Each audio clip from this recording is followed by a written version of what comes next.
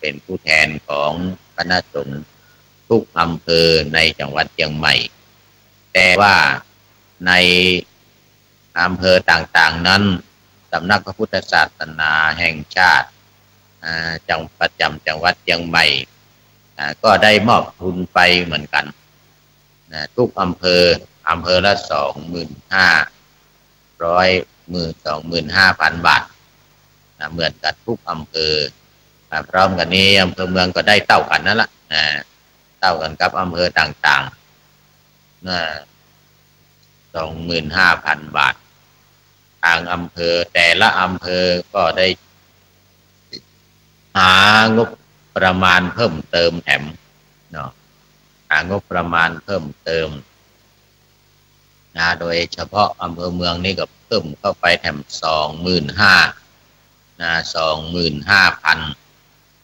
รวมแล้วก็เป็น50,000แล้วก็จังจ่ายมีจ่ายทุกๆกิ๊กๆก็แจ๊กๆเล็กๆน้อยๆอย่างอื่นแถมอันนี้ก็ถวายกันไปร่วมกันคณะสงฆ์ก็ร่วมช่วยกันวัดพระสิงห์วรมหาวิหารก็เป็นสถานที่ดำเนินกิจกรรมก็ถวายเรื่องค่าน้ำค่าไฟ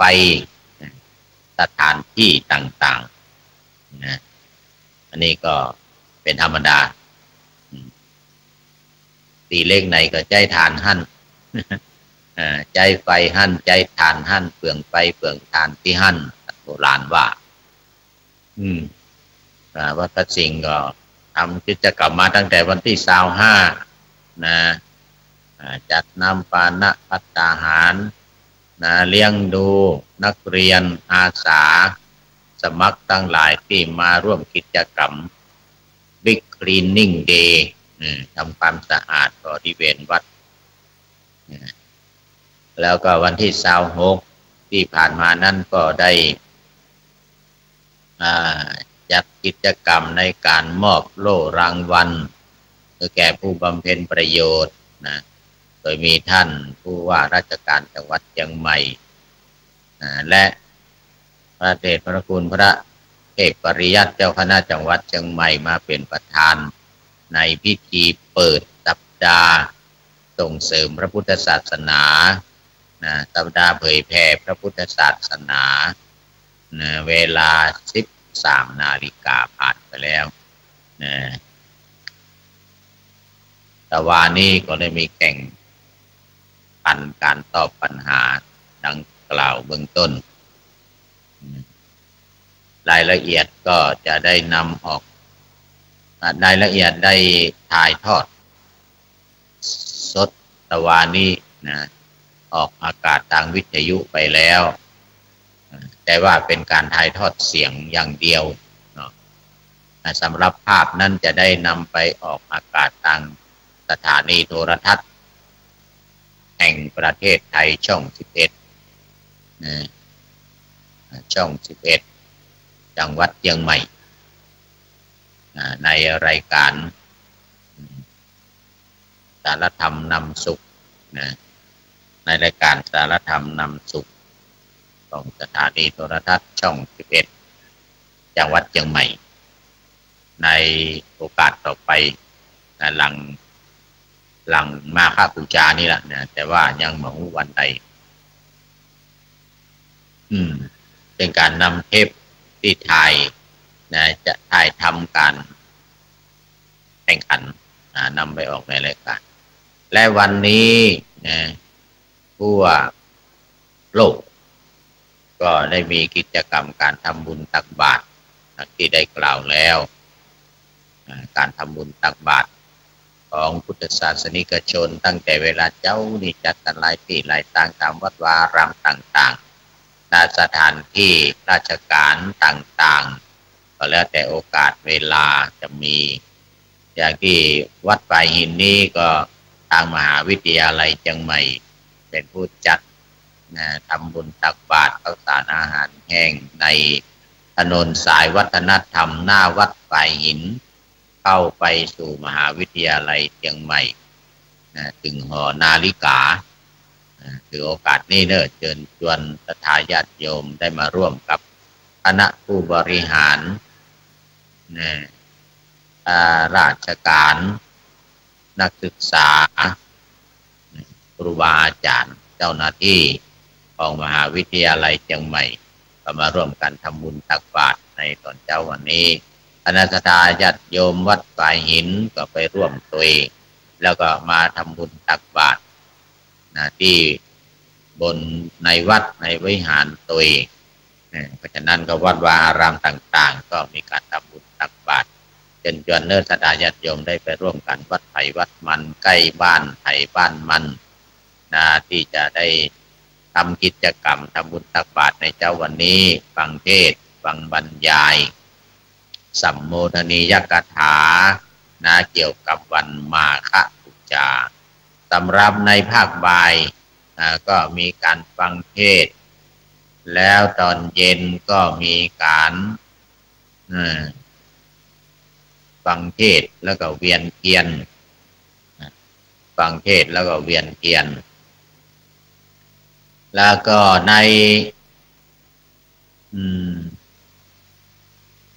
นวันนี้มีกรณีพิเศษ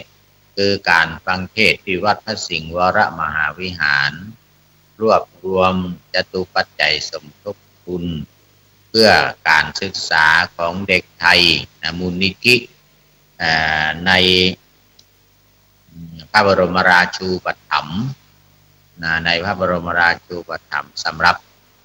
เด็กด้อยโอกาสในประเทศไทยเรียนดีแต่ไม่มีทุนอันนี้ทางผู้ว่าราชการจังหวัดเชียงใหม่ก็ได้ดำเนินกิจกรรมในการเทศน์ที่วัดพระสิงห์วรมหาวิหารพร้อมกันนี้ทุกจังหวั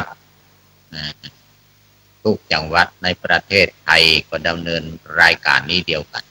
รวบรวมจตุปัจจัยไปร่วมกับมูลนิธิเด็กไทยมูลนิธิเด็กไทยอย่างสักอย่างหนึ่งเนี่ยไล่พาดทุนการศึกษาหรือสักอย่างนี้เนี่ยในพระบรมราชูปถัมภ์เนาะจะได้นำจตุปัจจัยนี้ไปร่วมกันที่มูลนิธิประจำในพระบรมราชูปถัมภ์ต่อไปอันนี้ก็เป็นกิจกรรมในวันมาฆบูชาวันนี้วันที่1 มีนาคม 2561เอาละก็เข้ามาสู่เนื้อหาของพระไตรปิฎกในเจ้าวันนี้ก็ยังอยู่ในพุทธกานิกายพระสุตตันตปิฎกธรรมบทวันนี้ก็เป็นธรรมบทภาค 6ชัตโธอาโคเรื่องพระสัมมัชชนะเป็นเรื่องที่ 5เป็นเรื่องที่ 5ในโลกวรรคโลกวรรคเรื่องของพระสัมมัชชนะนี้สำหรับเรื่องของพระสัมมัชชนะนี้ก็เกิดขึ้นสมัยที่องค์สมเด็จพระสัมมาสัมพุทธเจ้าประทับอยู่ที่วัดเชตวันมหาวิหารได้กรุงสาวัตถีได้พาลบพระสัมมัชชนะเถระสัมมัชชนะแปลว่ากวาดสัมมัชชนะเถระพระเถระที่กวาดวัดพื้นทำความสะอาดวิหารศาลาเจดีย์บริเวณวัดอันนี้เป็นพระเถระที่ชอบกวาดก็เนื้อความสำคัญก็คือว่าพระเถระนั้นเนี่ยทำเวลาให้เป็นประมาณว่าเจ้าหรือเย็นคือกำหนดเวลาตอนเจ้าตอนเย็นเป็นเวลากวาดวัดตามปกติเนี่ยแต่ท่านพระสัมมัชชนะเนี่ยท ระเถระทั้งหลายเพื่อนทำเวลาตอนเจ้ากาตอนเย็นกาตอนกลางวันกาเนี่ยแต่ท่านพระสมัชชนะเถระเนี่ยเที่ยวกวาดอยู่เนืองวันค่ำตื่นเจ้ามากินบิณฑบาตอะไรอย่างเสร็จแล้วก็กวาดวันค่ำจนถึงเมื่อแรง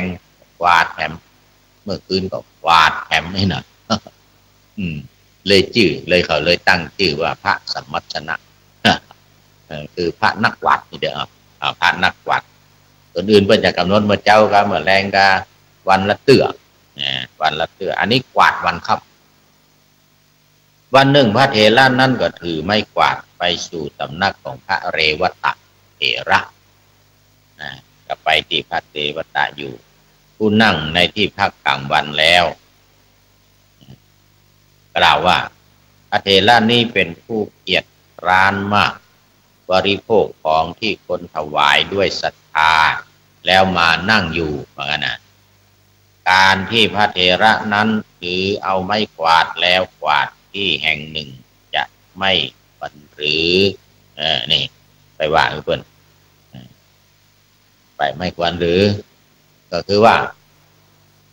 ไปหันเพื่อนนั่งพักผ่อนคือพระนั่งที่พักกลางวันนะหมายถึงว่านั่งทำสมาธิภาวนาในตอนกลางวันฉันภัตตาหารแล้วบิณฑบาตมาแล้วเนี่ยก็หาเวลาที่พักผ่อนทำสมาธิภาวนาทำสมถกรรมฐานวิปัสสนากรรมฐานในเรือนว่างในป่าในภูเขานะเป็นต้นก็ทำไปแต่ขณะที่กำลังทำอยู่เนี่ยท่านพระสมัชชนะนี่ก็ไปบอกว่าโอ้ตัวเจ้าตัวนี้ฮิการบักกวาดบักเกี้ยวการที่ท่านเนี่ยเอาไม้กวาดไปกวาดสักทีหนึ่งจะสมควรกว่าก้าเห็นนะพระเถระก็จึงคิดว่าเราจะให้โอวาทแก่เธออย่างนั้นนะดังนี้แล้วจึงกล่าวว่ามานี่ท่านพระสมัชชนะมานี่มาใกล้ๆนี่เหมือนกันนะท่านพระสมัชชนะก็ถามว่ายังท่านท้องยังนี่นะ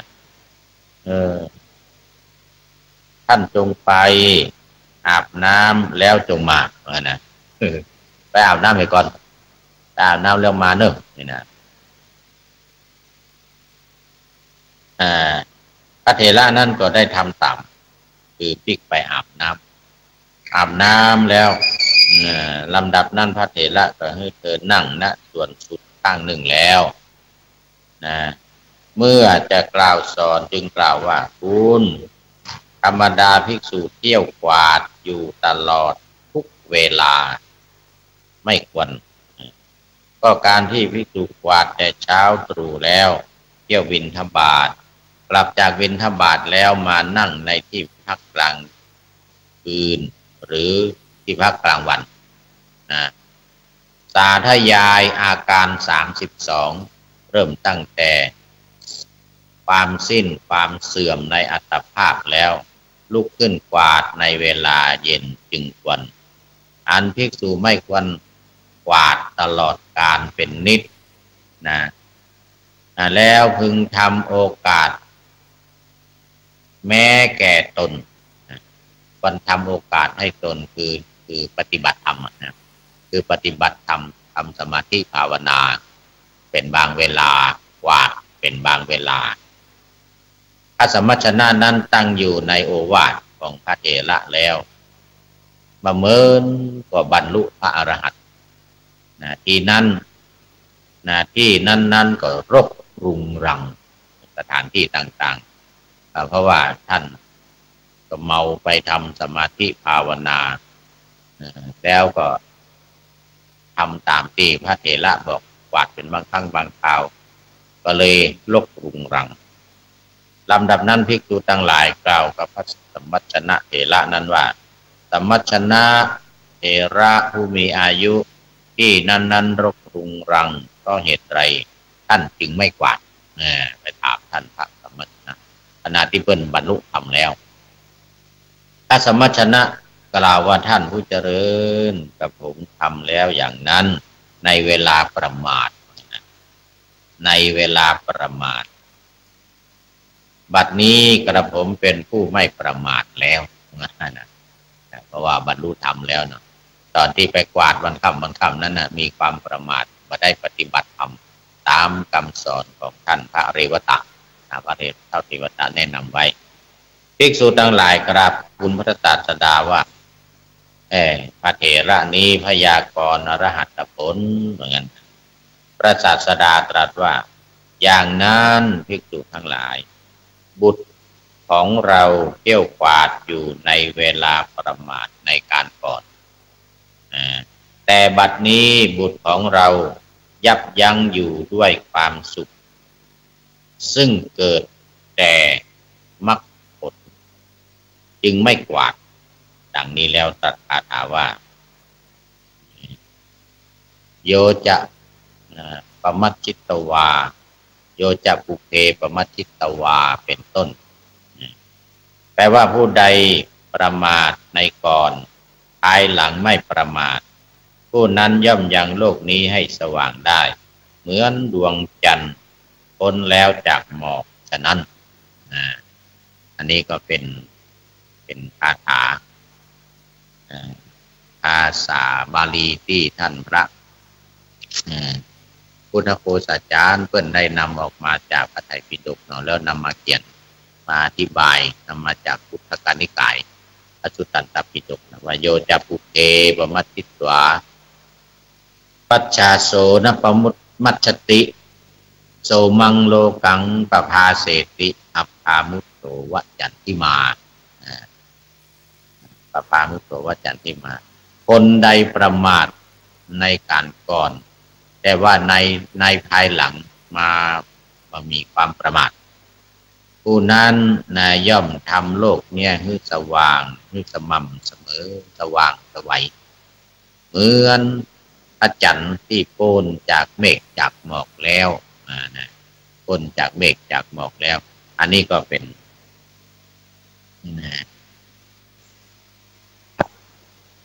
บทธรรมบทหรือบทแห่งธรรมที่องค์สมเด็จพระสัมมาสัมพุทธเจ้าได้ตรัสไว้อันนั้นเวลาเอาไปคารวะพระเถระต่างๆเพิ่นจะมักจะฮือโอวาทคือปั่นปอนปั่นปอนด้วยภาษาบาลีบทนี้โยจักปุเพปมัชชิตวาเป็นต้นเนี่ยนะเพราะว่าก็จะเตือนจะโอวาท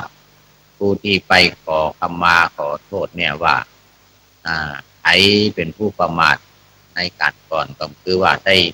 ประมาทพลาดพลั้งกายกรรมก็ดีวจีกรรมก็ดีมโนกรรมก็ดีนะในที่ผ่านมาเนี่ย3 เดือนสมมติว่าออกพรรษาแล้วไปคารวะพระเถระหรือเดือนปีใหม่ไปคารวะเข้าพรรษาไปเนี่ยมินะช่วงเวลา3-4 เดือนไปเตือน3-4 เดือนไปเตือนเนี่ยพระเถระเพิ่นก็จะกล่าวจะเตือนจะฮือโอวาทปั่นปอนนะว่าโอ้แต่ก่อนได้มีความประมาทเดี๋ยวนี้ได้มาขอคารวะแสดงว่ามันมีความประมาทละดีละเหมือนกับพระจันทร์ก็ดีเมฆหมอกบังอยู่ถ้าโปนจากเมฆหมอกนั้นก็จะทำให้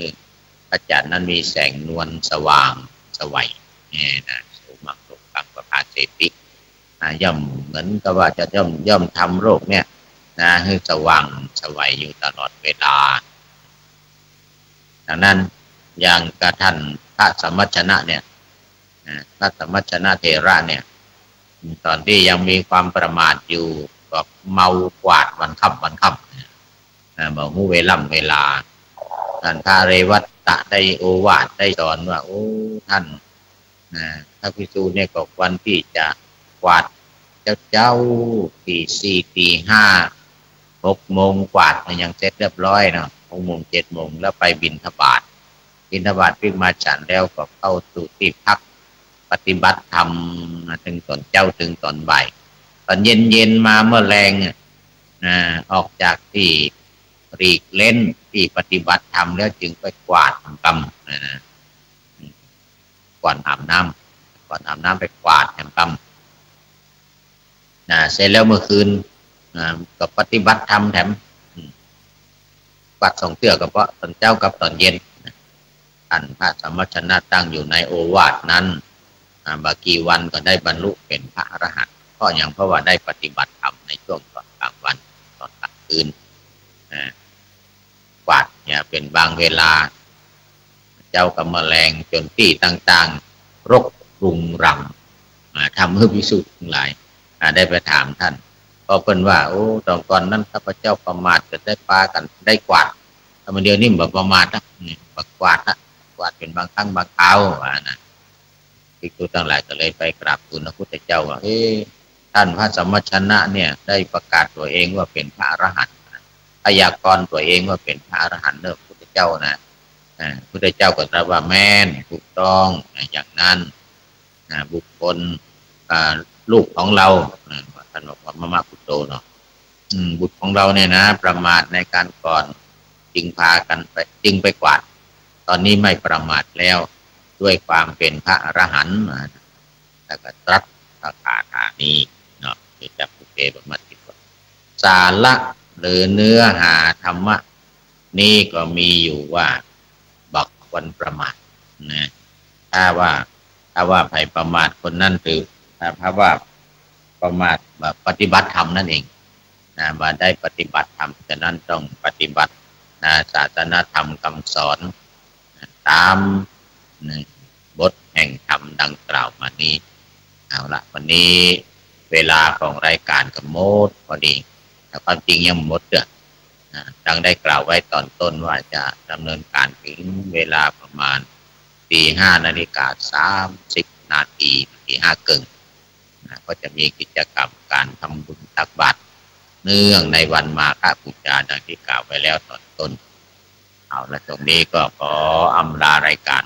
ขอนำรายการจากท่านผู้ฟังไปขออำนวยอวยพรปัจจุปัจจัยกับทุกท่านเนื่องในวันนั้นเป็นมหามงคลนี้คือวันมาฆบูชาขอให้ทุกท่านมีความสุขกายสบายใจปรารถนาสิ่งใดขอให้ได้สิ่งนั้นสมมโนรสปณิธานเวลาหมดละปะกันวันหลังขอให้ผู้ฟังสมหวังตัวหน้าสมหวังตัวหน้าขอเจริญพร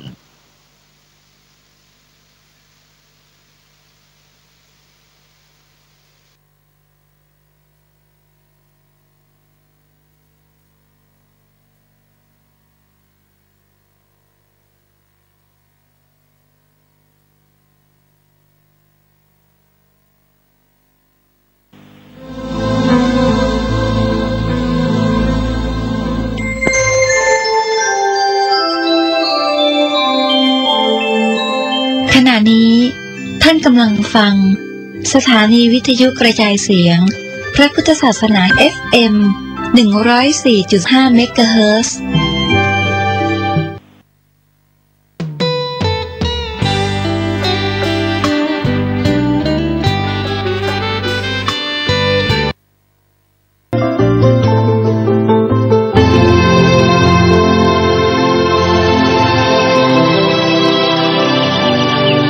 วันนี้เป็นวันพระขอเรียนเชิญพุทธศาสนิกชนทุกท่านมากลั่นจิตให้ใสกลั่นใจให้เป็นบุญด้วยการให้ทานรักษาศีลและเจริญจิตภาวนาน้อมจิตให้เข้าถึงพระรัตนตรัย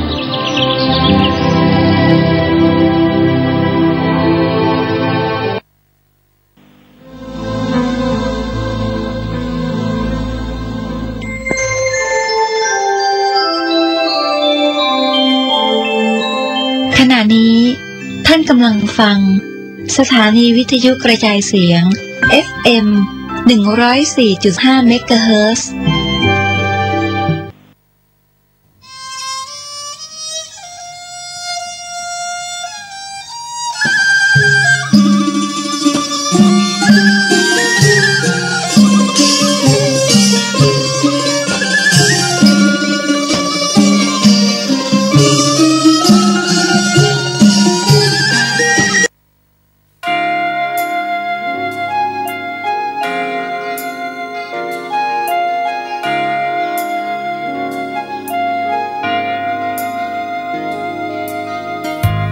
ราชคฤธานีที่เวลุวนารามเมื่อเพ็ญเดือน3ถึงยามเริ่มยุคสุขสันต์พระพุทธองค์ทรงประกาศหลักธรรมสำคัญท่ามกลางพระสงฆ์1,250 พร้อมกันวันพาได้ทรงแนะแนวทางเลิกสร้างผลกรรมราคีสร้างดีเป็นสีคิดดีมากมีเมตตารู้รักษาใจให้หมดสิ้นมนทินระอาหลักธรรมวินัยสืบมาสูงล้ำคุณค่ายิ่งกว่าสิ่งใดขอให้ชาวพุทธพร้อมใจจำนงเพื่อทูลพระพุทธองค์ผู้ทรงพระคุณยิ่งใหญ่มาฆบูชาเวียนมาครั้งใดน้อมจิตน้อมใจบูชาพุทธธรรมทุกคนเลิกทำร้ายเบียดกันมันสร้างผลดีทั่วไปจิตใจผ่องใสสนใจแผ่บุญกุศลถือพุทธธรรมนำชีพเด่นร่มเย็นทุกคนย่อมเป็นผลดีแก่ตนเหมือนพรมงคลให้ดลสุขสันต์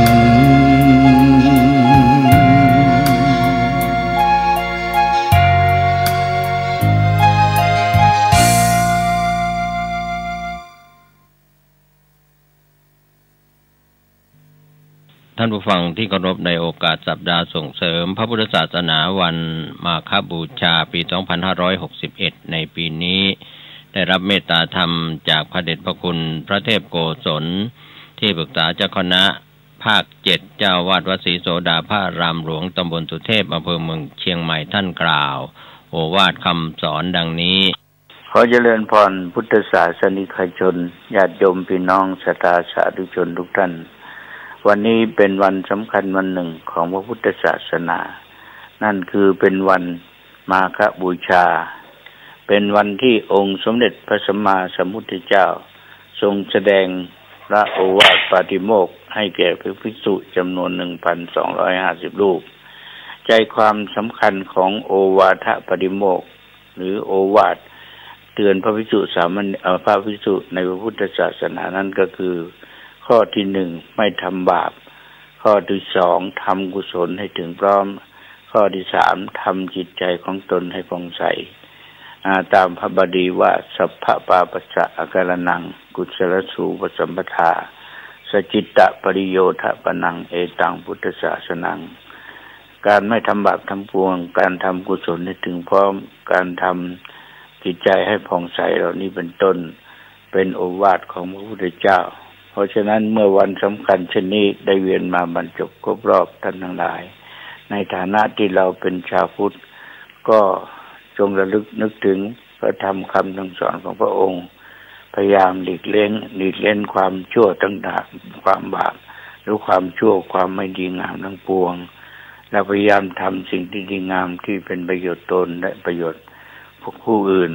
แต่ที่สำคัญที่สุดคือทำจิตใจของเราให้ผ่องใสสะอาดบริสุทธิ์ปราศจากความโลภความโกรธความหลง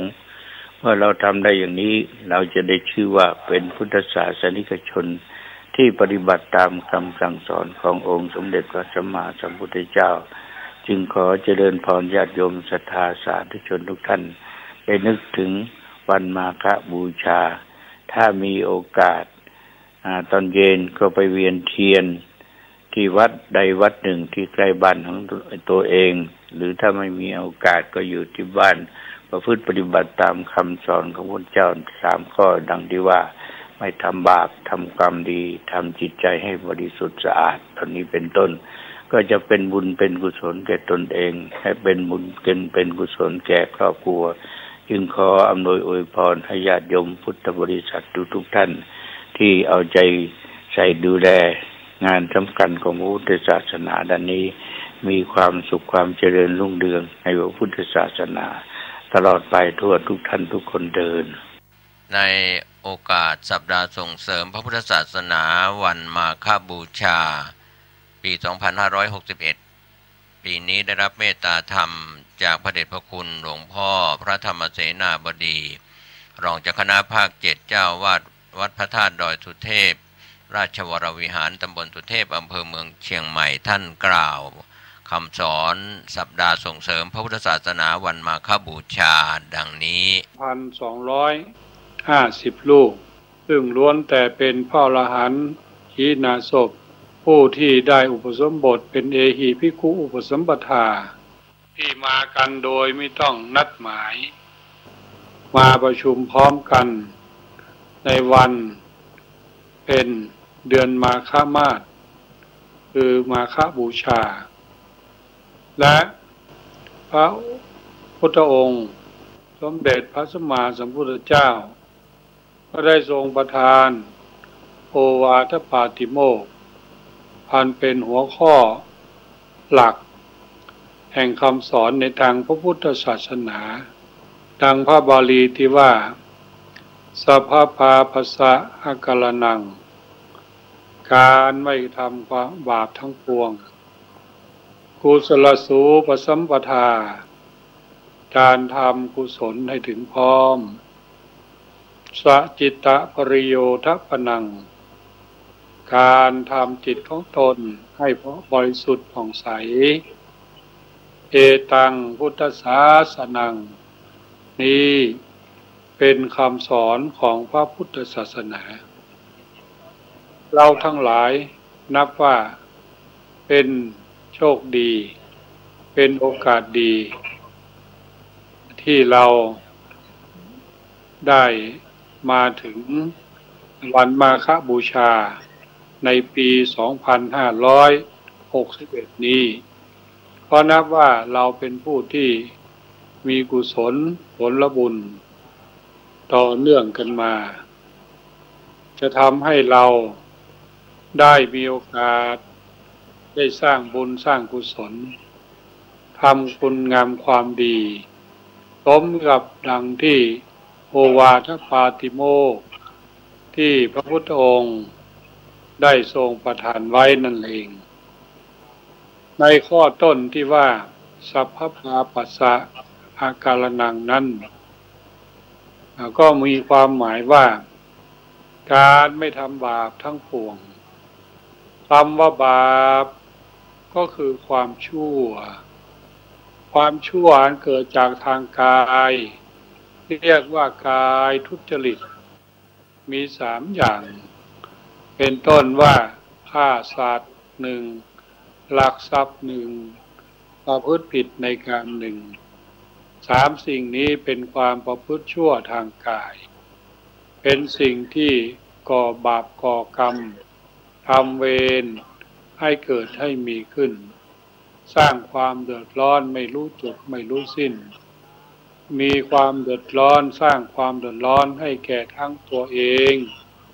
และผู้อื่น อยู่เสมอมาบางคนเมื่อบาปอกุศลธรรมเหล่านี้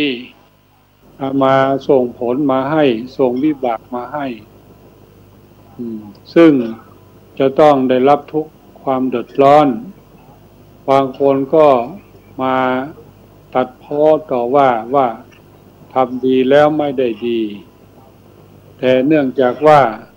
อกุศลและว่าบาปกรรมที่เคยทำไว้แต่ในปางก่อนนั้นเพราะระลึกนึกถึงไม่ได้ลืมไปเสียมันทำมานมนานแล้วก็ตามเหล่านี้เมื่อเป็นวิบากส่งผลมาให้เป็นความทุกข์ความเดือดร้อนก็จะมีความไม่สบายใจมีความเสียใจมีความเศร้าใจก็มาตัดพ้อต่อว่าต่อชะตาของตนเองว่าทำดีไม่ได้ดีที่ว่าทำดีไม่ได้ดีก็เพราะว่าในปัจจุบันนี้ตัวเองก็อาจจะไม่ได้ทำเสียหรือว่าไม่ได้ทำบาปไม่ได้ทำชั่วแต่ว่ามันก็เป็นผลของบาปของกรรมที่ทำมาแต่ปางก่อนดังนั้นพระพุทธองค์จึงตรัสว่าการไม่ทำความชั่วทั้งปวงไม่ว่าจะเป็นความชั่วทางกายฆ่าสัตว์ตัดชีวิตลักทรัพย์ประพฤติผิดในกามความชั่วทางวาจาเป็นต้นว่าพูดเท็จพูดส่อเสียดพูดคำหยาบพูดเพ้อเจ้อสิ่งทั้งหลายทั้งปวงเหล่านี้ก็ล้วนแต่เป็นสิ่งที่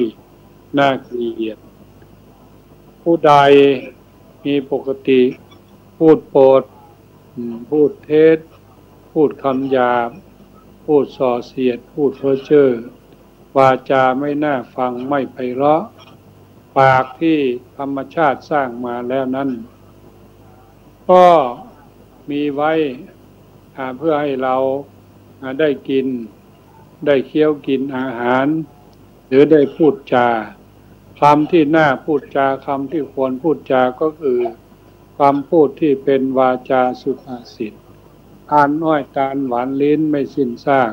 แต่ลมปากหวานหูไม่รู้หาดเนี่ยเพราะฉะนั้นหรืออีกประการหนึ่งเราจะกล่าวคำสัตย์คำจริงกล่าวเป็นคำพูดที่เว้นจากบาปเว้นจากความชั่วทั้งหลายทั้งปวงก็ถือว่าได้ใช้ปากพูดในสิ่งที่เป็นบุญเป็นกุศลและเป็นมงคลพูดดีเป็นสีแก่ปากอันนี้เราจะต้องจดจำแล้วนำเอาไปใช้พูดในสิ่งที่ดีก็เป็นสีเป็นมงคลทั้งแก่ตนเองผู้ฟังได้ยินได้ฟังก็เป็นมงคลเรียกว่าจะทำให้เกิดแต่มีแต่ความสงบร่มเย็นไม่มีความเดือดร้อนเพราะคำพูดคำจาในปัจจุบันถ้าหากว่าในที่ใดในสังคมใด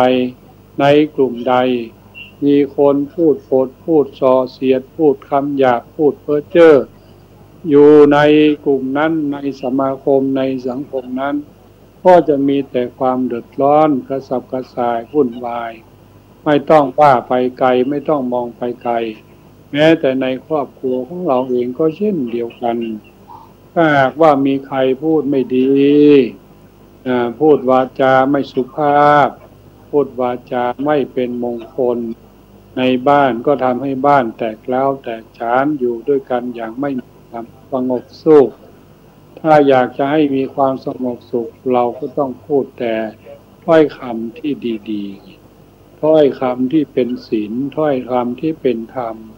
ถ้อยคำที่ชักนำให้เกิดความรักความชอบชื่นชอบดังที่ได้กล่าวแล้วมาแต่ทางต้นอันนี้ก็เช่นเดียวกันและไม่ทำความชั่วทางใจก็คือไม่โลภอยากได้ของเขาไม่พยาบาทปองร้ายเขาแล้วก็เห็นผิดจากทำนองของธรรมนี้ก็เป็นความชั่วทางใจที่จะเกิดขึ้นทั้ง3 สิ่ง 3 อย่างทางความชั่วทางกายค ความชั่วทางวาจาความชั่วทางใจเป็นสิ่งที่เราจะต้องงดเราจะต้องเว้นไม่เพียงแต่เฉพาะในวันมาฆบูชาอย่างเดียวเท่านั้นวาจาความชั่วนี้เราก็ควรจะเว้นให้ตลอดไปเมื่อเราเว้นได้อย่างนี้แล้วเราชื่อว่าไม่ทำความชั่วหรือว่าทำกุศลข้อในประการที่หนึ่งประการที่สองกุศลสูปสัมปทาก็คือทำคุณงามความดีทางกายก็ทำดีทำดีทางวาจาก็เรียกว่าวาจาดีทำดีทางใจก็เรียกว่าใจดีนอกจากการให้ทานการรักษาศีลแล้วสิ่งที่เราอาจจะต้องทำก็ดังที่ได้กล่าวมาเมื่อเราไม่ฆ่าสัตว์ตัดชีวิตเราก็มีเมตตาจิตเมตตาธรรมมีความเอ็นดูสงสารทั้งเพื่อนมนุษย์ด้วยกันก็ตามจะเป็นสิงสาราสัตว์สัตว์เลี้ยงสัตว์ที่ไม่ได้เลี้ยงก็ตามไม่ไปทำร้ายเขาไม่ไปเข็นฆ่าทารุณเขา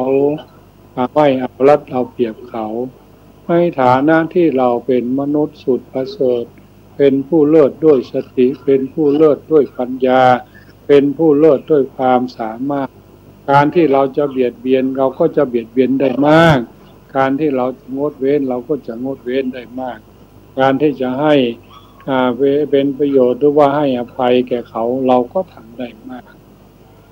สิ่งมีชีวิตในโลกนี้ถ้าหากว่ามนุษย์ไม่คิดเบียดเบียนแล้วมนุษย์ก็จะคอยรักษาสิ่งทั้งหลายเหล่านี้เนี่ยให้คงอยู่คู่กับมนุษย์คู่กับสัตว์โลกนี้ไปตลอดนานเท่านานเรียกว่าอยู่ได้อยู่เย็นเป็นสุขนี้ก็เพราะความประพฤติที่ดีที่งามของมนุษย์เราในประการสุดท้ายที่องค์สมเด็จพระสัมมาสัมพุทธเจ้าได้ประทานไว้ก็คือสัจจิตตปริโยทัปปนัง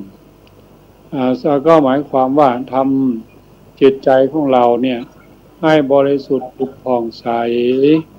ไม่มีความโลภไม่มีความโกรธไม่มีความหลงไม่ให้ความโลภเข้าครอบงำจิตใจไม่ให้ความโกรธคือโทสะเข้าครอบงำจิตใจไม่ให้ความลุ่มหลงมัวเมาเข้าครอบงำจิตใจจิตใจนั้นจะเป็นจิตใจที่ฉลาดจะเป็นจิตใจที่มีแต่กุศลผลบุญคุ้มครองปกป้องรักษาในความเพียรสี่อย่างคือเรียกว่าสังวรประทานเพียรระวังไม่ให้บาปเกิดขึ้นในสันดานอันนี้เป็นประการที่หนึ่งเป็นประการต้นเมื่อคอยระวังรักษาไม่ให้ความชั่วเกิดขึ้นในสันดานแล้วประการที่สองก็คอยละบาปอกุศลที่เคยเกิดขึ้นนั้นให้หมดสิ้นไปเหมือนกับชาวไร่ชาวนาคอยถอนวัชพืชที่คอยเบียดเบียนต้นกล้าต้นไม้ต้นดอกแปลงดอกหรือแปลงพืชแปลงผักแปลงสวนว่าเราไม่คอยถอนเราไม่คอยตรวจตาดูแลวัชพืชทั้งหลายก็จะเบียดเบียนพืชไร่พืชสวนจะไม่ให้ได้ผลหรือว่าให้ได้ผลน้อย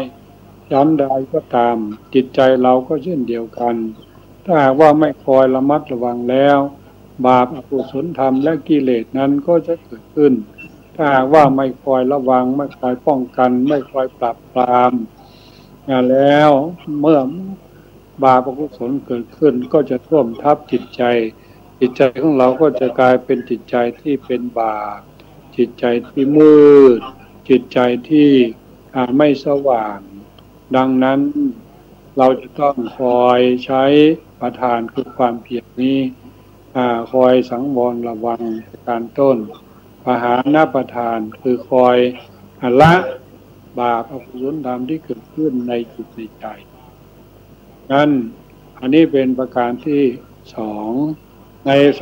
นประธานความเพียรที่3ก็คือว่าภาวนาประทานคอยบำรุงรักษากุศลผลบุญที่ได้กระทำไว้แล้วเนี่ยให้เต็มเปี่ยมอยู่ในจิตในใจลำลึกนึกขึ้นมาทีใดก็มีแต่ความสุขมีแต่ปีติคอยทำให้จิตใจของเราเนี่ยเบิกบานชื่นบานเต็มไปด้วยบุญเต็มไปด้วยกุศลอันนี้เป็นประการที่3ในประการที่4ก็คืออนุรักษณประทานคอยรักษากุศลที่เกิดขึ้นแล้วไม่ให้เสื่อมไปแต่ว่าบำรุงอยู่เสมอก็จิตใจของเราก็จะแช่มชื่นเบิกบานท่านสาธุชนทั้งหลายในวันมาฆบูชาเป็นวันที่เราจะได้บูชาสักการะองค์สมเด็จพระสัมมาสัมพุทธเจ้าและพระอรหันต์ขีณาสพเจ้าและพระดำรัสคือโอวาทปาติโมกข์อันเป็นคำสั่งคำสอนของพระพุทธเจ้ารวมเรียกว่า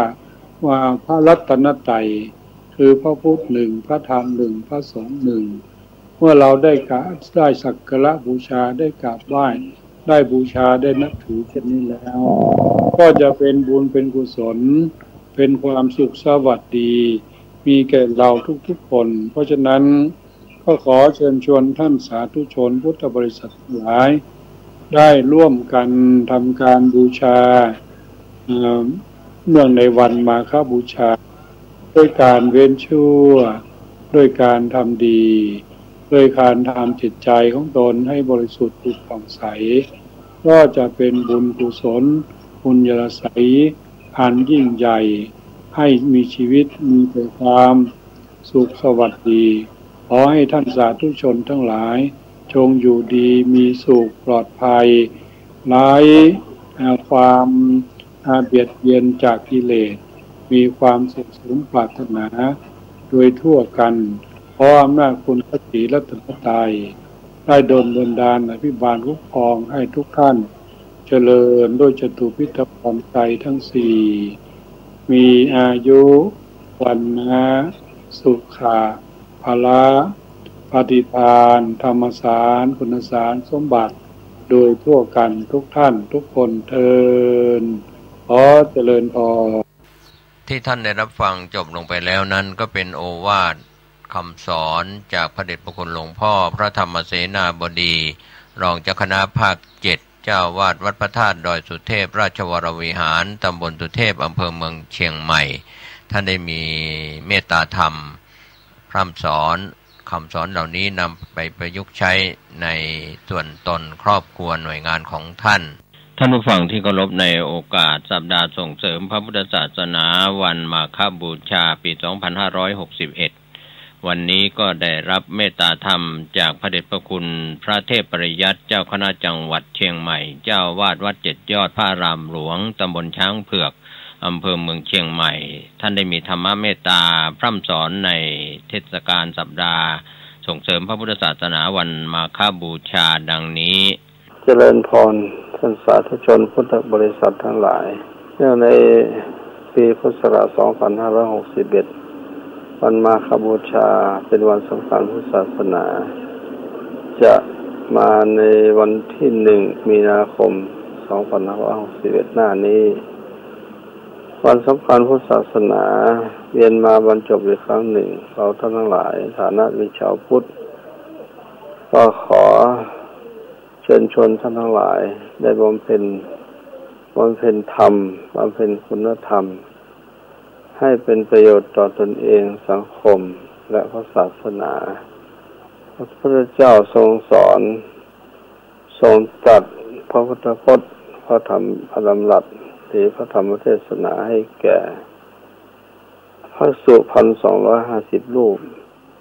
ซึ่งมากันโดยไม่ได้นัดหมายแม้แต่นิดเดียวหน้าที่พระเวรุวันมหาวิหารซึ่งเป็นสวนไม้ไผ่ของเจ้าชายสิทธัตถะและเจ้าข เป็นพระไฟของพระเจ้าพิมพิสารได้ถวายเป็นพระรามให้พระพุทธเจ้าเป็นครั้งแรกในโลกดังนั้นเมื่อภิกษุจำนวนถึงพันกว่ารูปมาประชุมกันโดยไม่ได้นัดหมายเช่นนี้แล้วภิกษุทั้งหลายเหล่านั้นเป็นพระสงฆ์ที่พระพุทธเจ้าทรงอุปสมบทให้หรือทรงบวชให้โดยวิธีเอหิภิกขุอุปสัมปทาว่าเธอทั้งหลายจงเป็นภิกษุมาเถิดทำแล้วเก่าดีแล้วจงทำที่สุดแห่งทุกข์ให้ถึงให้บรรลุถึงที่สุดแห่งทุกข์ในพุทธศาสนานี้ฉะนั้นเมื่อเป็นเช่นนั้นเราท่านทั้งหลายฐานะเป็นชาวพุทธแล้วก็คนแสวงหาสิ่งที่เป็นประโยชน์กับตนเองอันนี้แก่การประพฤติธรรมและปฏิบัติธรรมในวันสำคัญนั้นในวันที่หนึ่งแต่ในทางราชการมหาสมาคมร่วมกับทางรัฐบาลกำหนดให้จัดวันสัปดาห์ส่งเสริมพุทธศาสนาตั้งแต่วันที่25เป็นต้นไปแล้วนะจนถึงวันที่1และที่2นู่นสำหรับในจังหวัดเชียงใหม่ทางราชการก็ตั้งคณะกรรมการขึ้นตามมติมหาสมาคมก็จะจัดกันในวัดที่สำคัญหรือในวัดเป็นพระอารามหลวงของจังหวัดเชียงใหม่โดยประมาณ6วัดมีวัดพระสิงห์วัดศรีหลวงวัดเจ็ดยอดวัด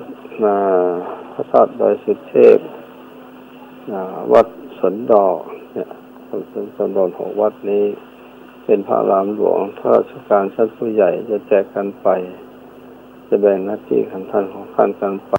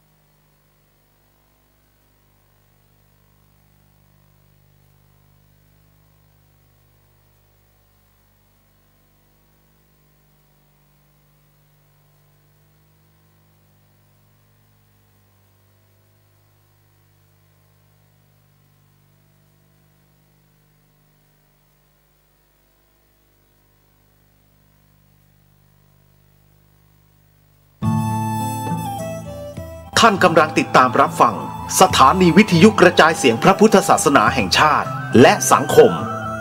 คลื่นเพื่อการศึกษาพระพุทธศาสนาและวัฒนธรรมระบบ FM 104.5 เมกะเฮิรตซ์รายการต่อไปเป็นรายการมรดกธรรมกำเมืองดำเนินรายการโดยพระครูวิสิทธิ์ศรีลาภ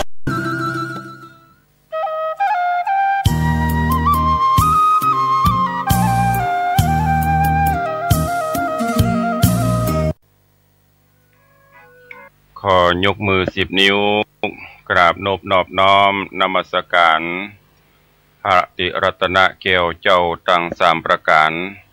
อันมีพระพุทธพระธรรมพระสงฆ์อันเป็นสรณะที่เบิ่งที่เคารพนับถืออันสูงสุดในชีวิต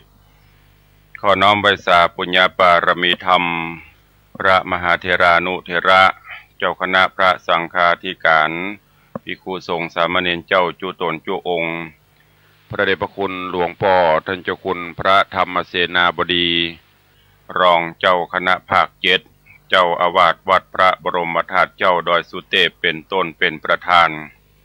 ขอเจริญสุขเจริญพรสวัสดียามเจ้ากับบรรดาปอออกแม่ออกศรัทธานาบุญตินจองห้องวัดจุหนุ่มเท่าใจยิงเจ้าวันนี้ก็ขอน้อมต้อนรับทุกท่านเข้าสู่รายการมรดกธรรมกำเมืองต่างสถานีวิทยุกระจายเสียงพระพุทธศาสนาแห่งชาติและสังคมคลื่นเพื่อการศึกษาพระพุทธศาสนาและวัฒนธรรม ออกอากาศที่วัดฝ่ายหินตำบลสุเทพอำเภอเมืองจังหวัดเชียงใหม่วัดหนองกายตำบลสันปะยางอำเภอแม่แตงจังหวัดเชียงใหม่วัดป่าแดงมหาวิหารตำบลสุเทพอำเภอเมืองจังหวัดเชียงใหม่วัดพระนอนปากเกตีตำบลยางเนิงอำเภอสระปีจังหวัดเชียงใหม่วัดหัวรินตำบลตงสะโตกอำเภอสันปะตองจังหวัดเชียงใหม่ตลอดจนเครือข่ายกัลยาณธรรมทุกคลื่นความถี่วิทยุชุมชนเสียงตามสายหอกระจายข่าวจุวัดจุวาจุบันจุจองพร้อมนี้เจริญพรญาติโยมท่านสาธุชนทั้งหลายที่ได้ติดตามสดับรับฟังกันอยู่ทางอินเทอร์เน็ตอยู่ทั่วโลกและทางเคเบิลทีวีตลอดจนที่ได้เปิดวิทยุรับฟังกันทางบ้านรายการนี้ดำเนินโดยอาตมภาพพระครูวิสิทธิ์ศรีลาภรณ์เจ้าคณะตำบลป่าแดดเจ้าอาวาสวัดวังสิงห์คำใต้ตำบลป่าแดดอำเภอเมืองจังหวัดเชียงใหม่ได้นำรายการสารธรรมคำสอนแบบฉบับปืนบ้านล้านนาเมืองเหนือเฮาในชื่อรายการมรดกธรรมกำเมืองมาพบมาปะกับท่านทั้งหลายเป็นประจำผู้เจ้าเฮาปะกันในเจ้าวันนี้และในวันนี้ก็เป็นวันพระวันศีลเป็นประจำกู้วันพระวันศีลก่อนที่เฮาจะได้สดับรับฟังพระธรรมเทศนานั้นก็จะได้ไหว้พระสมาทานศีลเพื่อนำไปเป็นข้อวัดปฏิบัติในการตั้งต้นต่อไปโอกาสนี้เจริญพรทุกท่านได้พร้อมกันไหว้พระเน้อและต่อจากนั้นก็จะได้สมาทานศีลเป็นลำดับไป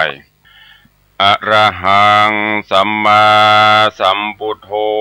ภะคะวาพุทธังภะคะวันตังอภิวาเทมิสวากขาโตภะคะวะตาธัมโมธัมมังนะมัสสามิสุปฏิปันโนภะคะวะโตสาวกสังโฆสังฆังนะมามิหันธมยังพุทธัสสะภะคะวะโตบุพพาคณมการังกะโรมะเสนะโมตัสสะภะคะวะโตอะระหะโตสัมมาสัมพุทธัสสะนะโมตัสสะภะคะวะโตอะระหะโตสัมมาสัมพุทธัสสะนะโมตัสสะภะคะวะโตอะระหะโตสัมมาสัมพุทธัสสะอิติปิโสภะคะวะอะระหังสัมมาสัมพุทโธวิชาจารณะสัมปันโนสุขโตโลกวิทูอนุตตโรปุริสะธัมมัสสารถิสัทธาเทวะมนุษสานังพุทโธภะคะวะหาติสวากขาโตภะคะวะตาธัมโมสันดิธิโกอากาลิโกเอหิปัสสิโกโอปันญิโกปัจจตังเวทิตาโปวินยูหิติสุปฏิปันโนภะคะวะโตสาวกสังโฆปุชุปฏิปันโนภะคะวะโตสาวกสังโฆญาญะปฏิปันโนภะคะวะโตสาวกสังโฆสามีจิปฏิปันโนภะคะวะโตสาวกสังโฆยะทิทางจัตตาริปุริสายุคานิอัฏฐปุริสาปุคารามเอสะภะคะวะโตสาวกสังโฆอาหุไนโยปาหุไนโยทักขิไนโยอัญจลีกาลนิโยอนุตตรังปุญญาเขตังโลกัสสติได้ไหว้พระนบธรรมเป็นที่เรียบร้อยตอนนี้ไปเชิญทุกท่านได้กลั่นจิตให้ใสกลั่นใจให้สะอาดน้อมนำเอาหลักศีลหลักธรรมคือศีล5อันเป็นข้อวัดปฏิบัติเบื้องต้นแห่งพุทธศาสนิกชน เพื่อน้อมนำไปใช้ในการดำเนินชีวิตประจำวันเฮาตั้งจิตตั้งใจสมาทานรับเอาศีล5เน้อนะโมตัสสะภะคะวะโตอะระหะโตสัมมาสัมพุทธัสสะนะโมตัสสะภะคะวะโตอะระหะโตสัมมาสัมพุทธัสสะนะโมตัสสะภะคะวะโตอะระหะโตสัมมาสัมพุทธัสสะธังสรณังกัจฉามิธัมมังสรณังกัจฉามิสังฆังสรณังกัจฉามิตุติยัมปิพุทธังสรณังกัจฉามิตุติยัมปิธัมมังสรณังกัจฉามิ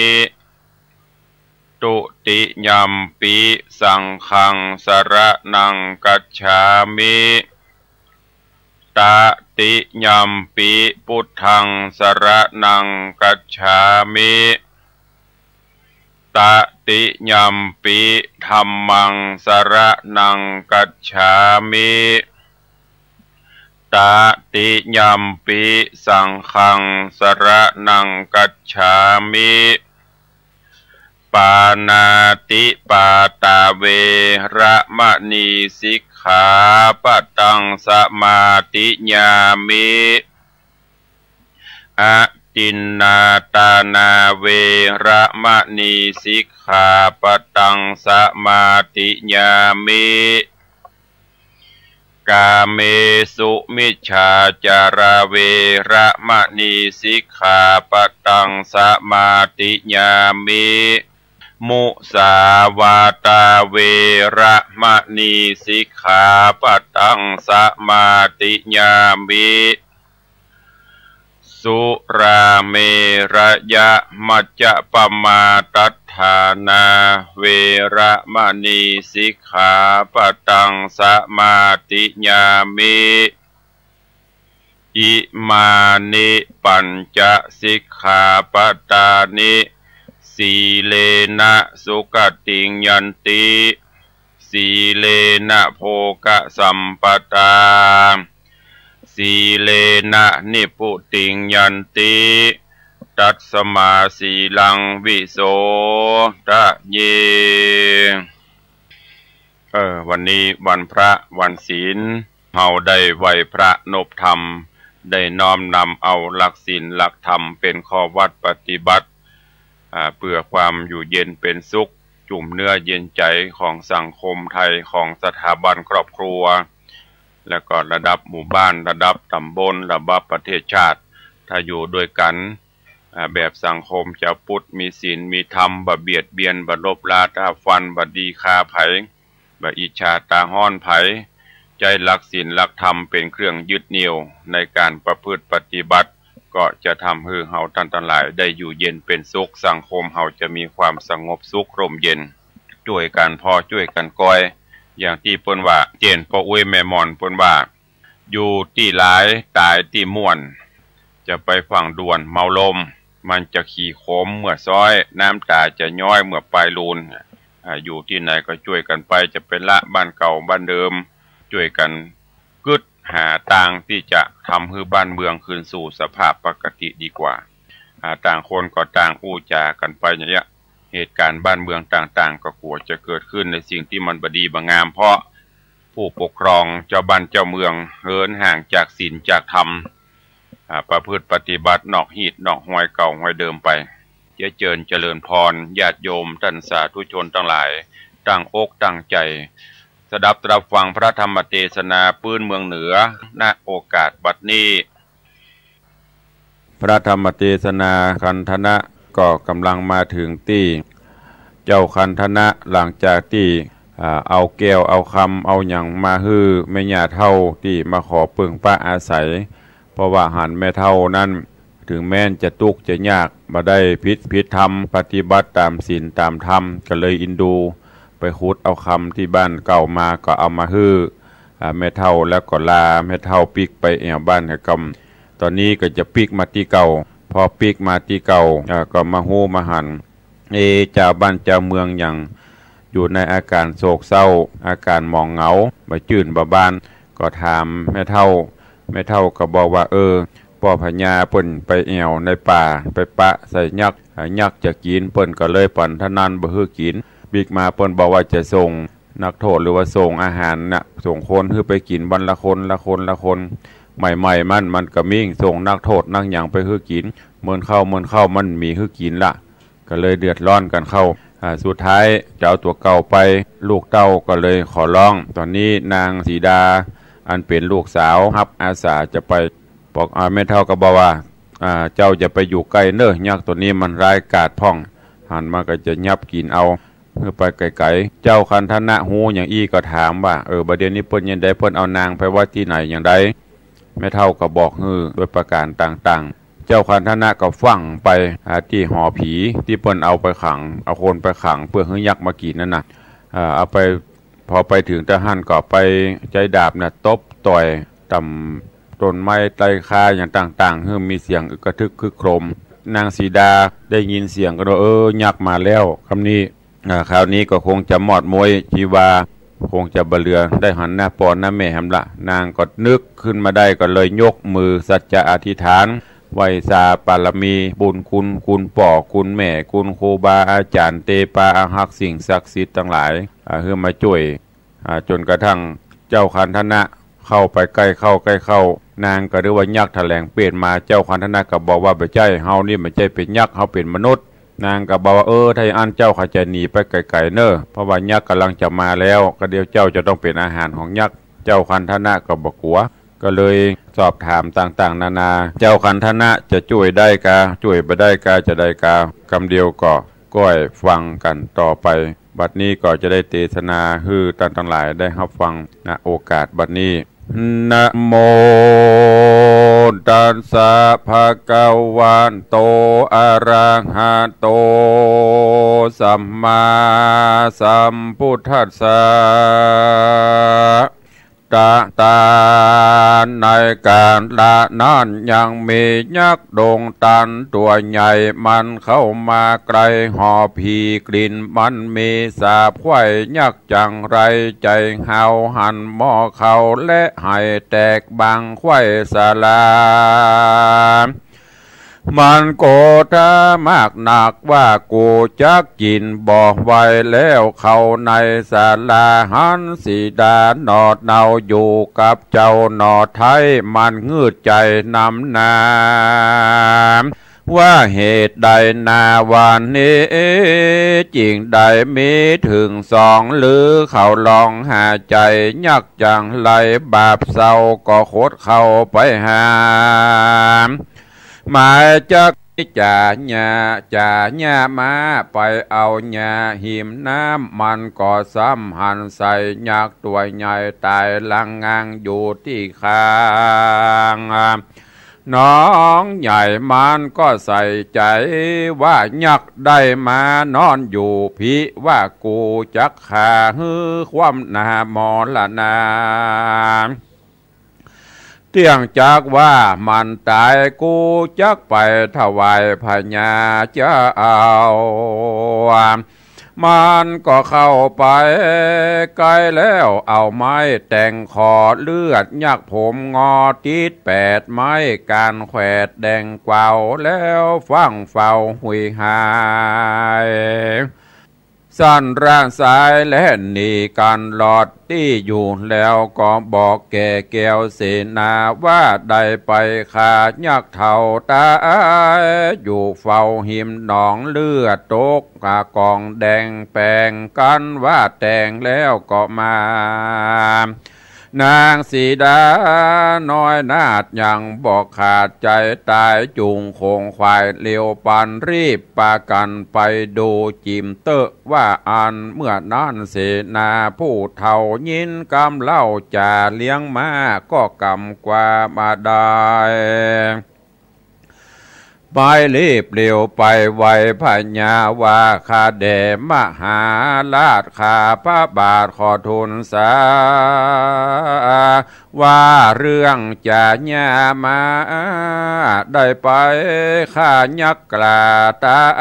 ยที่หน้าหอผีเลือดยังมีติดไม้นางนาไทยสีดาก็ปล่อยว่าบ่ตายข้าขอถวายตามมีและนาตังสุตวาลาจา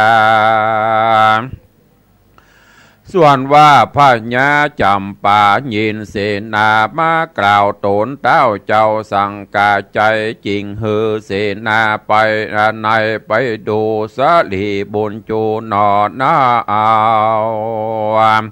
ว่ามีดังเล่าลือจะอันเสนาบ่จะรีบไหวหน้าเลี้ยวปันแล้วป้ากันเตียวออกสู่ไปนอกปุรีการถึงหอผีดีแล้วเมื่อนั้นพญาก็หันนางเกี้ยวสีดาในศาลาหอสางพอตังเขาศาลาก็มียักษ์ขาบาใบตาอยู่ไกลนองนาทีแล้วปากันนี้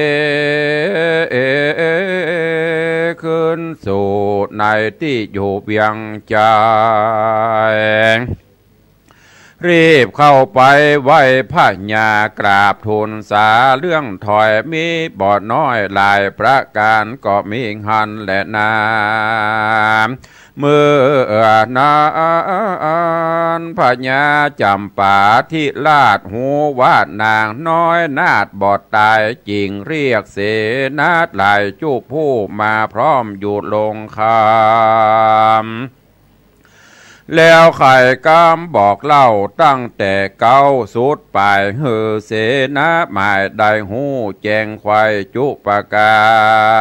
รเสนาหานผู้ใหญ่ปากันเรียวไวบ่จ้าห้างจ้างมาเตรียมรถราดดูงามอาจเหลือลายตั้งญาติยายญาติยศทีกันว่าดีเมียนแล้วก็ออกเวียงเกี้ยวไปไวการว่าไปเถิงศาลาก็ฮือสีดาหนอดเนาได้รีบเข้าขี่รถมาแล้ววายนาคืนสู่ในที่อยู่ปุรีก็มีหันและนาตาตาลาจะทิตุงปุลิงคัจฉันตัสสะดังเนตินาตาตาในกาละหนอนันเล่านางหนอเนาสีดาเมื่อออกจากศาลาหอผีได้ถึงปุเลดีแล้วเต้าตนแก้วพญาก็ฮือสีดาน้อยนาดขึ้นปราสาทหอคามการพร้อมพร่ำดีแล้วก็เรียกนางแก้วสีดาฮือเข้ามานั่งไกลแล้วก็จะได้ถามเป็นกำงามต่อลูกเต้าว่าดูแลเจ้าลูกหักเมื่อเจ้าไปฮือยักตัวเท่ากินแตนพ่อเจ้านั่นนาป้อยสั่งว่าบ่เป็นจะได้มางืดใจเช่นกว่าที่อันว่าหญิงใจเขาก็ตายเสียงหมู่คนเข้าอยู่หอผีบ่มีภัยนี้ขึ้นมาคนใดเป็นภัยใดจามาโพดเจ้าและข้ายักเท่าหือตายอันจาเมื่อนั้นสีดาน้อยนาดน้อยก็ตอบถอยว่าตีเป็นกรรมเมโจปาการว่าดูราพ่อผู้บานเป็นนาเจ้าเเมื่อขาลูกเต่าไปถ้าตายยังมีใจผู้หนึ่งนามาตีฟ้ากระดานดัง ดังปานฟ้าผ่าอันผู้ขาก็ตกใจว่ายักษ์จังไรมาแล้วบอกกาดเกี้ยวต่างตายก็ได้นะหมายนั่งทาบ่เนิ่นนาจ้าก็ถามว่าผู้ใดมาอยู่นี่จูงรีบหนีเสียไก่บ่อันใดจักตายส่วนว่าใจหนุ่มน้อยก็ตอบถอยจะเจียนจ้าว่าบ่ใจยักขากระยาปองขนาบกาบกว่าอันผู้ขาฟู่กันยังไปตันสิ้นกรรมยักโด่งดำตัวกราก็เข้ามานาหอพีหานมอให้เมแต่ควายมันโขดไม่ป่านไฟแล้วเข้าไปหาหนุ่มเนามันก็เข้ารบกันไปมาแล้วยักษ์ขาก็ตายส่วนว่าใจหนุ่มเนาก็ลากยักษ์เท่าไปขว้างตกที่ข้างหน้าทีแล้วก็หนีจากไปข้าก็กำได้เจ่งพาใจนั่นเอาดาบกราบมาปาดพากอบว่าขาดปุดไปเจ้าว่าได้เจ่งพาไว้บอกหูได้ว่าเป็นพระและนาส่วนพระยาจำป่าโยดใหญ่ก็อัศจรรย์ใจยิ่งนักว่าใจนี้จักอยู่นายเป็นผู้ใดนั่นจะจริงเรียกเสนาผู้เท่าอ้ำมาดเก้าเตรียมใจจุงพิจารณาไปทวนทีก็มีหันและนาส่วนอันว่าอ้ำมาดคนฉลาดกว่าหมู่ก็เฮือเป่ามากูยิงใจเฮือเข่าตั้งหลายทวนหน้ากันหันการหันเจ่งผ้าขาดก็คือนางนาฏสีดาเอาเจ่งผ้ามาต่อเอาไปล่อกันไว้กันแม่นของไผ่ผู้ใดก็หูว่าใจผู้นั้นมาโพดหันเอานางไว้และนาเมื่อนั้นพญาจำปาก็ฮือเสนาเป่าห้องไปตัวต้องเวียงใจอันอยู่ไปไหนและไปนอกตัวดาวขอกสีมาใส่วัฏฐาเสื้อผ้าและเครื่องงาอลังการสวยสังวานจุอันพญาบันดาลแต่งใจเพราะใครใดลูกใจผู้มีหมายเจ่งผู้มีหมายเจ่งผ้าขาดว่าอันที่นั่นเจ้าเมืองตั้งหลายก็คงขวายตัดเจ่งพาเอามีอันมีก้าร้อยก้าปันเขาป้ากันตัดบ่อไว้เลี้ยวไว้วาดมาที่ปราสาทบ่อจะพาที่มีแจ่งพาปูดขาดก็คือนางน้อยนาฏสีดาเอาผ้ามาเตาะพอพิจารณาพอบ่ใจครบปันคนใดดีหลี7 วันมีมาควายพญามีใจบอดแล้วจริงกล่าวแก่เสนาแก้วคนนายว่าการผู้ใดบอกมาผู้นั้นนาจักมีโทษและนาตะตาในกาละนั้นยังมีแก่บานผู้หนึ่งใส่มาน้อมไว้พญาว่าข้าแด่มหาราชเจ้าอันโคนเก่าบานผู้ข้าต่างก็มากันเสียงสายยังเหลือใจผู้หนึ่งนาเป็นคนนาข้าป่าอยากลอยมาอาสะไหลอย่าเท่าเหตุบอกเข้ามานั่นนาก็เพราะว่าอาณาถาเข้าของหาบอดใดเสื้อผ้าใส่บ่มีเป็นตุกขีดลำบากนั่นแหละนา โสละจาอันว่าพญาจำปาก็มีวาจาสั่งใจฮื้อได้ไปตัวหาใจขับป่าถอยไล่ส่วนเสนานายผู้ฉลาดและอำมาตย์เตรียมใจป้ากันไปบ่จ้ารีบว่ายนาไปหาบ้านสองขาญาท่าเอาแล้วก็เข้าไปหาหน่อพุทธาน้อยนาดว่าต้านบังอาจขัดขืนและได้ฝืนอาจญาอันพระญาสั่งไว้ว่าฮื้อเข้าไปทั่วนาเจ้าหนอดลากันท่านราชก็โอกาสไขจามว่าคนที่มาเป่าร้องว่าฮื้อคนที่อยู่ห้องเวียงใจจุงเข้าไปว่าอันเมื่อนั้นเสนาอามาตย์จริงโอกาสกำไปว่าถึงใจบ่ใจก็ฮื้อเข้าไปฮื้อใดรีบไปไวพญาเจ้าจูงได้เข้าไปบาดนี้แหละนาโสโปธิสัตโตส่วนอันว่าโปธิสัตเจ้าก็ล่ำเปิงเข้าไปหาถึงนางสีดาหนอดเนาว่ากันกูบอกเข้าไปหานางสีดาจากร้องไห้จากตายไปเละนาหนอพุทธากันฐานะเจ้ากันคะนิ่งเล่าในใจจะกำแข่งบาดไม้กำถอยร้ายบ่ม่วนหูมักกล่าวอูคิงหาดาหมูหมาบาห้ามีวาจาต่อตาเป็นกรรมจาบ่สุภาพเป็นกรรมหยาบอธรรมเป็นวจีกรรมถอยร้ายกรรมปากนิสัยหรือเมจักเป็นดีมั่งเต่าหรือโศกเศร้าเครื่องกากรรมปากนี้นานำไป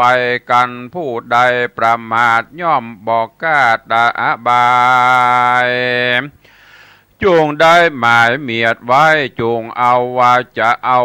ใจต่างดีจักสุขีไปนากรรมอันว่าตั้งแต้มกะตั้งแต้มก้ารายเรืองคือคนตึงเมืองนั่งให้อย่าได้ตะโคนตั้งเมืองนั่งให้กำปากอย่าได้ไข้หัวบอดดีหากตกที่ของตัวจักมองมัวมาดหมายเปิ้นยากไล่อย่าดูแควนกาวกำแกนแสบใจคนถึงเมืองใดตีก้อ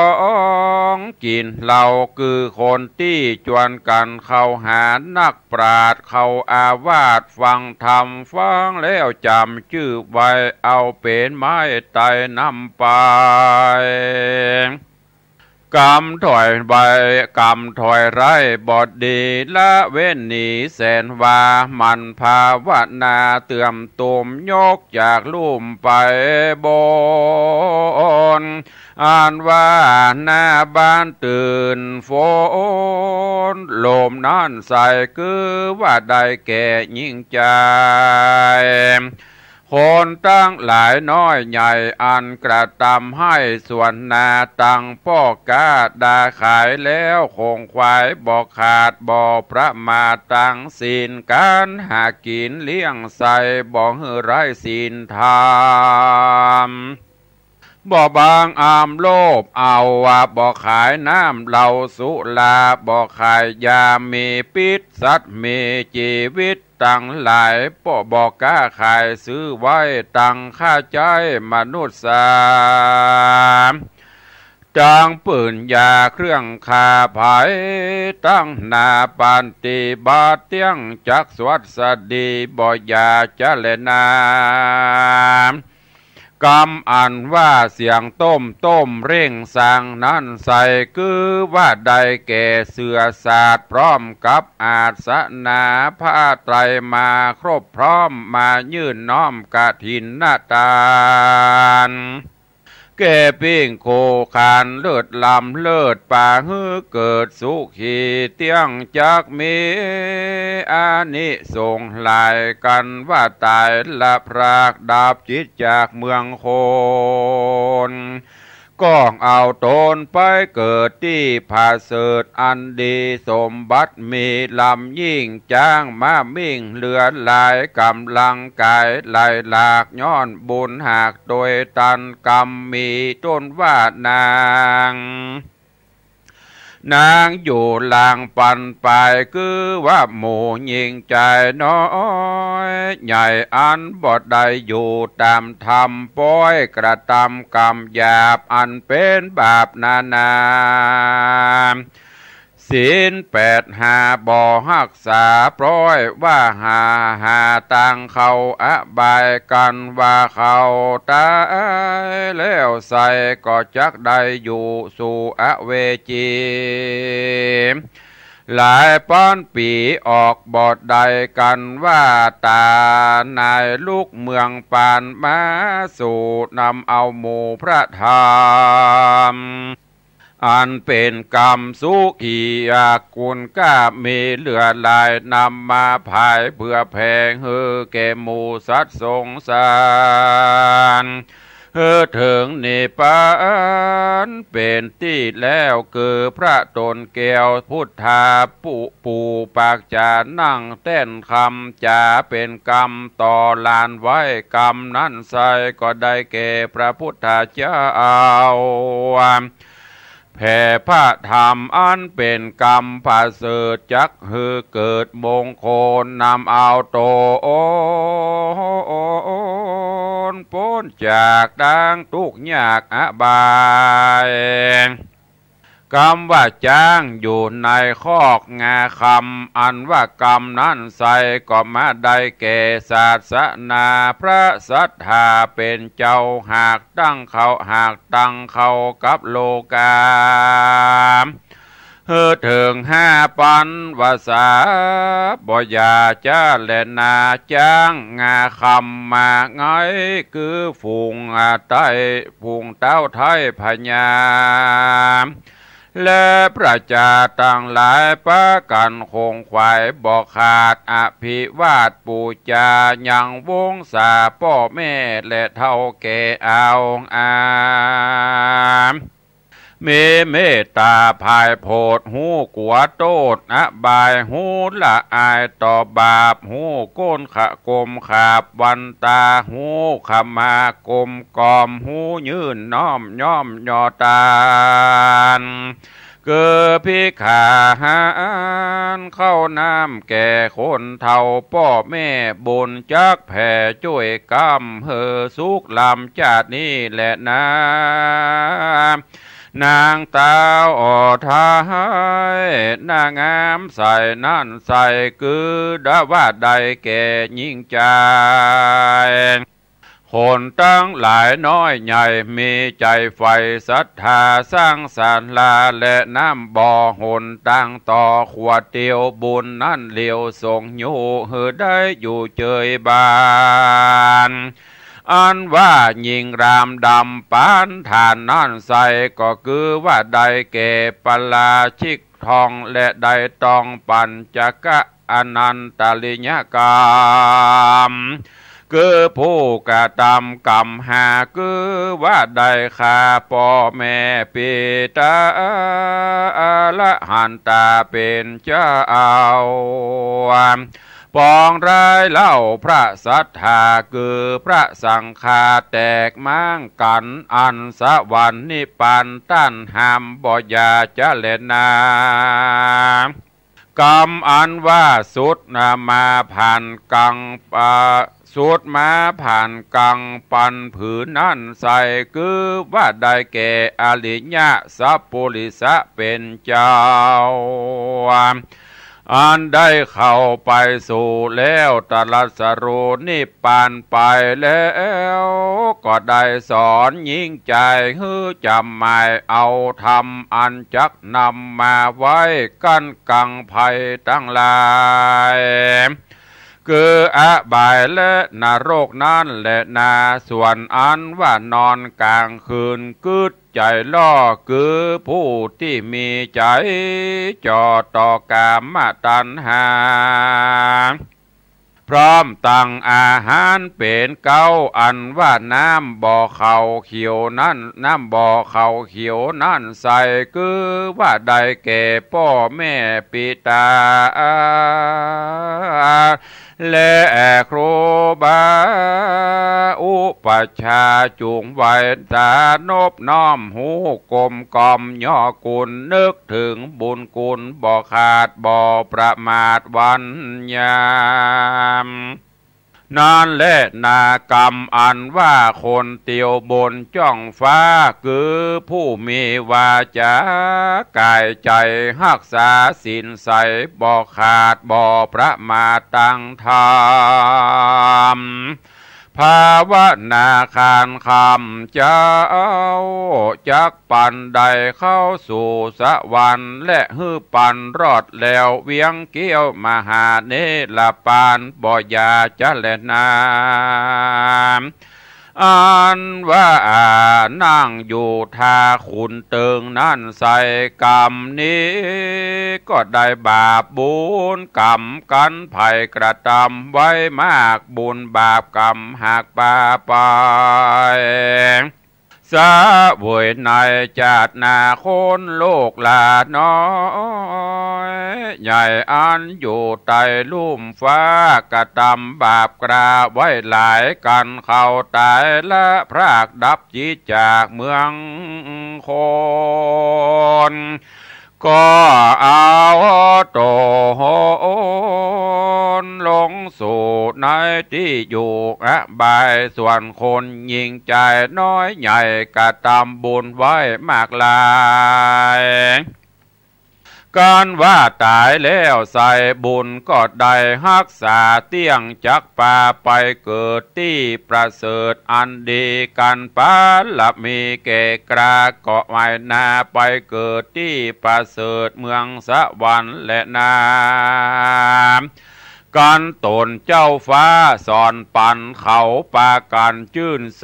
สาธุอยู่จุคน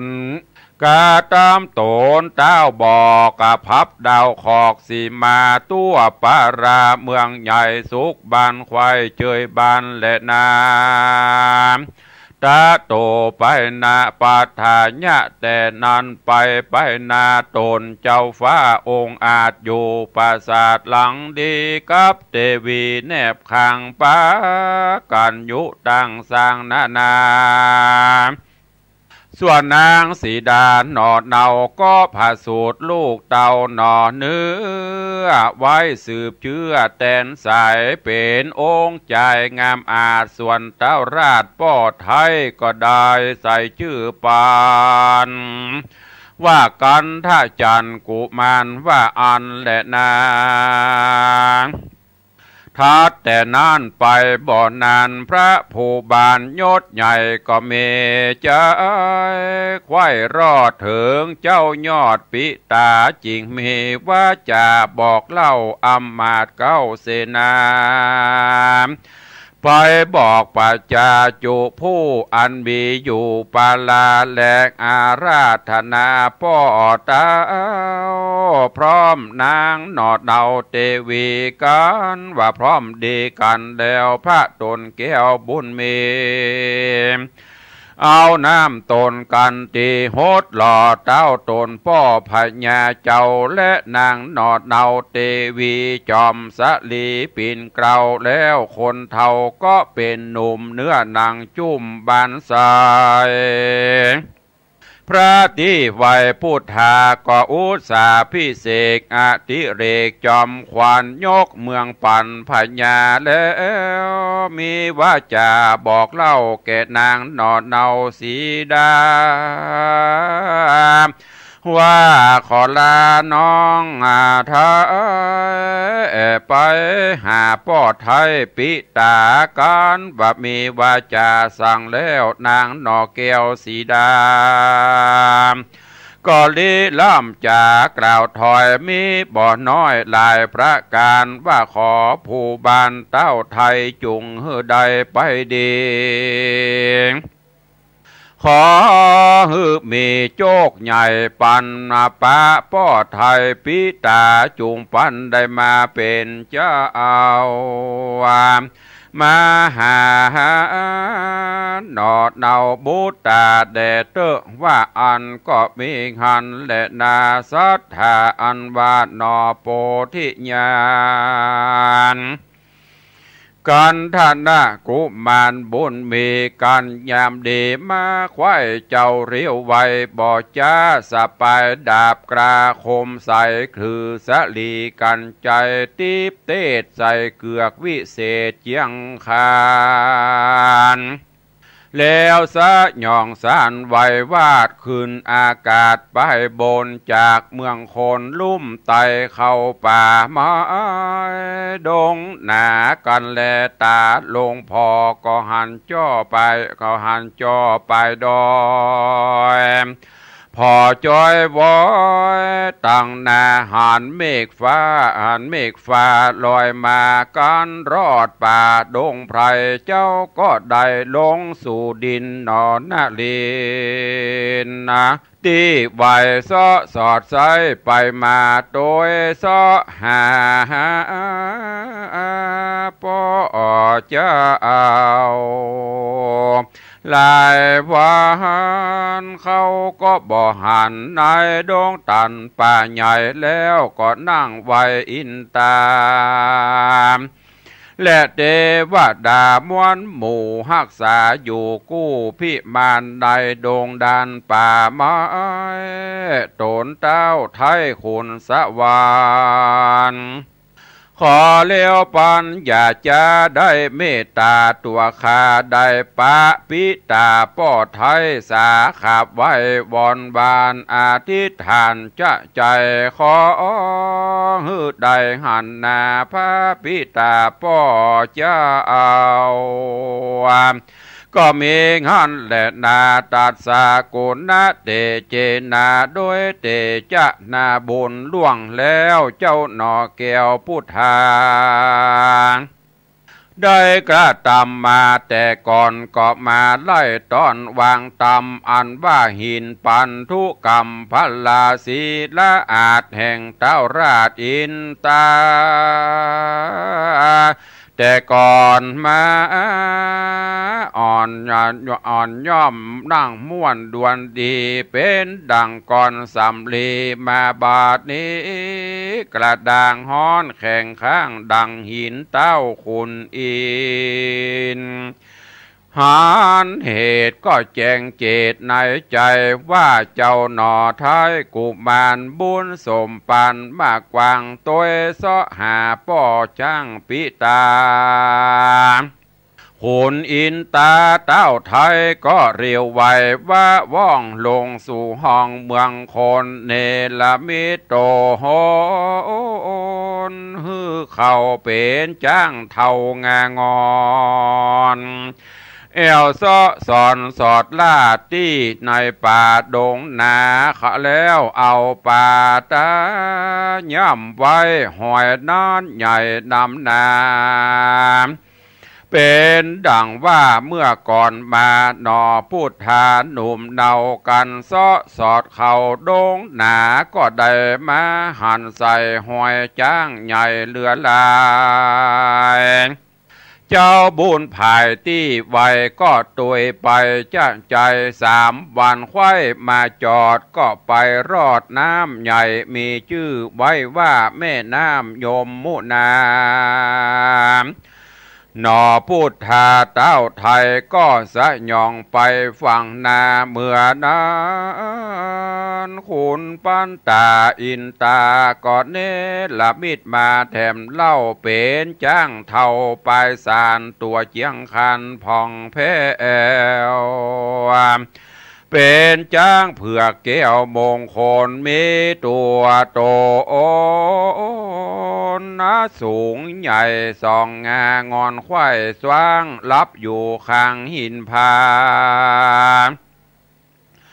นอพุทธาบุญกวางกันหันจ้างเผือกแก้วใจผ่องแผ้วยินดีนอมุนีที่ใบขานิ่งใจไปมาว่าจ้างนี้นะสูงใหญ่อันบอกเคยได้หันมาลอยจักว่าเป็นพ่อขาหนอพุทธาหนุ่มน่าเอา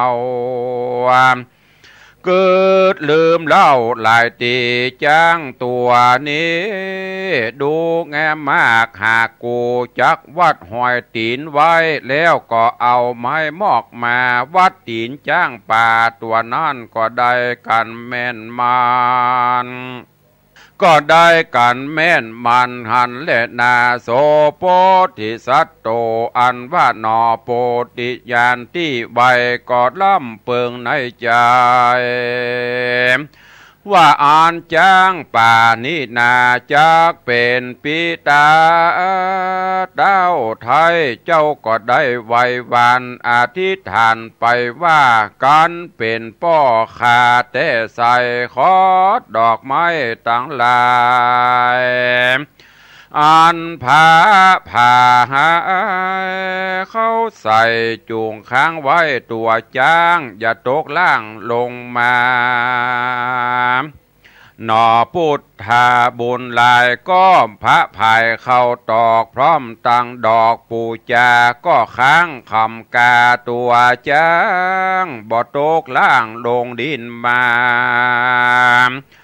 ก้อนเครื่องปูจาดอกไม้ตกลงใส่จ้างแล้วพญาจ้างเกี่ยวก็ลูกมาแล้วมีวาจาถามว่าดูราใจลามหนุ่มน่าเอาน้ำแห่งเจ้าชื่อสั่งจาดูหน้าตางามอาจพันพิลาดเหลือคนเจ้าลูกหนเตะต้องอยู่แห่งห้องเมืองใดปล่อยมาได้เจียนจ้าว่าเฮาเป็นปิตาอัญจาหนอพุทธาหนุ่มเนาก็ต้านเราใครจาว่าดูราพญาจ้างตัวเอกอ่างงางอนค้าอยู่นครศรีสะเกษอยู่ประเทศแดนไกลข้าหมายใจมาหาพ่อปิตาที่ไวจักว่าใจสันไดจักว่าใจสันใดขอได้ไข่กล่าวอูหือได้หูตามมีแด่เตอว่าอันเมื่อนั้นพญา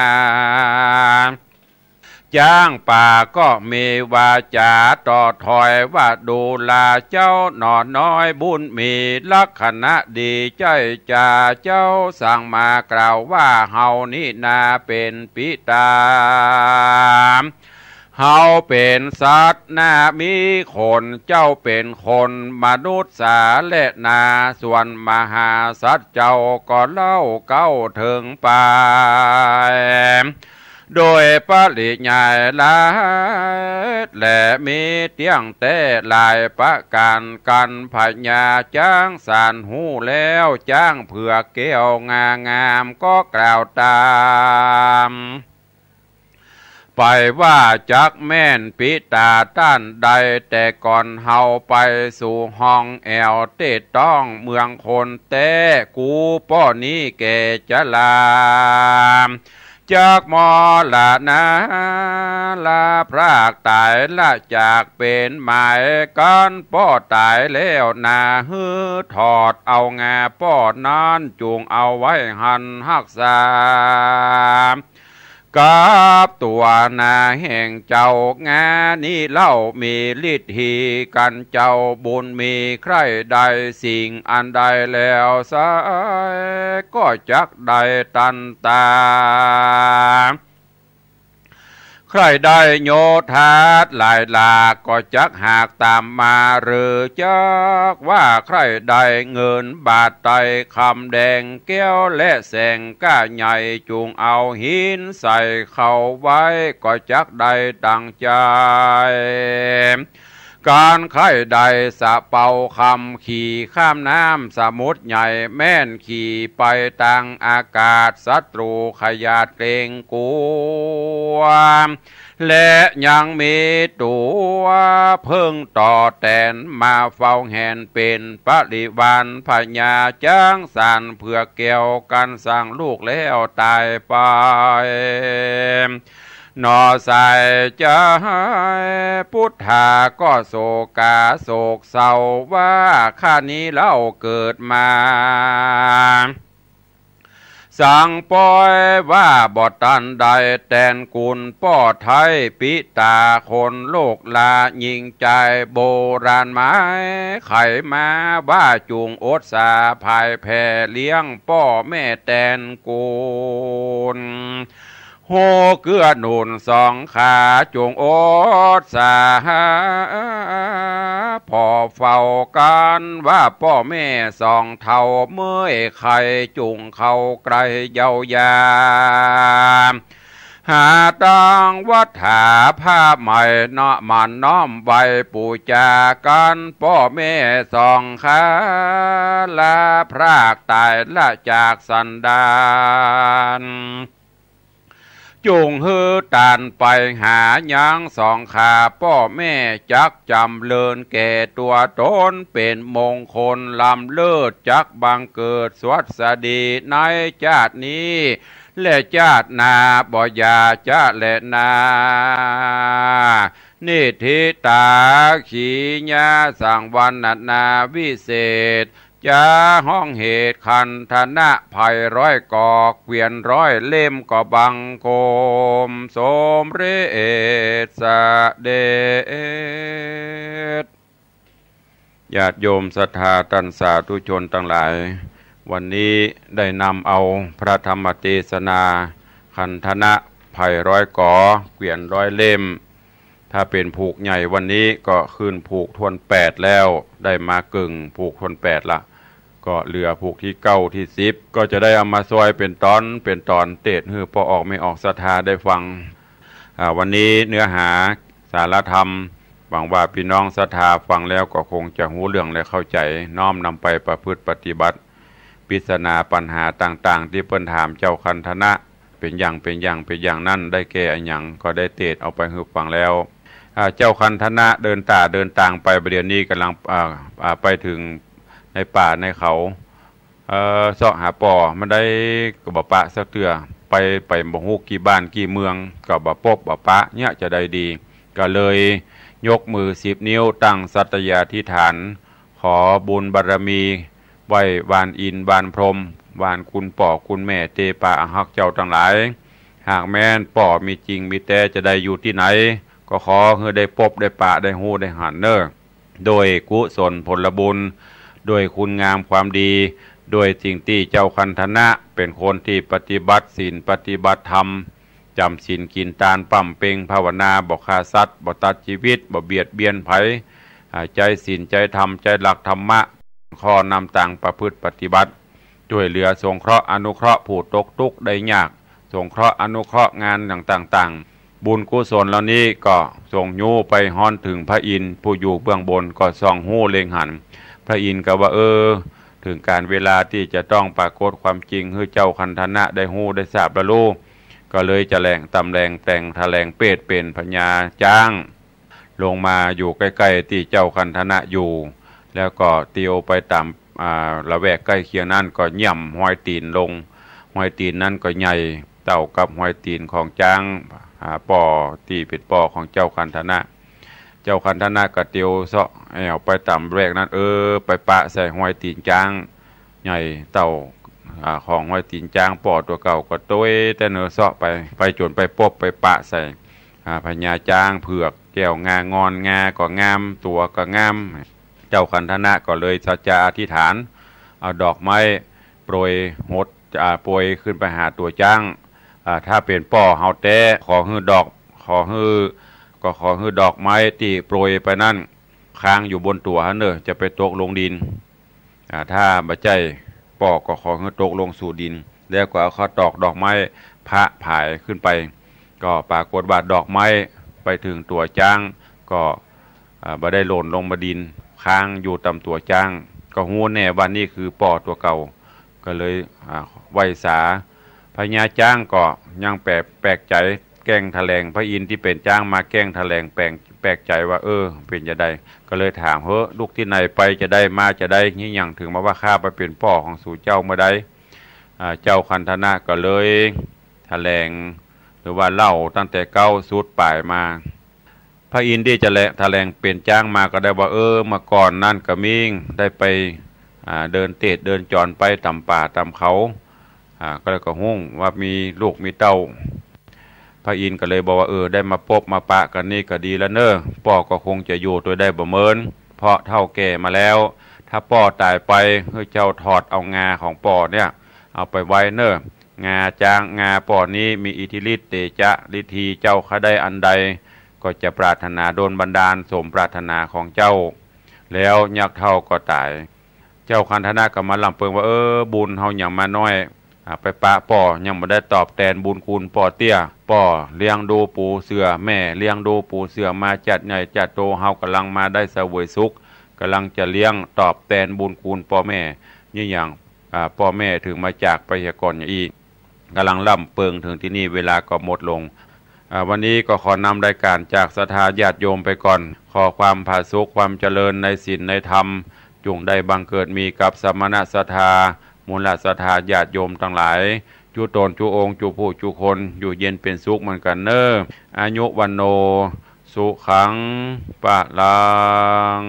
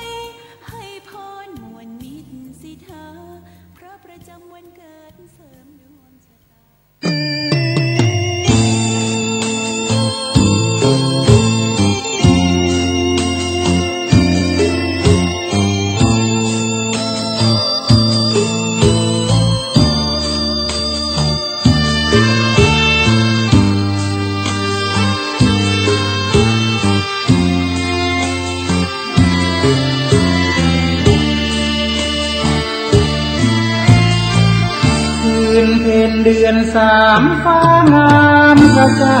งหมู่ดาวมาคะสว่าง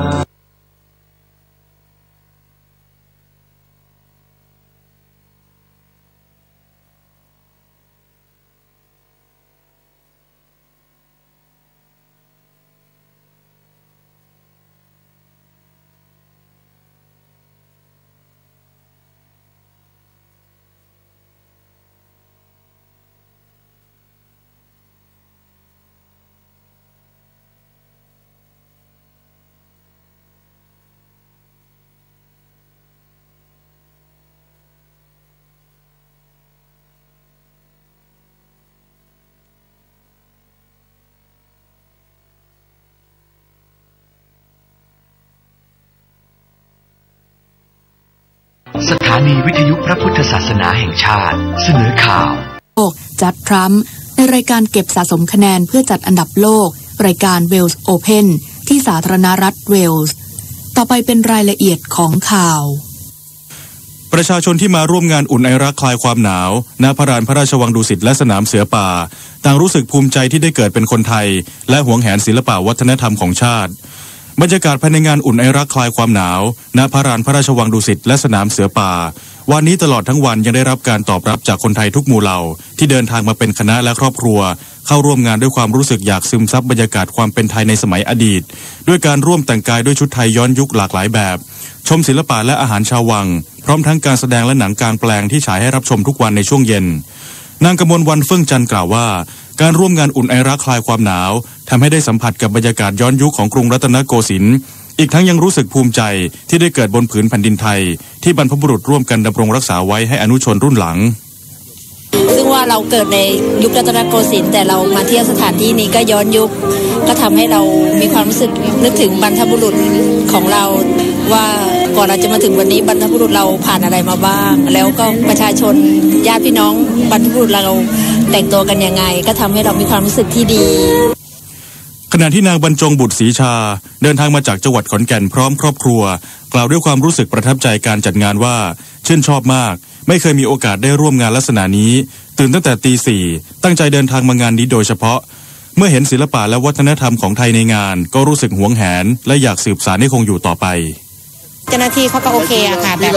ช่วยแนะนำช่วยอะไรดีมากเลยค่ะเพราะว่าเรายังไม่เคยเห็นแบบประชาชนที่ว่าร่วมมือกันแบบแต่งกายแล้วก็อยู่ในสมัยที่ย้อนยุคที่มันสวยงามเราก็ได้สัมผัสวัฒนธรรมการแต่งกายการ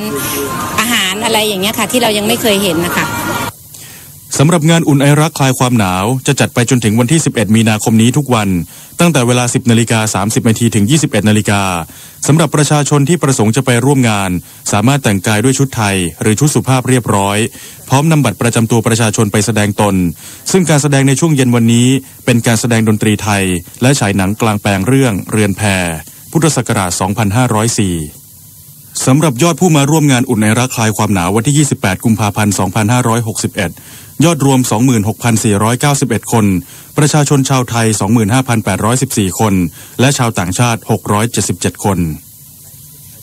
นายกรัฐมนตรีหารือเอกอัครราชทูตสปป.ลาวหารือความร่วมมือทั้งด้านแรงงานพลังงานและการเชื่อมโยงโครงสร้างพื้นฐานพลเอกประยุทธ์จันทร์โอชานายกรัฐมนตรีให้การต้อนรับนายแสงสุขธิวงศ์เอกอัครราชทูตสาธารณรัฐประชาธิปไตยประชาชนลาวประจำประเทศไทยในโอกาสเข้าเยี่ยมคารวะณห้องสีงาช้างตึกไทยคู่ฟ้าทำเนียบรัฐบาลโดยทั้งสองฝ่ายได้หารือร่วมกันในประเด็นความร่วมมือด้านแรงงานโดยรัฐบาลไทยยินดีส่งเสริมให้แรงงานต่างด้าวเข้ามาทำงานในไทยอย่างถูกต้องตามกฎหมายและกำชับถึงการดำเนินการให้แรงงานต่างด้าวเข้าสู่ระบบเพื่อได้รับการคุ้มครองตามกฎหมายการป้องกันการถูกเอาเปรียบจากนายจ้างและการได้รับสวัสดิการสังคมซึ่งในวันที่ 30 มิถุนายน 2561 จะเป็นวันสุดท้ายในการผ่อนผันการบังคับใช้บทลงโทษตามพรก.การบริหารจัดการการทำงานของคนต่างด้าว พ.ศ. 2560 จึงขอความร่วมมือจากสปป.ลาวในเรื่องนี้ด้วยนอกจากนี้ไทยสนับสนุนนโยบายการเป็นจุดเชื่อมโยงในภูมิภาคของลาวและพร้อมที่จะร่วมพัฒนาโครงสร้างพื้นฐานที่เชื่อมโยงซึ่งสามารถช่วยส่งเสริมความมั่นคงทางพลังงานของไทยได้จากนั้นนายกรัฐมนตรีให้การต้อนรับนายนิโคลายปาตูเซฟเลขาธิการสภาความมั่นคงแห่งสหพันธรัฐรัสเซียที่เข้าเยี่ยมคารวะ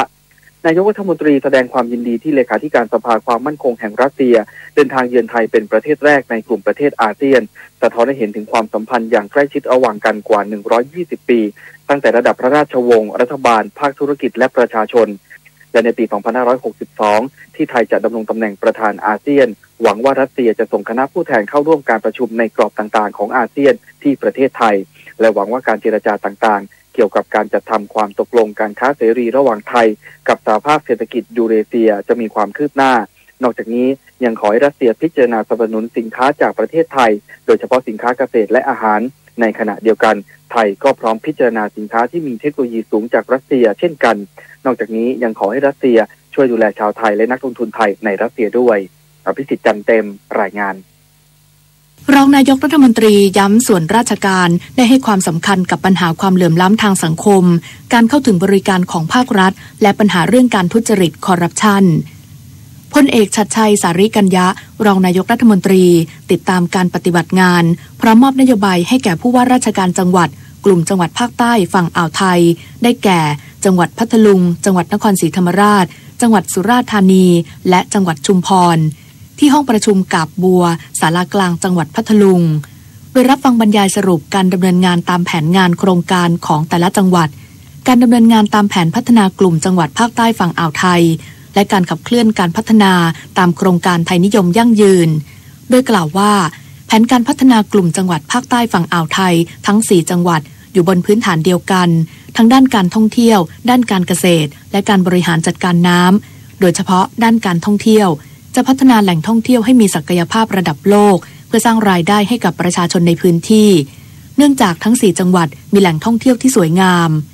ส่วนด้านการเกษตรแม้ว่าขณะนี้จะประสบปัญหาด้านสินค้าเกษตรบ้างแต่พื้นที่ยังมีศักยภาพรัฐบาลต้องการให้มีการเชื่อมโยงภาคการเกษตรกับการท่องเที่ยวขณะที่การบริหารจัดการน้ำจะต้องหาวิธีการแก้ปัญหาอย่างยั่งยืนกระทรวงแรงงานเปิดศูนย์บริการเบ็ดเสร็จเพิ่มในกรุงเทพมหานครอีก2แห่งเพื่อจัดทำทะเบียนประวัติและขออนุญาตทำงานแรงงานสัญชาติกัมพูชาลาวและเมียนมาเริ่มดำเนินการในวันศุกร์ที่2มีนาคมนี้โดยไม่มีวันหยุดนายอนุรักษ์ทศรัตน์อธิบดีกรมการจัดหางานกระทรวงแรงงานเปิดเผยว่าพลตำรวจเอกอดุลแสงสิงแก้วรัฐมนตรีว่าการกระทรวงแรงงานมอบหมายให้กรมการจัดหางานเพิ่มศูนย์บริการเบ็ดเสร็จในพื้นที่กรุงเทพมหานครเพื่อให้สามารถจัดทำทะเบียนประวัติและขออนุญาตทำงานแรงงานต่างด้าวกัมพูชาลาวและเมียนมาได้ทันภายในกำหนดโดยกรมการจัดหางานได้เพิ่มศูนย์ OSS อีก2แห่งที่ห้างสรรพสินค้าตั้งหัวเสงธนบุรีชั้น6และบริเวณชั้นล่างกระทรวงแรงงานเขตดินแดงจะเริ่มดำเนินการในวันศุกร์ที่2มีนาคม2561ถึงวันที่31มีนาคม2561โดยไม่มีวันหยุดซึ่งทั้ง2ดังกล่าวที่เปิดเพิ่มเติมจะมีหน่วยงานต่างๆร่วมให้บริการจัดทำปรับปรุงทะเบียนประวัติและอนุญาตทำงานบริการนัดตรวจสุขภาพประกันสุขภาพจัดเก็บค่าธรรมเนียมซึ่งแรงงานต่างด้าวสามารถดำเนินการได้ในขั้นตอนเดียวกรมการศาสนาเชิญชวนพุทธศาสนิกชนร่วมตักบาตรและเวียนเทียนน้อมถวายเป็นพุทธบูชาที่วัดไทยทั่วโลก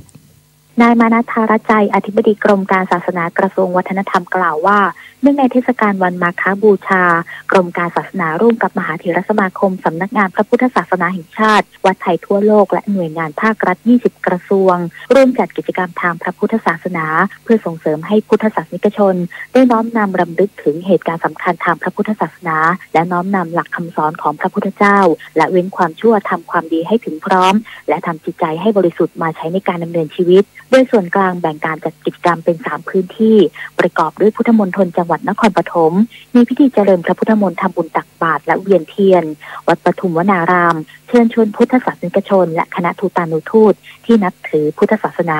มาร่วมกิจกรรมและบริเวณลานคนเมืองศาลาว่าการกรุงเทพมหานครจัดพิธีเวียนเทียนรอบมณฑปพระบรมสารีริกธาตุพิธีตักบาตรพระสงฆ์67รูปขณะที่ส่วนภูมิภาคและต่างประเทศจัดกิจกรรมยังวัดไทยทั่วโลก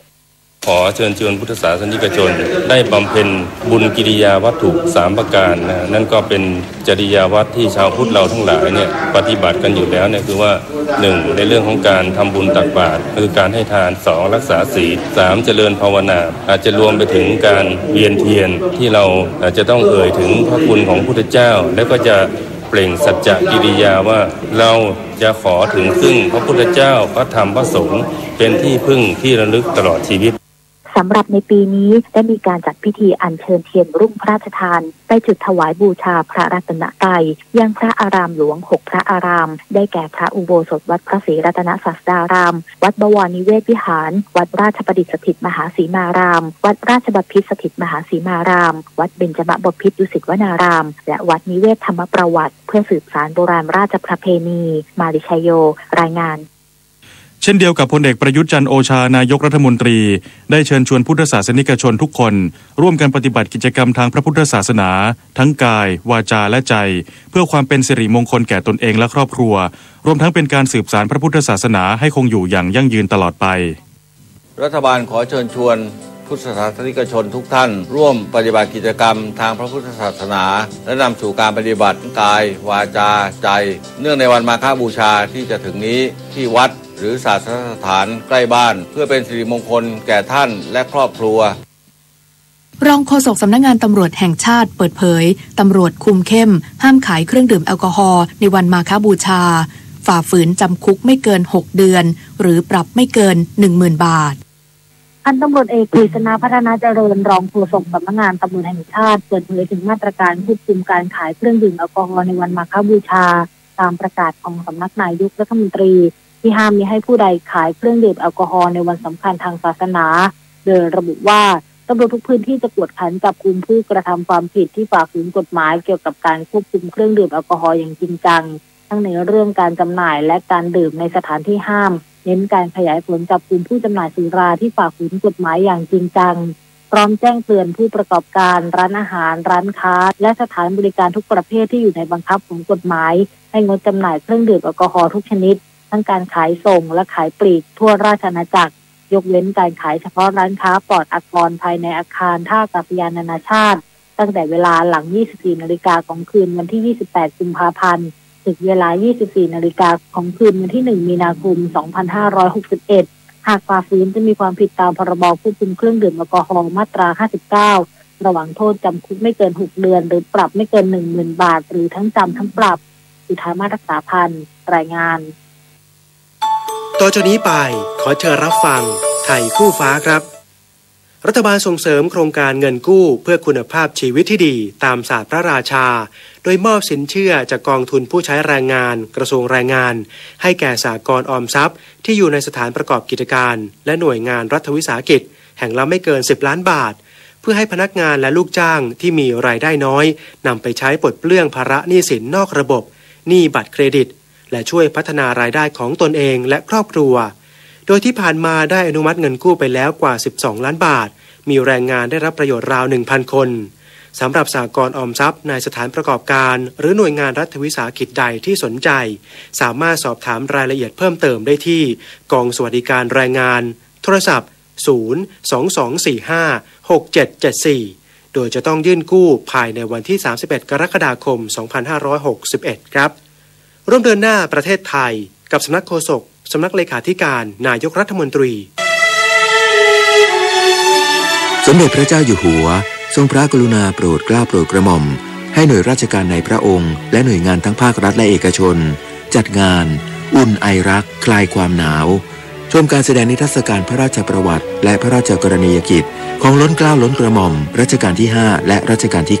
9เรียนรู้ประวัติศาสตร์ชาติไทย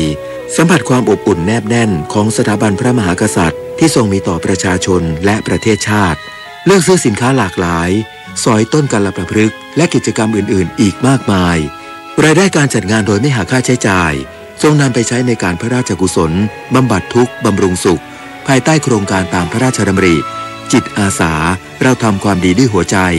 ร่วมแต่งกายชุดย้อนยุคและพบกันในงานอุ่นไอรักคลายความหนาว8 กุมภาพันธ์ถึง 11 มีนาคม 2561 เวลา 10:30 น. ถึง 21:00 น. ณ พระลานพระราชวังดุสิตและสนามเสือป่า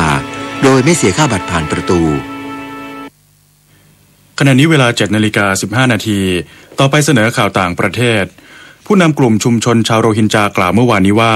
ชาวโรฮิงญาหลายร้อยคนที่อาศัยในแดนรกร้างระหว่างพรมแดนพยายามข้ามชายแดนเข้าไปในบังกลาเทศหลังจากทหารเมียนมาใช้เครื่องขยายเสียงประกาศข่มขู่พวกเขาชาวโรฮิงญาราว 6,000 คนอาศัยอยู่ตามแนวพรมแดนระหว่างเมียนมากับบังกลาเทศตั้งแต่หลบหนีจากเหตุรุนแรงในรัฐยะไข่ของเมียนมาที่เกิดขึ้นเมื่อปีที่แล้วพวกเขาสร้างค่ายชั่วคราวอยู่บริเวณดังกล่าวไม่กี่สัปดาห์ก่อนบังกลาเทศจะตกลงเปิดรับผู้ลี้ภัยชาวโรฮิงญา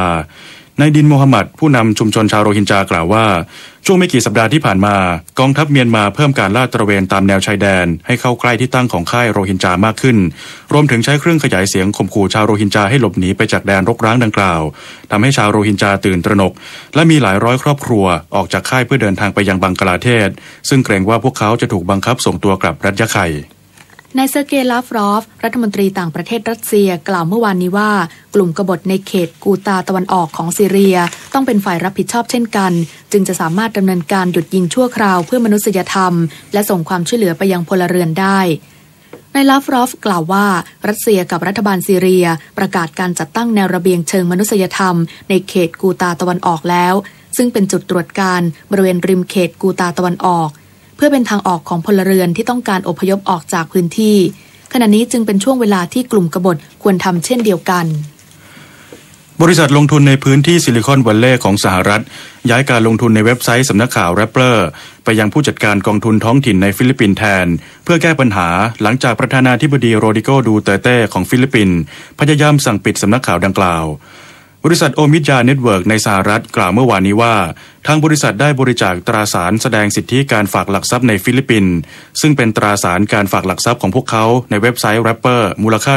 $1,500,000 สหรัฐให้กับผู้จัดการกองทุนท้องถิ่นเพื่อไม่ให้รัฐบาลฟิลิปปินส์ดำเนินการปิดเว็บไซต์สำนักข่าวดังกล่าวเนื่องจากในรัฐธรรมนูญฟิลิปปินส์ห้ามไม่ให้บริษัทต่างชาติเป็นเจ้าของกิจการสื่อมวลชนในประเทศทำให้หลายฝ่ายมองว่าเป็นการตอบโต้ที่เว็บไซต์ Rapper เสนอข่าววิพากษ์วิจารณ์นโยบายของนายดูเตเต้กลุ่มผู้รอดชีวิตและสมาชิกในครอบครัวของผู้ที่ถูกกลุ่มติดอาวุธในอินโดนีเซียสังหารประท้วงการประชุมครั้งแรกระหว่างอดีตนักโทษที่เคยเป็นกลุ่มติดอาวุธและกลุ่มเหยื่อผู้เคราะห์ร้ายเมื่อวานนี้ด้วยการไม่เข้าร่วมประชุมรัฐบาลอินโดนีเซียเป็นเจ้าภาพการจัดประชุมซึ่งนำเอาอดีตนักโทษสมาชิกกลุ่มติดอาวุธอินโดนีเซีย124คนเข้ามาพบปะกับผู้รอดชีวิตหรือสมาชิกในครอบครัวของเหยื่อที่ถูกสังหารกว่า51คนเพื่อการปรองดองแต่มีผู้รอดชีวิตเข้าประชุมน้อยกว่าที่คาดในขณะที่มูลนิธิของเหยื่อจากกลุ่มติดอาวุธ2กลุ่มไม่เข้าร่วมงานดังกล่าวโดยระบุว่างานประชุมวางแผนมาไม่ดีพอเนื่องจากมีอดีตนักโทษจำนวนมากเข้ามารวมกันในห้องเดียวกลุ่มครอบครัวของเหยื่อผู้รอดชีวิตไม่พร้อมที่จะพบคนเหล่านั้นแม้จะให้อภัยอดีตนักโทษเหล่านั้นหมดแล้วแต่ก็ไม่สามารถคาดเดาได้ว่าจะเกิดอะไรขึ้นต่อไปรับฟังข่าวกีฬาค่ะสนุกเกอร์เก็บสะสมคะแนนเพื่อการจัดอันดับโลกในรายการเวลส์โอเพ่นที่เมืองคาร์ดิฟในประเทศเวลส์การแข่งขันในรอบ64คนนพพลแสงคำมืออันดับที่58ของโลกชนะจิตช้ำอดีตมือหนึ่งของโลกซึ่งเป็นมืออันดับที่3ในปัจจุบัน4-1เฟรมได้ผ่านเข้าสู่รอบต่อไปโดยจะต้องพบกับเครกซิตแมนจากอังกฤษนายวิวรศักดิ์โคสุรัตน์รัฐมนตรีว่าการกระทรวงการท่องเที่ยวและกีฬาได้ให้ศรีสะเกษนครหลวงโปรโมชั่นและคณะเข้าพบพร้อมทั้งได้มีการแต่งตั้งให้เป็นทูตทางวัฒนธรรมของไทยด้วยโดยรัฐมนตรีว่าการกระทรวงการท่องเที่ยวและกีฬากล่าวว่าศรีสะเกษนครหลวงโปรโมชั่นได้สร้างชื่อเสียงให้กับประเทศไทยโดยการกีฬาแห่งประเทศไทยที่มีกองทุนพัฒนากีฬาแห่งชาติพร้อมที่จะให้การสนับสนุนในการรักษาแชมป์โลกให้อยู่กับประเทศไทยให้นานที่สุด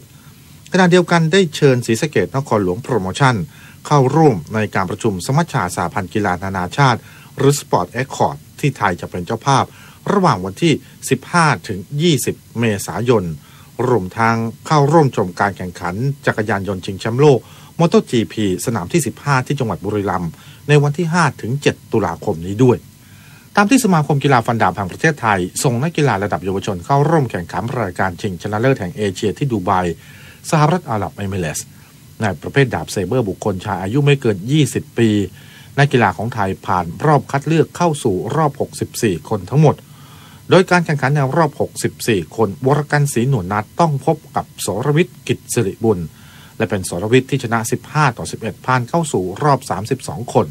พบมือวางอันดับที่1ของรายการยูโตะวัตานาเบะจากญี่ปุ่นและสรวิทย์แพ้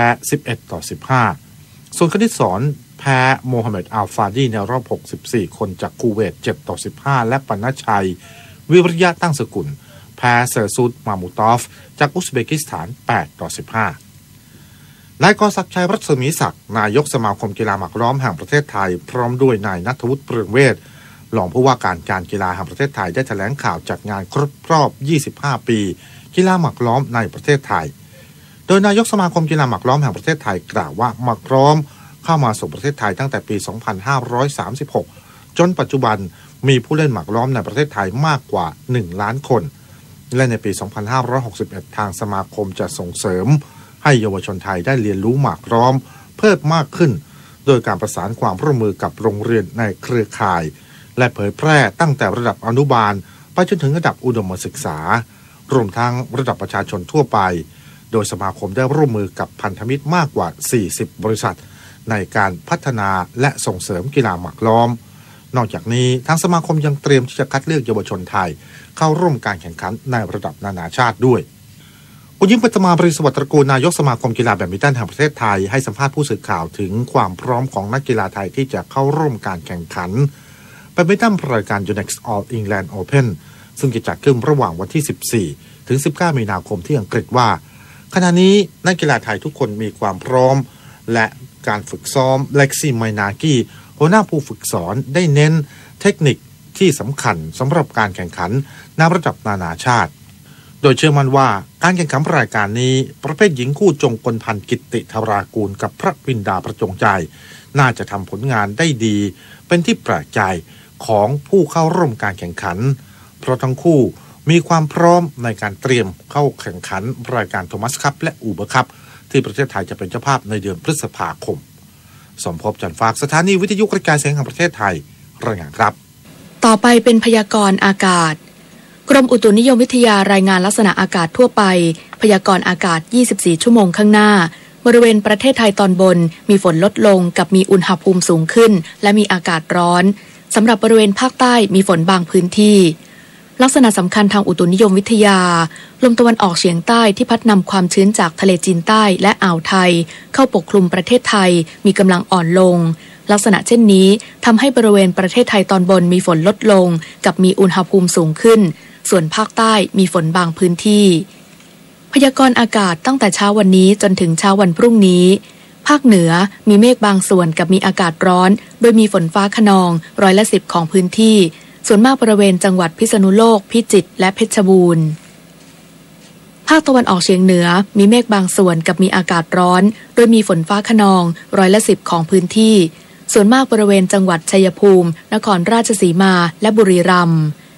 ภาคกลางมีเมฆบางส่วนกับมีอากาศร้อนโดยมีฝนฟ้าคะนอง10%ของพื้นที่ส่วนมากบริเวณจังหวัดนครสวรรค์ลพบุรีและสระบุรีภาคตะวันออกมีเมฆบางส่วนกับมีอากาศร้อนโดยมีฝนฟ้าคะนอง10%ของพื้นที่ส่วนมากบริเวณจังหวัดชลบุรีระยองจันทบุรีและตราดลมตะวันออกความเร็ว 15-30 กิโลเมตรต่อชั่วโมงทะเลมีคลื่นสูงประมาณ1เมตรภาคใต้ฝั่งตะวันออกมีเมฆบางส่วนกับมีฝนฟ้าคะนอง10%ของพื้นที่ส่วนมากบริเวณจังหวัดนครศรีธรรมราชพัทลุงและสงขลาตั้งแต่จังหวัดชุมพรขึ้นมาลมตะวันออกความเร็ว 15-30 กิโลเมตรต่อชั่วโมงทะเลมีคลื่นสูงประมาณ1เมตรตั้งแต่จังหวัดสุราษฎร์ธานีลงไปลมตะวันออกความเร็ว 15-35 กิโลเมตรต่อชั่วโมงทะเลมีคลื่นสูง 1-2 เมตรภาคใต้ฝั่งตะวันตกมีเมฆบางส่วนลมตะวันออกความเร็ว 15-30 กิโลเมตรต่อชั่วโมงทะเลมีคลื่นสูงประมาณ1เมตร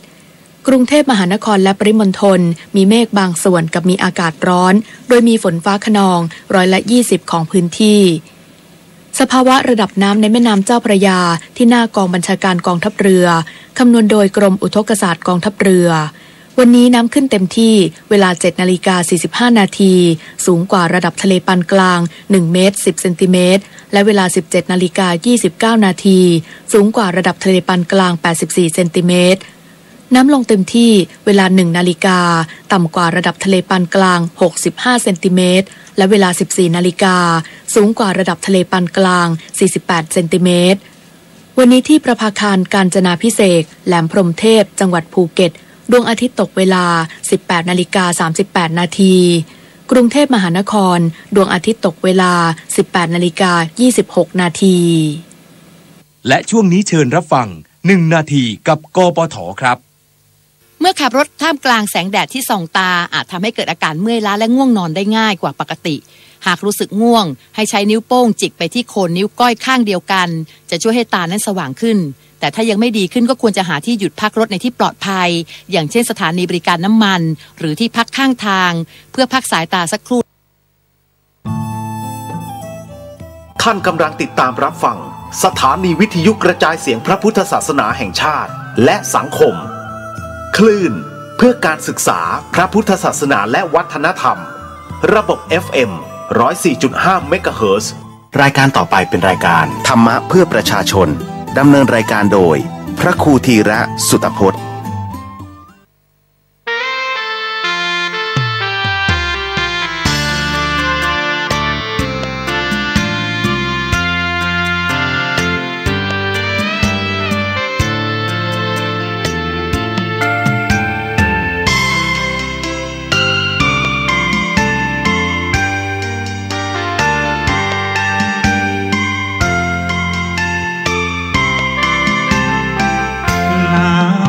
จากบ่อทิพย์ฉลมกายใจ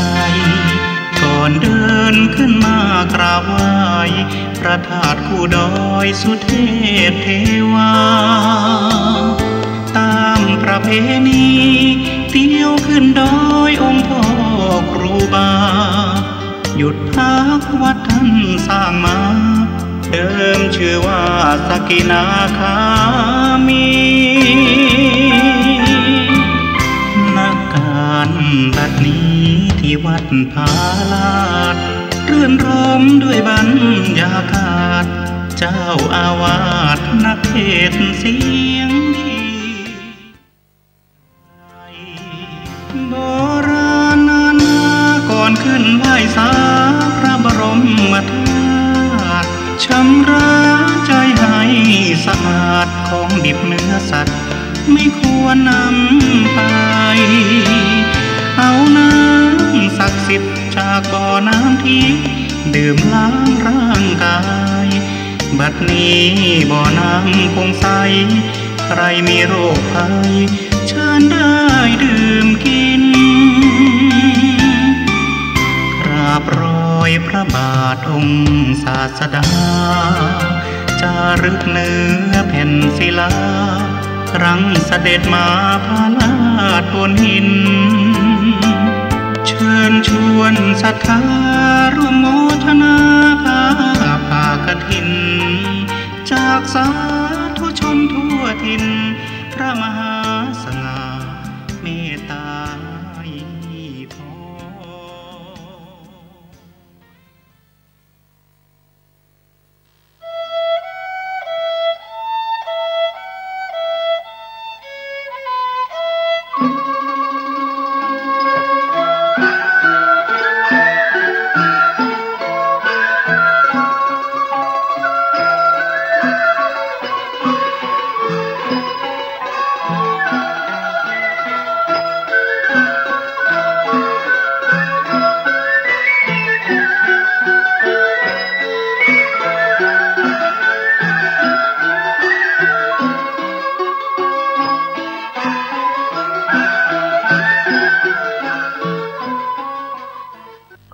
น้อมเมตตาบารมีธรรมของแก้วเจ้าทั้งสามคือพระพุทธพระธรรมพระสงฆ์อันเป็นสรณะที่พึ่งสูงสุดในชีวิตขอกราบไหว้สาบารมีธรรมของพระมหาเถรานุเถระครูบาอาจารย์เจ้าตะไลจุตนโจองค์อันมีพระเดชพระคุณหลวงพ่อพระเทพโกศลที่ปรึกษาเจ้าคณะภาค7หลวงพ่อพระเทพปริยัติเจ้าคณะจังหวัดเชียงใหม่เป็นต้นเป็นประธานขอเจริญพรญาติโยมท่านสาธุชนพุทธบริษัททุกท่านที่ติดตามรับฟังรายการธรรมะเพื่อประชาชนตั้งสถานีวิทยุกระจายเสียงพระพุทธศาสนาแห่งชาติและสังคมคลื่นเพื่อการศึกษาพระพุทธศาสนาและวัฒนธรรมออกอากาศณวัดไผ่หินอำเภอเมืองจังหวัดเชียงใหม่และสถานีวิทยุเครือข่ายคลื่นกัลยาณธรรมของเฮาทุกคลื่นไม่ว่าจะเป็นทั้งวัดประแดงมหาวิหารวัดหนองกายอำเภอแม่แตงวัดพระนอนปากเกถีอำเภอสารพีวัดจังกามป่าซางตั้งญาติโยมที่อยู่ตั้งดอยหล่ออยู่ตั้งสันป่าตองอยู่ตั้งออนใต้ออนกลางออนเหนือภูคาบวกก้างอยู่ตั้งสันบักเกียงป่าเมี่ยงดอยสะเก็ดร้องสักสันทรายหลวงบ้านต่อป่าตันเมืองลังพระนอนขอนม่วงอยู่ตั้งขวงสิงจังเผือกจังหม่อยจังการพัดสิงสุเทพหายาและก็ที่อยู่ต่างของเขตของต่างอำเภอต่างจังหวัดต่างประเทศอยู่ต่างอินเทอร์เน็ตและที่รับชมรับฟังอยู่ทาง VTV เคเบิลทีวีของคนเชียงใหม่ทุกท่านตัวเจ้าวันนี้มาพบมาปากันฟังข่าวสารบ้านเมืองจบลงไปแล้ว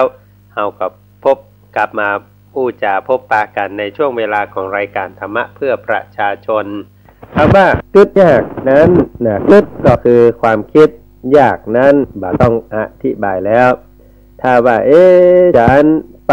ต้งก็ไม่คิดยากเลยคิดยากก็คือไม่อยากจะไปจ้ะถามว่าละวันจะไปอันต่างจังหวัดก็วันนี้บางนี้ไปทางใดพ่องบ่ได้ไปนะเนี่ยถามได้เป็นได้ไหมคิดยากแสดงว่ามันมีเรื่องที่ไม่สามารถที่จะอธิบายได้ คำว่าขึ้นยากนั้นมีหลายอย่างหลายประการอยู่ตั้งในบอกว่าจะเป็นเรื่องราวของกำกึดเนาะกำกึดกำอ่านว่าแบบอยากไปเรื่องราวของสุขภาพไปแล้วจะไปลำบากไปทัศนศึกษาด้วยกันบอกขึ้นยากเฮ้ยนะถามไม่อย่างขึ้นยากกับต้องกับไส้เนี่ยมันมาม้วนกินยังพิษบาดได้นะบางนี้นะเจ็บต้องรู้ต้องขึ้นยากไปก็เพราะว่าสุขภาพนะมันทำว่าขึ้นยากจะไปยังเป็นห่วงลูกเป็นห่วงหลานน้อยอยู่เร็วมาหาป๊ามาอุ้ยจะให้หมอเนี่ยมาผู้ประทานห่วงบ้านห่วงจองก็หาแปลงบ้านแล้วไม่เนี่ยโอ้เนี่ยกำอ้างก็ถามว่าไปบ่โป้ไปเสียยังวิหารยังมาแล้วเตี้ยขึ้นยากไปรอคือไปหลวงวิหารแล้วกันไปผ่ากันกรรมเนี่ยมันมีหั่นยังนะคือยาก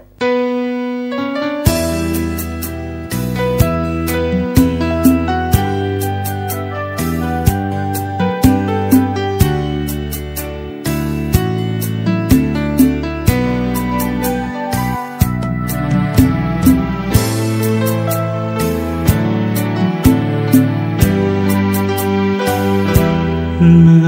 โลกนี้ไม่มีผู้ใดหลีกพ้นยังคงเวียนวนด้วยผลจากการกระทำทุกชีวิตถูกลิขิตตามกฎแห่งกรรมกฎหมายเพียงให้หลับจำแต่กฎแห่งกรรมติดตามจนตายเกิดในชาตินี้ยังคงใช้หนี้กรรมเก่าความดีจะช่วยบรรเทาให้กรรมเก่าลดล้างจางหายเพิ่มกรรมทำชั่วไม่กลัวบาปหยาบช้าหน้าอายรอดพ้นโทษทางกฎหมายไม่อาจเลือนหายจากโทษของกรรมทำดีได้ดีทำชั่วได้ชั่วกฎเกณฑ์ตายตัวแห่งพุทธธรรมสัตว์โลกเกิดมาย่อมเป็นไปตามกรรมดำรัสตรัสคำเป็นสัจธรรมจากองค์สัมมาเวียนว่ายตายเกิดเชื่อเถิดโลกนี้มีจริงอย่ามัวอ้างอิงคอยประวิงให้เสียเวลารีบสร้างความดีมันทำบุญถือศีลภาวนาอยู่ในโลกนี้โลกหน้าบุญช่วยนำพาผ่านเวรพ้นกรรม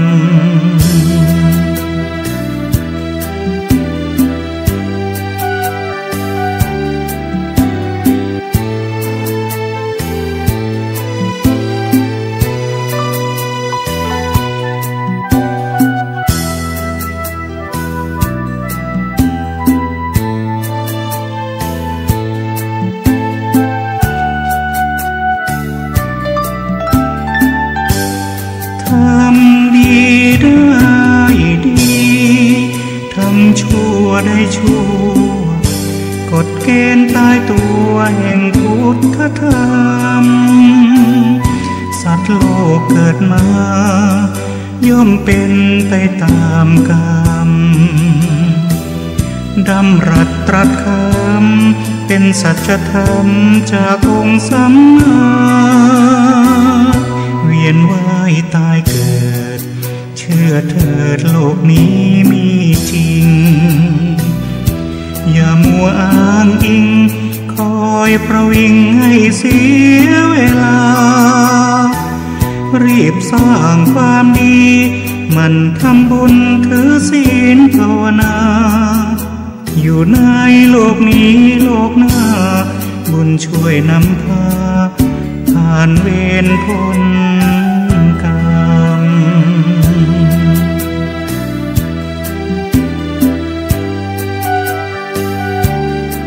ท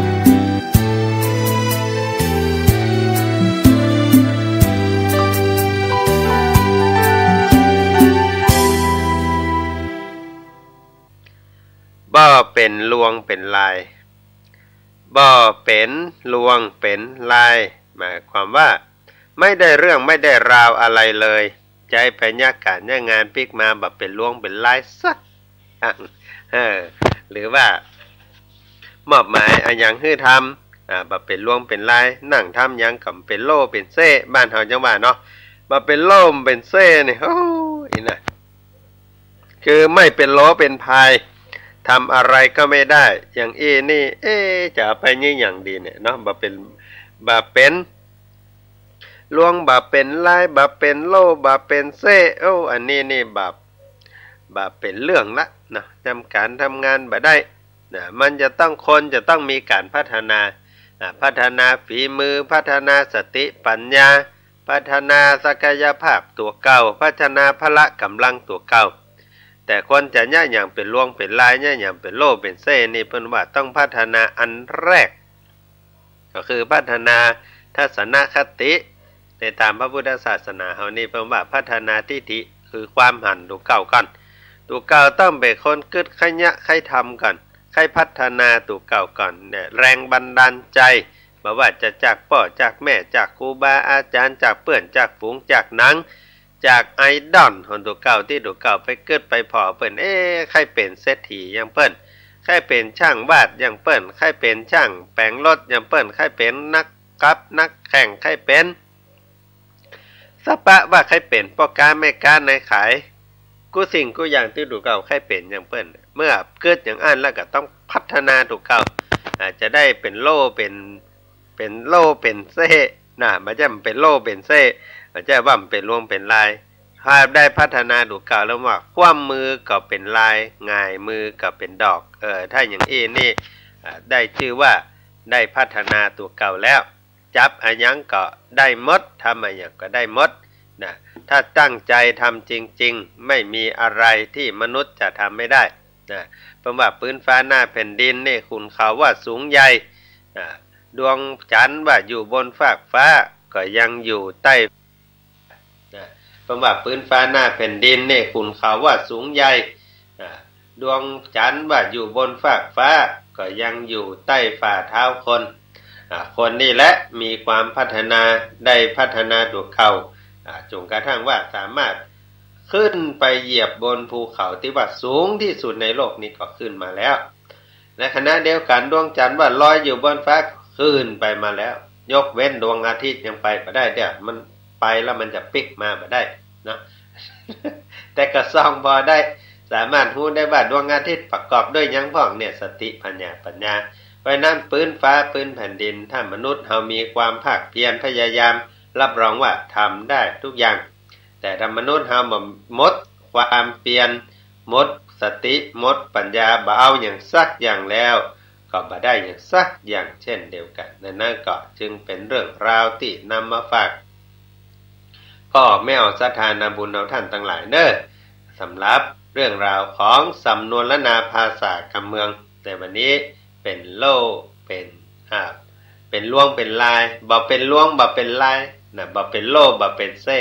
ขอคือเป็นลวงเป็นลายและก็เป็นโล่เป็นเซ่เนาะ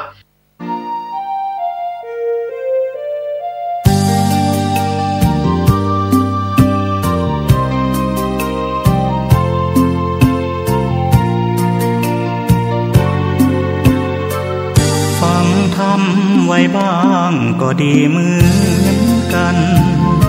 ให้ตัวเรานั้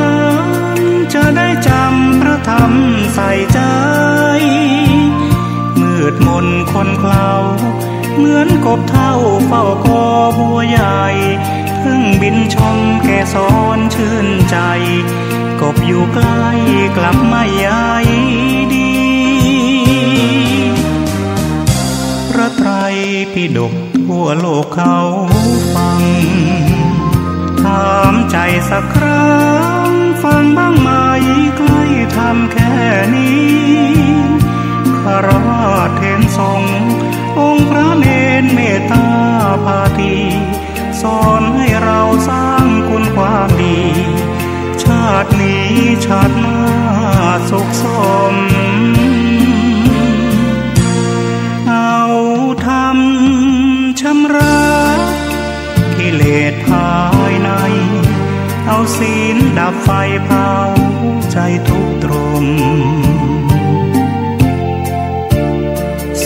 ดมนต์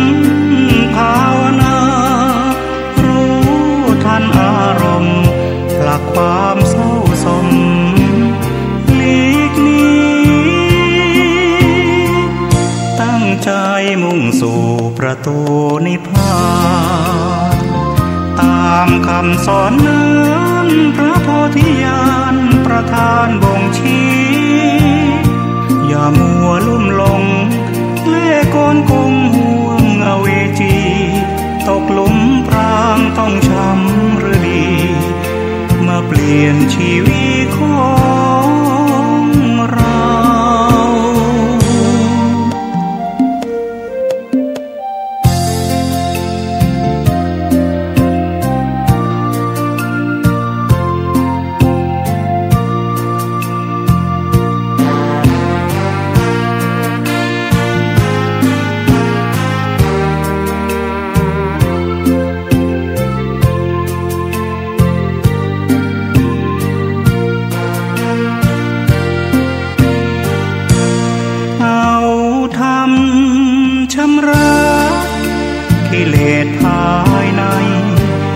ศีลดับไฟเผาใจทุกตรมสวดมนต์ภาวนารู้ทันอารมณ์ผลักความเศร้าสม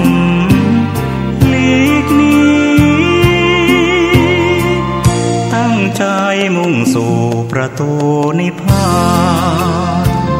ตามคำสอนนั้นพระโพธิญาณประทานบ่งชี้อย่ามัวลุ่มหลงเล่ห์กลโกงห่วงอเวจีตกหลุมพรางต้องช้ำหรือดีมาเปลี่ยนชีวิตของเรา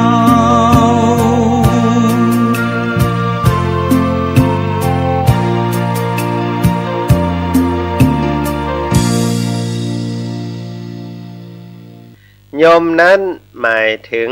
มันจุ่มมันบักแข็งเนาะ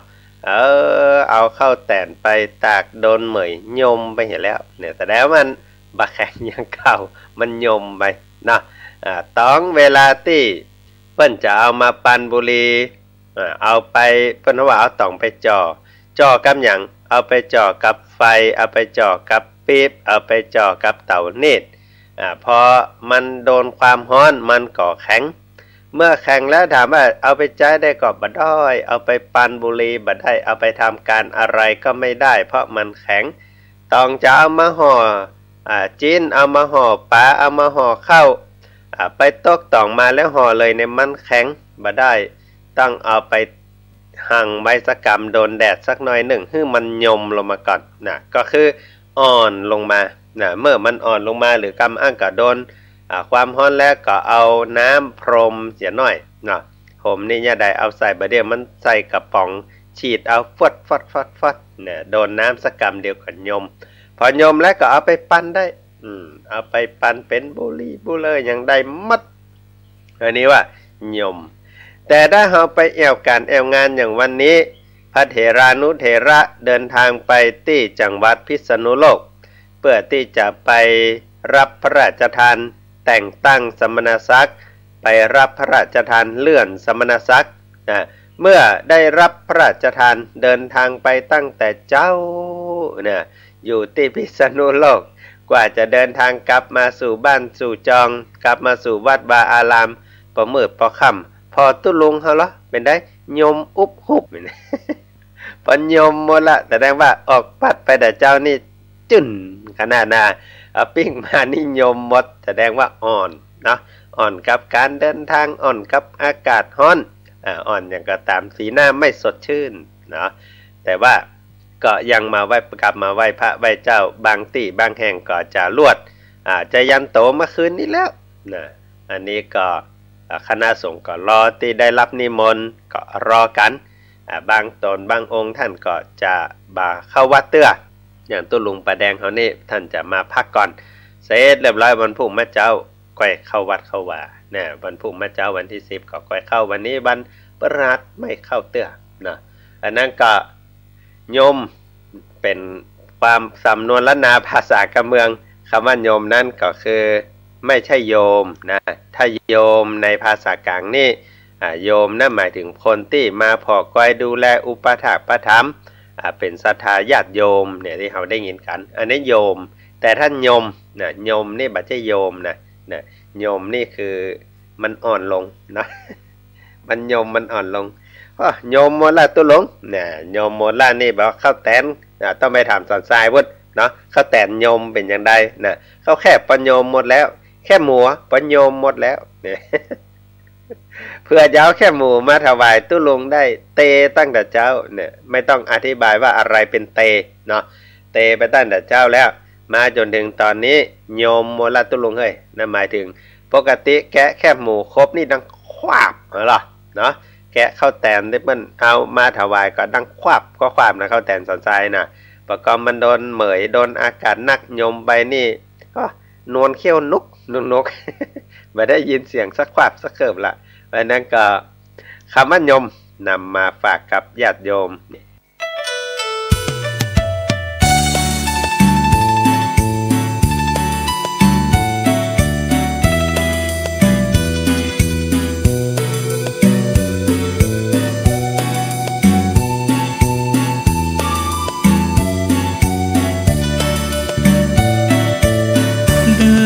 ชมเพลินบนดอยเมฆลอยทิวทัศน์งามน่าชมนกน้อยโผบินโตลมกลิ่นลั่นทมเคล้ามนทามาแต่ไกลหอมดอกจำปาจำปีพุทธรักษาสองสียวนยาวใจสุเทพแดนไพรเข้มเขาชื่นใจนิมิตหมายมงคลรูปรายมานั่งบังท่าทองแสงส่องเข้าฝันองค์พ่อสุมนดลบันดาลให้เราได้ยนพระธาตุสีทองเหลืองผ่องอำไพต้นสาละพระพุทธเจ้าแผ่ร่มเงาดอกบานแกว่งไกวองค์สิทธัตถะประสูติกายใต้สาละณสวนลุมพินีช่วยกลิ่นดอกแก้วพิกุลหอมกรุ่นหน้าศาลองค์พ่อฤาษีช้างพลายมงคลหัตถีไหว้แม่ธรณีผู้มีพระคุณกราบองค์พระธาตุสีทองจิตใจใสทองล่องลอยดังอิ่มบุญใต้ร่มโพพระพุทธคุณนับว่าเป็นบุญได้ท่องเที่ยวไพรชมดอกไม้งามเพลินตาแวะไหว้สาพ่อครูบาเจ้าศรีวิชัยนักบุญแห่งล้านนาไทยยากหาใครทัดเทียบเปรียบปานเชิญชวนท่านมาเชียงใหม่ถูกตาต้องใจถิ่นดอกไม้บานเย็นหรือไทยทุกเทศกาลซากุระบานปลายยอดภูดอยปุยชมพูอารามงามเด่นอากาศเยือกเย็นโดดเด่นฟ้ามุยแวะชมทิวทัศน์สุเทพปุยดุจแดนสวรรค์ชั้นดาวดึงงามล้ำตำหนักภูพิงเอื้องดอยห้อยกิ่งชวนชมตราตรึงแม้นจากไกลใจหวนคำนึงคิดถึงแดนดินเมืองถิ่นไทยงาม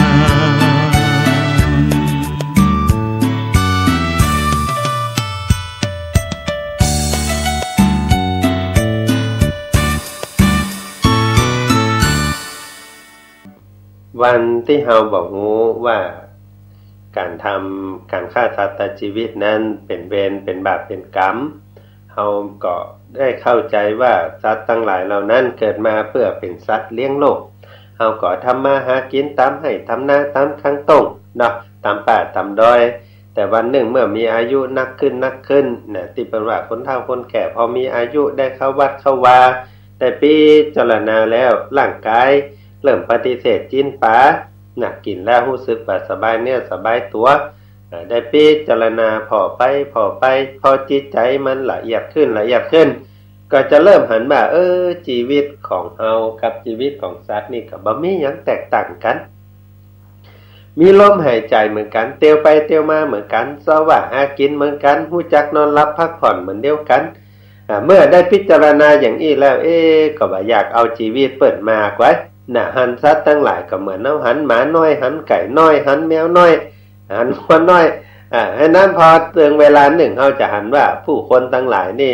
ปากันเนี่ยไปไถ่ชีวิตโคกับบือพ่องไปไถ่ชีวิตหมูพ่องไปไถ่ชีวิตไก่พ่องแล้วแต่ว่าจะไปไถ่เนาะไปไถ่มาแล้วก็ในที่สุดแล้วจากการที่ใจสรรพสัตว์ทั้งหลายในการเป็นข้าวปลาอาหารก็จะพลิกมาใส่ใจเรื่องสุขภาพถ้ามือได้หันว่าแท้ที่จริงแล้วอาหารที่ทำให้เรามีสุขภาพดีนั่นก็คืออาหารที่เป็นผักไม้ใต้เครือแล้วก็ที่สำคัญก็คือปลูกตามธรรมชาติใจปุ๋ยอินทรีย์บ่ใจปุ๋ยสารเคมีเพราะว่าสารเคมีต่างๆนั่นเวลาที่เราพ่นเขาว่าเอาฆ่ามดฆ่าแมงตายไปแต่ในขณะเดียวกันเขาก็เอาผักเอาไม้หมู่นั่นมากินล้างแล้วโลกไม่เป็นยังแน่ล้างแล้วนะแต่มันหมดนะอย่างที่เขาเล่ากันเล่นๆนะกันเนาะโอ้อันนี้บ่ใช่พ่นสักเตื้อเอาใส่ไว้กับหน่วยมาบุละล่ะตอนเพาะเมล็ดนี่ก็ฝังบ่โดไปเรียบร้อยแล้ว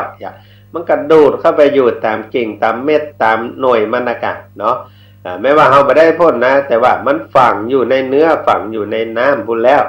เหมือนกับจิ้นปลาอาหารที่เขามากินน่ะมันหาบ่ได้ชงบ่ได้ฉีดนะแต่มันผสมไปในอาหารเรียบร้อยแล้วกินแล้วก็ทำให้หมูมีภูมิต้านทานไก่มีภูมิต้านทานจิ้นมันแดงเนาะผู้ไปก็ขึ้นนักได้จะยกก็จ้าจะลากก็เสียดายน้ำตาน้ำลายก็พอๆกันเนี่ยแต่ว่าหนึ่งเมื่อเราได้ขึ้นมาเราก็จะบ่ควรบ่ควรทำสารเหล่านั้นก็ไปสะสมอยู่ในร่างกายเรามันไปโรคภัยไข้เจ็บความเจ็บไข้ได้ป่วยที่มันเกิดขึ้นกับเราสืบหาสาเหตุไปมาแล้วก็เป็นตาเฮานี่แหละไม่ใช่จะเป็นตาไผมันเข้ามาสะสมในเนื้อในหนังในร่างกายเฮาบางทีเฮาก็บ่ได้ยะนะแต่ว่าข้างบ้านเพิ่นยะหมดส่วนเฮามีนะแต่ว่าส่วนอื่นรอบๆเฮานี่เพิ่นโพ่นกันหมดเนาะแล้วลมพัดมามันจะปลิวไปที่ไหนมันก็มาหาเฮานะกันเนาะบางทีเฮาก็นั่งดมไปตัวเหม็นยาได้อย่าเอามือตึดคือดังสกามนี่ก็หายเหม็นเพราะอย่างเพราะหูดังมันลืดแหละแต่เขาน่ะเป็นคนที่หายใจเอาเข้าไปนะพออายุเขานักขึ้นร่างกายเขาบางทีก็บ่ถ้าว่าอายุนักนะอายุหนุ่มๆเนี่ยแต่หายใจถึงวันมันก็เอาไปสะสมไว้ในที่สุดแล้วก็เป็นการทำลายชีวิตเก่าไปนะโดยที่บอกรู้ตัวดังนั้นกลับไปสู่วิถีเศรษฐกิจพอเพียงในวิถีธรรมชาติใจเกษตรอินทรีย์ในบ้านเฮานี่ดินก็ดีน้ำก็ดีต้นไม้ต้นตอกก็ใจปุ๋ยใจเกิดจากใบไม้เกิดจากขี้งัวขี้ควายเนี่ยทำให้ใบมันตุยน่ะบ่ก็เตะกันหน่อยบันเล่นนะเนาะปักแกะพักปังเก่าก้านตุยเนี่ยเอามาเจียวเอามาแกงกินแล้วก็มีผลดีต่อสุขภาพสิ่งนี้ก็จะเป็นส่วนหนึ่งที่ทำให้อายุมันขวนยืนแล้วมีมาหนึ่งระบาดพ่นยาฆ่าแมลงนี่จะยากอย่างไรอันนี้เคยแต่ก่อนนี่บ้านพ่อเสาที่เบรุวันสารปีนี่เพิ่นได้รับรางวัลน่ะถามว่ารางวัลอย่างรางวัลนี่ใช้วิถีธรรมชาติในการไล่แมลงเนี่ยไล่มดไล่แมลงไอ้น้ำมันมาคีบะลำไยบะมาคีต้นไม้ก็เพราะว่าเปิ้นเอาก้อมก่อขาวก้อมก่อดำนี่เราปลูกไว้ตามพื้นต้นไม้น่ะก็ทำให้กลิ่นของก้อมก่อเนี่ยมันสามารถไล่แมงไล่อย่างไปได้โดยธรรมชาติโดยที่ไม่ต้องไปท โดยที่บ่ต้องไปฉีดยุกฉีดยาบ่ต้องไปเสี่ยงสตางค์แต่ในขณะเดียวกันใบก้อมก่อขาวใบก้อมก่อดำนี่ก็เอามาคั่วเอามาใส่แกงทำอาหารได้อยู่เนาะอันนี้ก็ถ้าเมินไปก็ค่อยๆพิจารณาเนอะเพื่อที่เป็นการลดเนาะลดเวรลดกรรมโดยเฉพาะยิ่งวันนี้เป็นวันพระวันศีลแล้วก็วันนี้เป็นวันตรุษจีนก็ก้อยพิจารณาของเราท่านทั้งหลายเนาะแปลงจิตให้ใส่แปลงใจให้เป็นบุญน้อมนำเอาคุณของพระพุทธพระธรรมพระสังฆเจ้ามาไว้กับตนกับตัวได้พิจารณาใจปัญญาในการดำเนินชีวิตใจปัญญาในการประกอบกิจการงานคือการกลุ่มรุ่งเรืองสืบต่อไปเหมือนกันทุกท่านทุกคนไปฟังเสียงเพลงกันแถมสัก1เพลงเรื่องศีลข้อที่2เนาะเราต้องการคนที่เป็นคนที่บ่ลักเล็กบ่ขโมยน้อยหันทรัพย์สินสมบัติของคนอื่นนั่นเหมือนกับทรัพย์สินสมบัติของตัวเก่าก็จะอีแต่ไปจะไปเปลี่ยนของเปิ้นมาของเปิ้นก็เป็นของเฮาของเฮาเป็นของเฮาของเปิ้นก็เป็นของเฮานี่มาได้คนโบราณเปิ้นนี่ละเอียดอ่อนขนาดที่เปิ้นสอนลูกสอนหลานมาโอ้คิดบ้านนี่เป็นที่เก็บสมบัติส่วนรวมเป็นของหน้าหมู่เป็นของสงฆ์พวงแก้วอารามนี่เกิดขึ้นจากบุญกินบุญตานของกู้ผู้กู้คนเฮาเตียวไก่วัดนี่แม้แต่ทรายเม็ดหนึ่งนี่ก็ทำให้เฮาคึดนักนะเพราะฉะนั้นปีใหม่เฮาต้องขนทรายไปคืนให้กับที่วัดเพราะอาจจะย่ำติดตีนออกมาเนี่ยถามว่าปีหนึ่งเฮาเข้าวัดสักกี่เตื้อเฮาย่ำเอาพี่ทรายออกวัดมาสักกี่เม็ดแต่ว่าเฮาไปคืนเป็นคุเฮาไปคืนเป็นลำก็เพราะหยังก็เพราะว่าแท้ที่จริงแล้วเพิ่นต้องการจะบอกว่าของถ้าเป็นของหน้าหมู่ของส่วนรวมแม้น้อยหนึ่งก็มีผลนะแม้น้อยหนึ่งก็มีผลคำว่าลักความก็ขโมยเนี่ยทำให้เสียหายได้นั่นก็ฝากเราท่านทั้งหลายเนอะ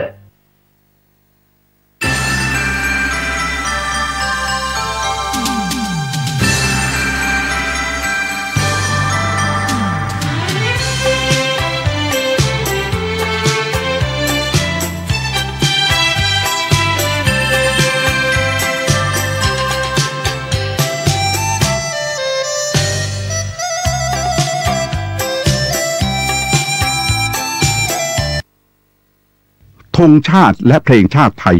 เป็นสัญลักษณ์ของความเป็นไทย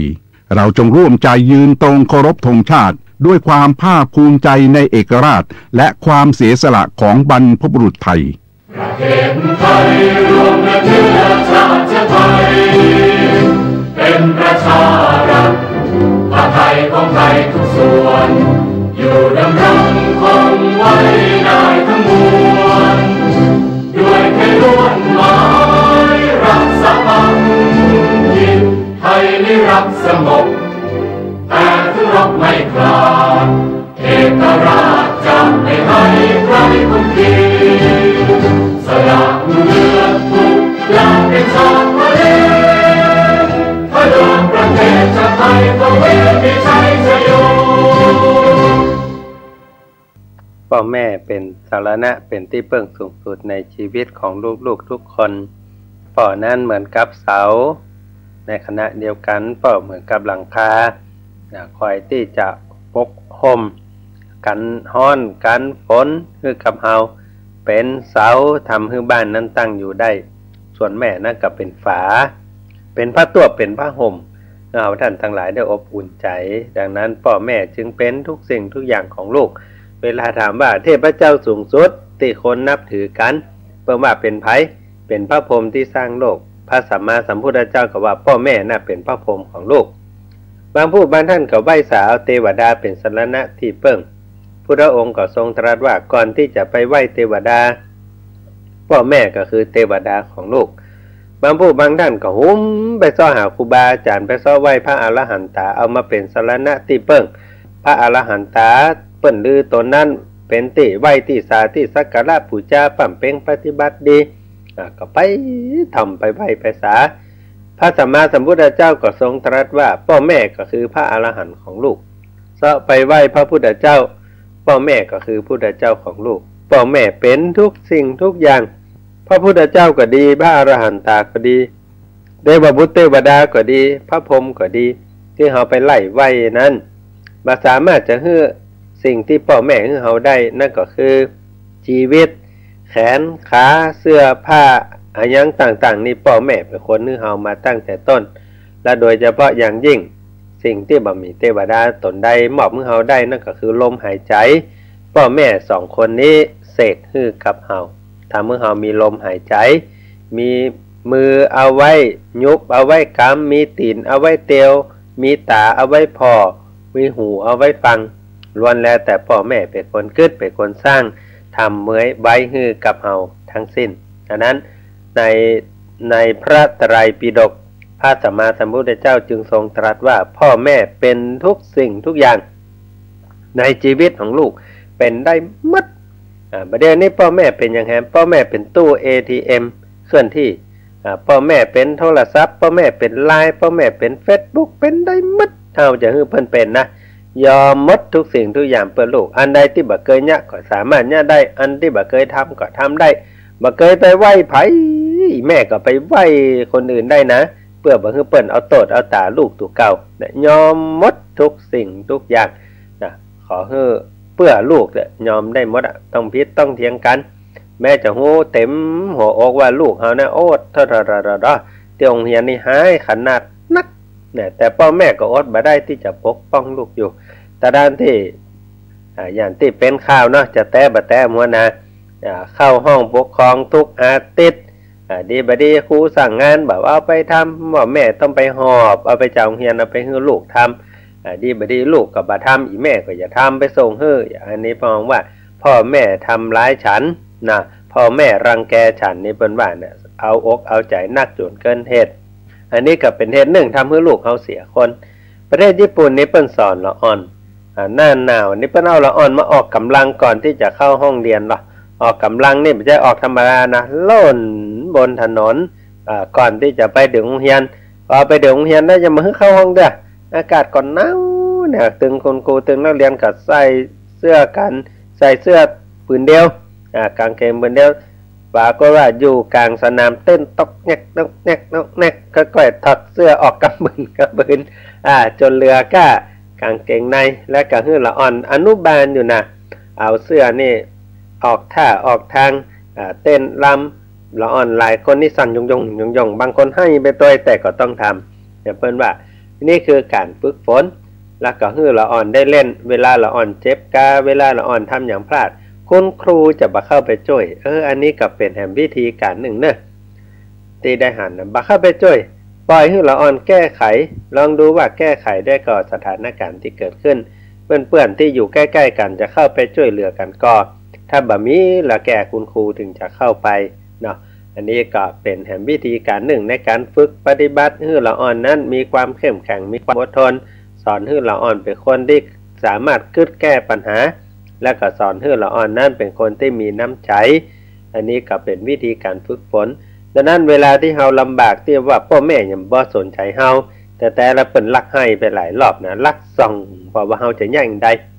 ที่ว่าปล่อยเฮาให้อยู่กลางควงนั่นน่ะถึงบ่ออกมาหาที่จริงลักให้อยู่ในบ้านบุญลักส่องไปกรร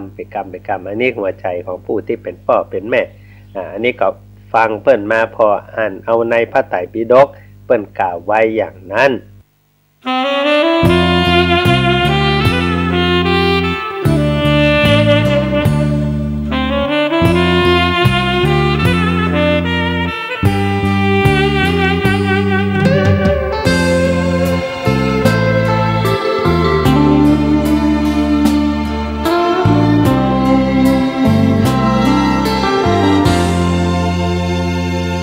คนดีที่พุทธองค์ท่านตรัสชี้แจงแจ่มชัดคือคนสังคมต้องการจะอยู่ที่ไหนสังคมสดใสชื่นบานช่วยกิจการสังคมมนุษย์เจริญความดีทางของสัตบุรุษดีไม่เสื่อมทรุดคุณค่ามากมายเหลือเกินทุกยุคสมัยที่ใดใครก็ขอเชิญบทบาทก้าวเดิน สังคมมนุษย์ศรัทธาใช่แล้วคนในอุดมคติสังคมเรานี้พร้อมใจเฝ้าปรารถนาเลิศศีลธรรมพร้อมความกตัญญูตาชุ่มช่ำอุราเมื่อมาเจอคนที่ดีพนมมือพร้อมขอก้มลงกราบใจมันยอมรับประดับไว้ในชีวิตชั่วลูกเลนหลานตราบนานละลึกความดีแม้สิ้นชีวิตความดีก็ยังยิ่งยง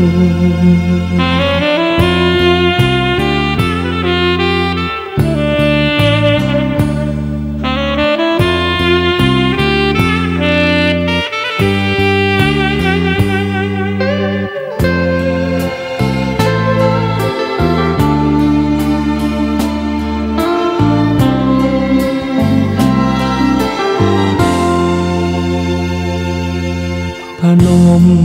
มือพร้อมขอก้มลงกราบใจมันยอมรับประดับไว้ในชีวิตชั่วลูกเลนหลานตราบนานละลึกความดีแม้สิ้นชีวิตความดีก็ยังยิ่งยง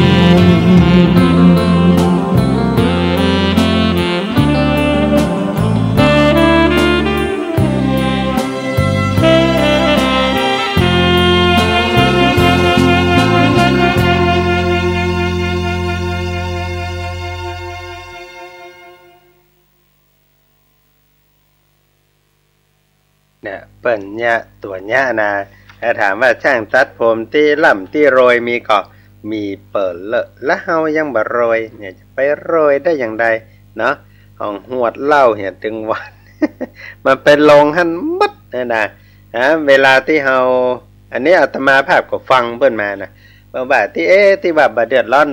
เฮาใจเป็นหยังคือไผเฮากินแล้วเฮาก็รับอย่าเนาะเฮาบ่ใจเดือดร้อนไผแต่ปากก็ว่ามีโยมท่านหนึ่ง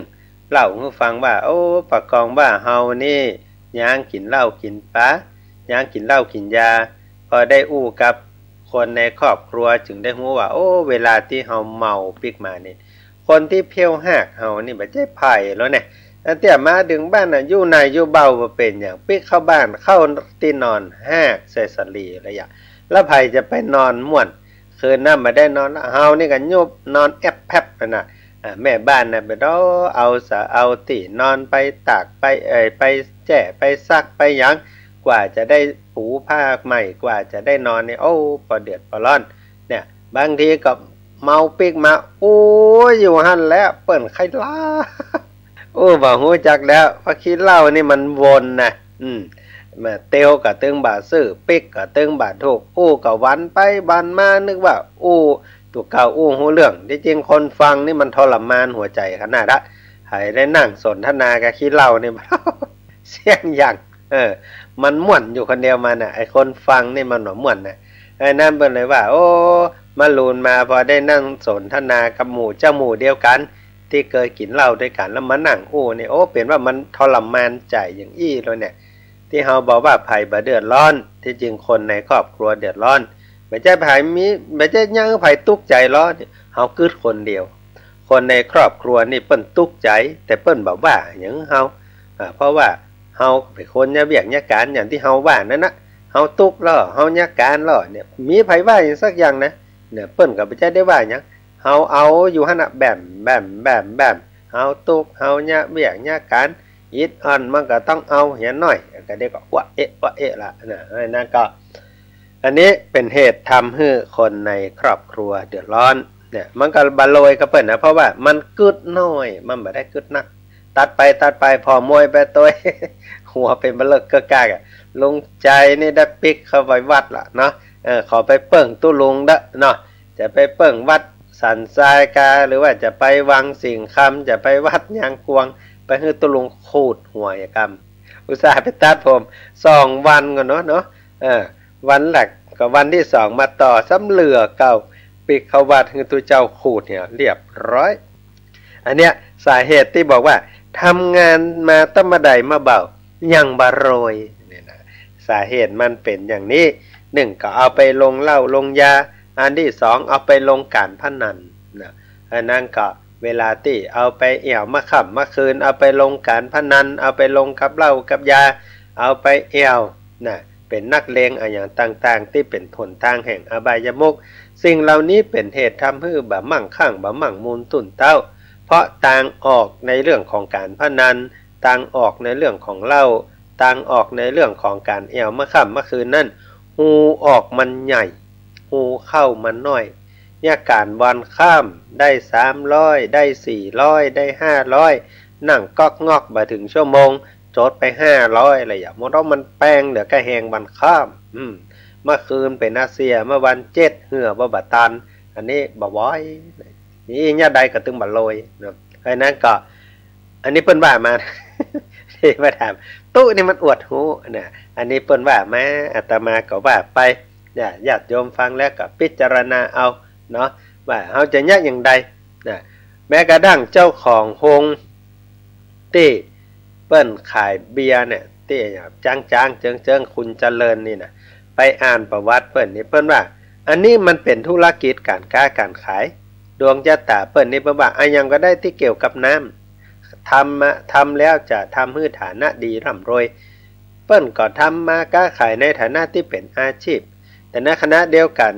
แกบอกว่าในชีวิตนี้บ่เคยกินเหล้าบ่เคยกินเบียร์เลยตั้งแต่ท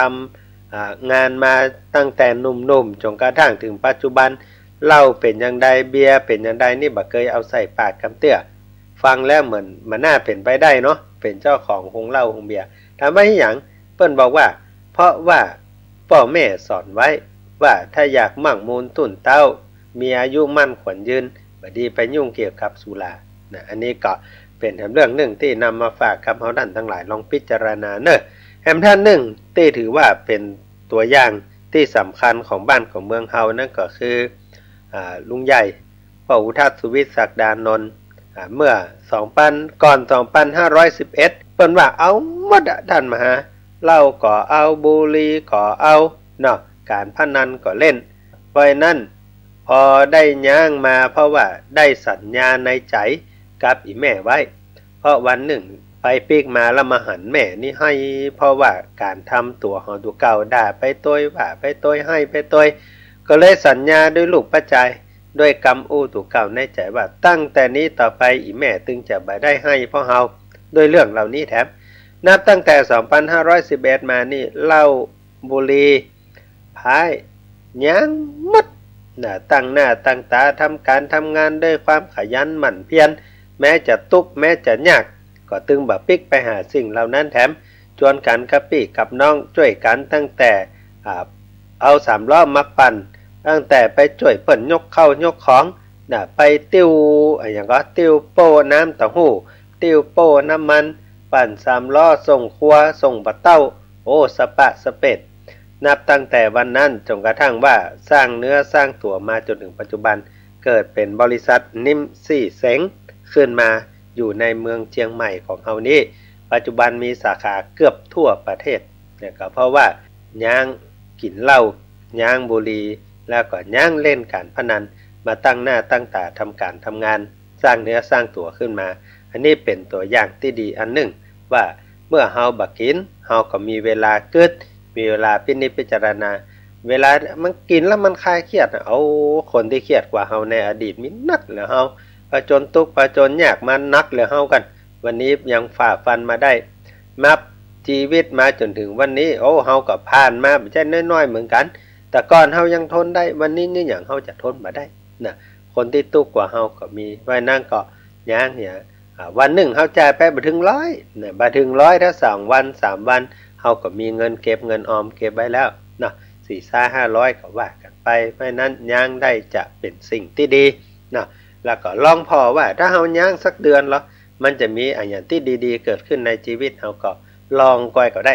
ถ้าไผเป็นคนที่ชอบเล่นการพนันนี่นะลองพนันกับตัวเก่า ย่างสักเดือนกะย่างสักปีกะดูว่าอะไรอย่างมันจะดีขึ้นเอามานั่งมานะเขาไปเช็คสุขภาพวันนี้ก็ได้ไปตรวจเพราะว่าตอนนี้สุขภาพเขาเปลี่ยนได้พ่องและจากวันนี้เป็นต้นไปสักเดือนกะ2 เดือนกะอาทิตย์2 อาทิตย์หลังจากที่เขาย่างไปลองปิ๊กไปเช็คกันว่าสุขภาพเฮาวันนั้นกับวันที่เฮาย่างไปเนี่ยเป็นจะได้เนาะบางทีการที่ถามคนในครอบครัวที่ว่าบ่มีอย่างมีก้านักกว่าได้คนที่ได้ป่อใหม่ได้คนใหม่ไปขึ้นมาคนที่บ่เสพสุรายาเสพติดคนที่บ่ยุ่งกับการพนันคนที่บ่สูบบุหรี่ปิกมาอยู่กับครอบครัวก็ทำให้ครอบครัวสดชื่นแล้วก็มีความสุขแต่ต้องบอกใหม่ว่าเพื่อแม่เพื่อพ่อเพื่อคนในครอบครัวเพื่อเมียเพื่อลูกเพื่อผัวได้หมดจะทำให้สดชื่นนะอันนั้นก็ฝากกับท่านทั้งหลายได้พินิจพิจารณาเนื่อว่าเขาจะยากจังใดสร้างความสุขสร้างความสดชื่นให้กับคนที่บ้านว่าสัญญาก็ตัวเก่าว่าจะกินน้ำเปล่ากินข้าวราดแกงของแพงไม่เกี่ยวเลิกเที่ยวกลางคืนหาความสดชื่นที่บ้านถ้าทำได้อย่างนี้ชีวิตเราอาจจะมีความสุขขึ้นลองก่อยสักอาทิตย์ลองก่อยสักเดือนและก็ลองถามคนในครอบครัวว่าตั้งแต่อ้ายเปลี่ยนไปนี้เป็นอย่างไรเนาะลองดูสักว่ากินน้ำเปล่ากินข้าวราดแกงของแพงไม่เกี่ยวเลิกเที่ยวกลางคืนหาความสดชื่นที่บ้านทำอย่างนี้ชีวิตเราอาจจะมีความสุขนักขึ้นก็ได้นะเราก็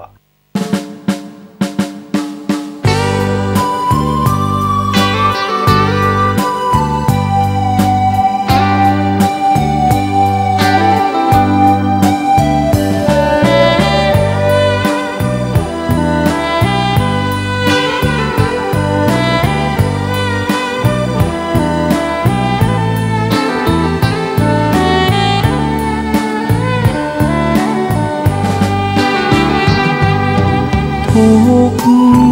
นั้นมี3 กองขอเชิญพี่น้องมาฟังเรื่องความทุกข์โลกแสนวุ่นวายมากมายปัญหามันรุกคนมีแต่ทุกข์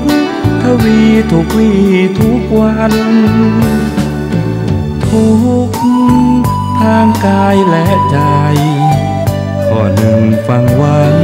เอาไปปรุงปรับแบ่งปันคำสอนมีมาทุกขเวทนาดื้อรั้น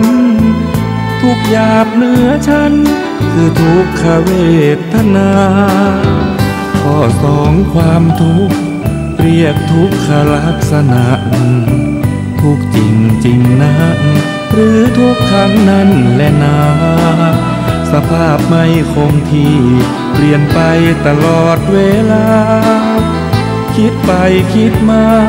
กายารอท่าแต่ทุกข้อ3ต่อไปเรียกว่าทุกข์ในอริยสัจเป็นทุกข์รูปนามกายใจทุกข์ในขันธ์5ยิ่งทุกข์1ทุกข์2ทุกข์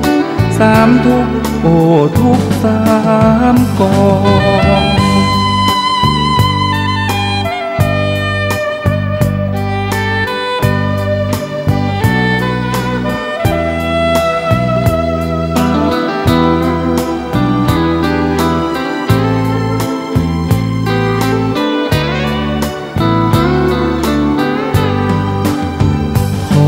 2ความทุกข์เรียกทุกขลักษณะทุกจริงจริงนะหรือทุกครั้งนั้นแหละนะสภาพไม่คงที่เปลี่ยนไปตลอดเวลาคิดไปคิดมากายารอท่าแต่ทุกข์ข้อ3ต่อไปเรียกว่าทุกข์ในอริยสัจเป็นทุกข์รูปนามกายใจทุกข์ในขันธ์5ยิ่งทุกข์1ทุกข์2ทุกข์3ทุกข์โอ้ทุกข์3กอง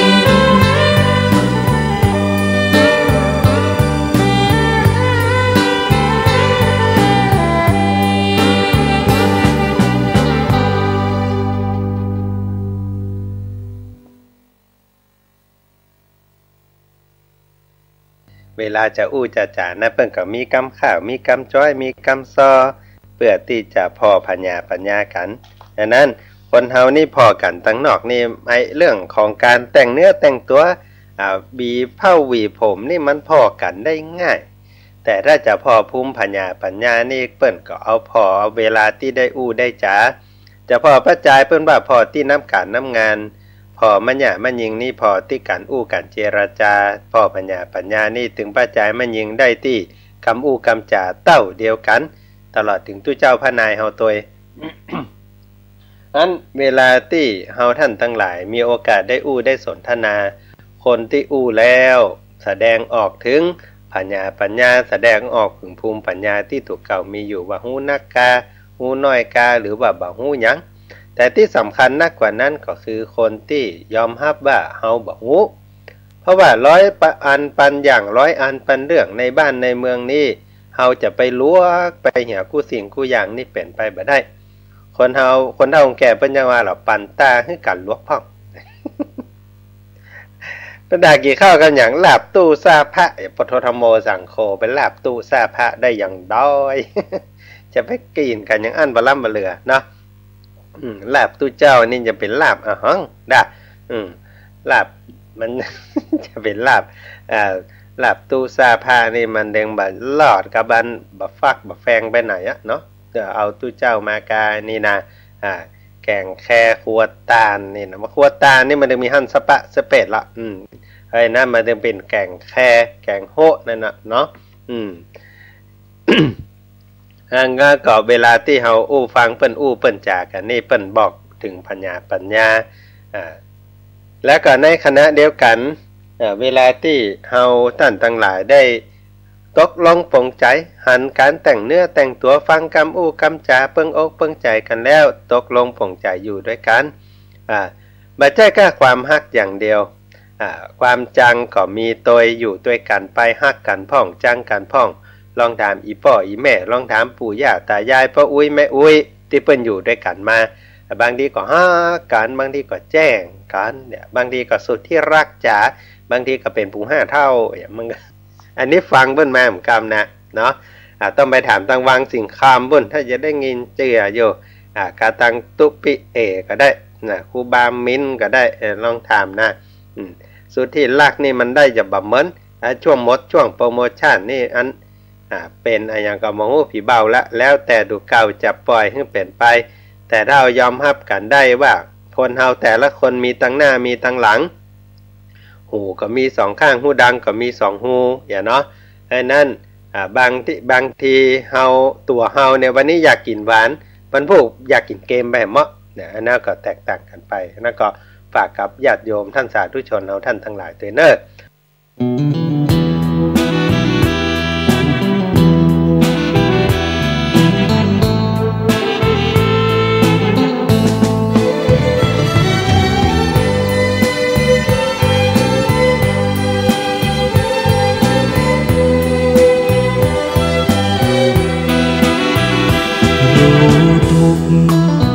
ละสมุทัยแจ้งนิโรธแล้วเจริญมรรคศีลสมาธิปัญญาเป็นหลักเพ่งออกไปเห็นตัวทุกข์ตัวดักรู้แจ้งประจักษ์แล้วผลักออกไปเรียนรู้พระอริยะเอาธรรมะนั้นบ่งแก้ไขผู้มีจิตผู้มีธรรมเราไม่ใช่เราจะรู้ด้วยตัวเองไม่ได้อริยสัจตรัสไว้ให้เดินไปตามธรรมเจริญปัญญาในมรรคองค์8เป็นหลักนั้นงามเลิศล้ำรู้เนื้อรู้ตัวไม่ตกต่ำฝึกจิตฝึกใจให้ดื่มดำรู้รูปรู้นามแยกธาตุแยกขันธ์มองเห็นในไตรลักษณ์ว ไม่เที่ยงสภาพแปรผันให้คงเดิมเป็นไม่ได้แท้นั้นวิปัสสนาเถิดพุทธชนทุกท่านอริยสัจสร้างสรรค์คือธรรมราชา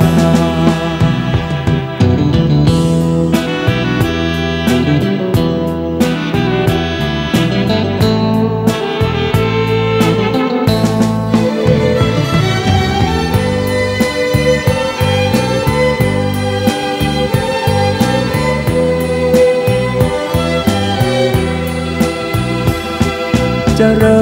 ญปัญญาในมรรคองค์8เป็นหลักนั้นงามเลิศล้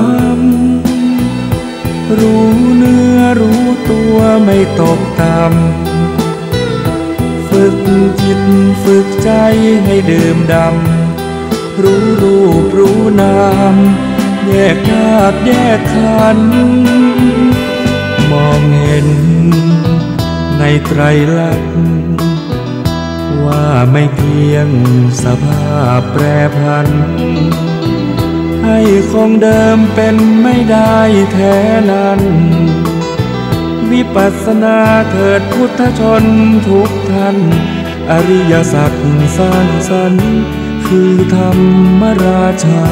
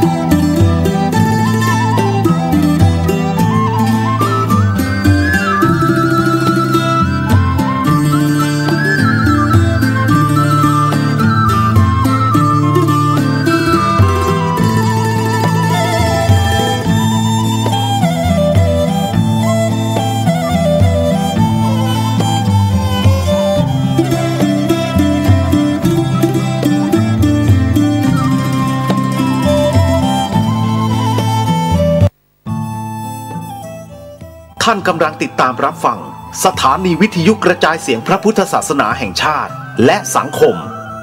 คลื่นเพื่อการศึกษาพระพุทธศาสนาและวัฒนธรรมระบบ FM 104.5 เมกะเฮิรตซ์รายการต่อไปเป็นรายการข่าวบ้านวัดราชการดำเนินรายการโดยเกษตรเพชรสำริด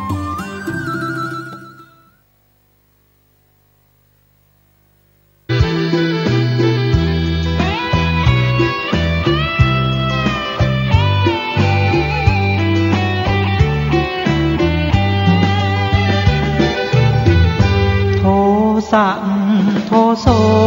โมโหโมหังกำหนดไว้นะสติคอยคุ้มกำหนดใจและกายมิใช่เดาสุ่มสติคอยคุมรู้ตัวทั่วพร้อมสติกลับมาปัญญาร่าเริงจิตใจเคยเลิงรู้ตัวโดยอ้อมหากปล่อยใจกายเผลอไปทุกย่อมหัวใจก็ย่อมฟุ้งซ่านให้มานเข้าคุม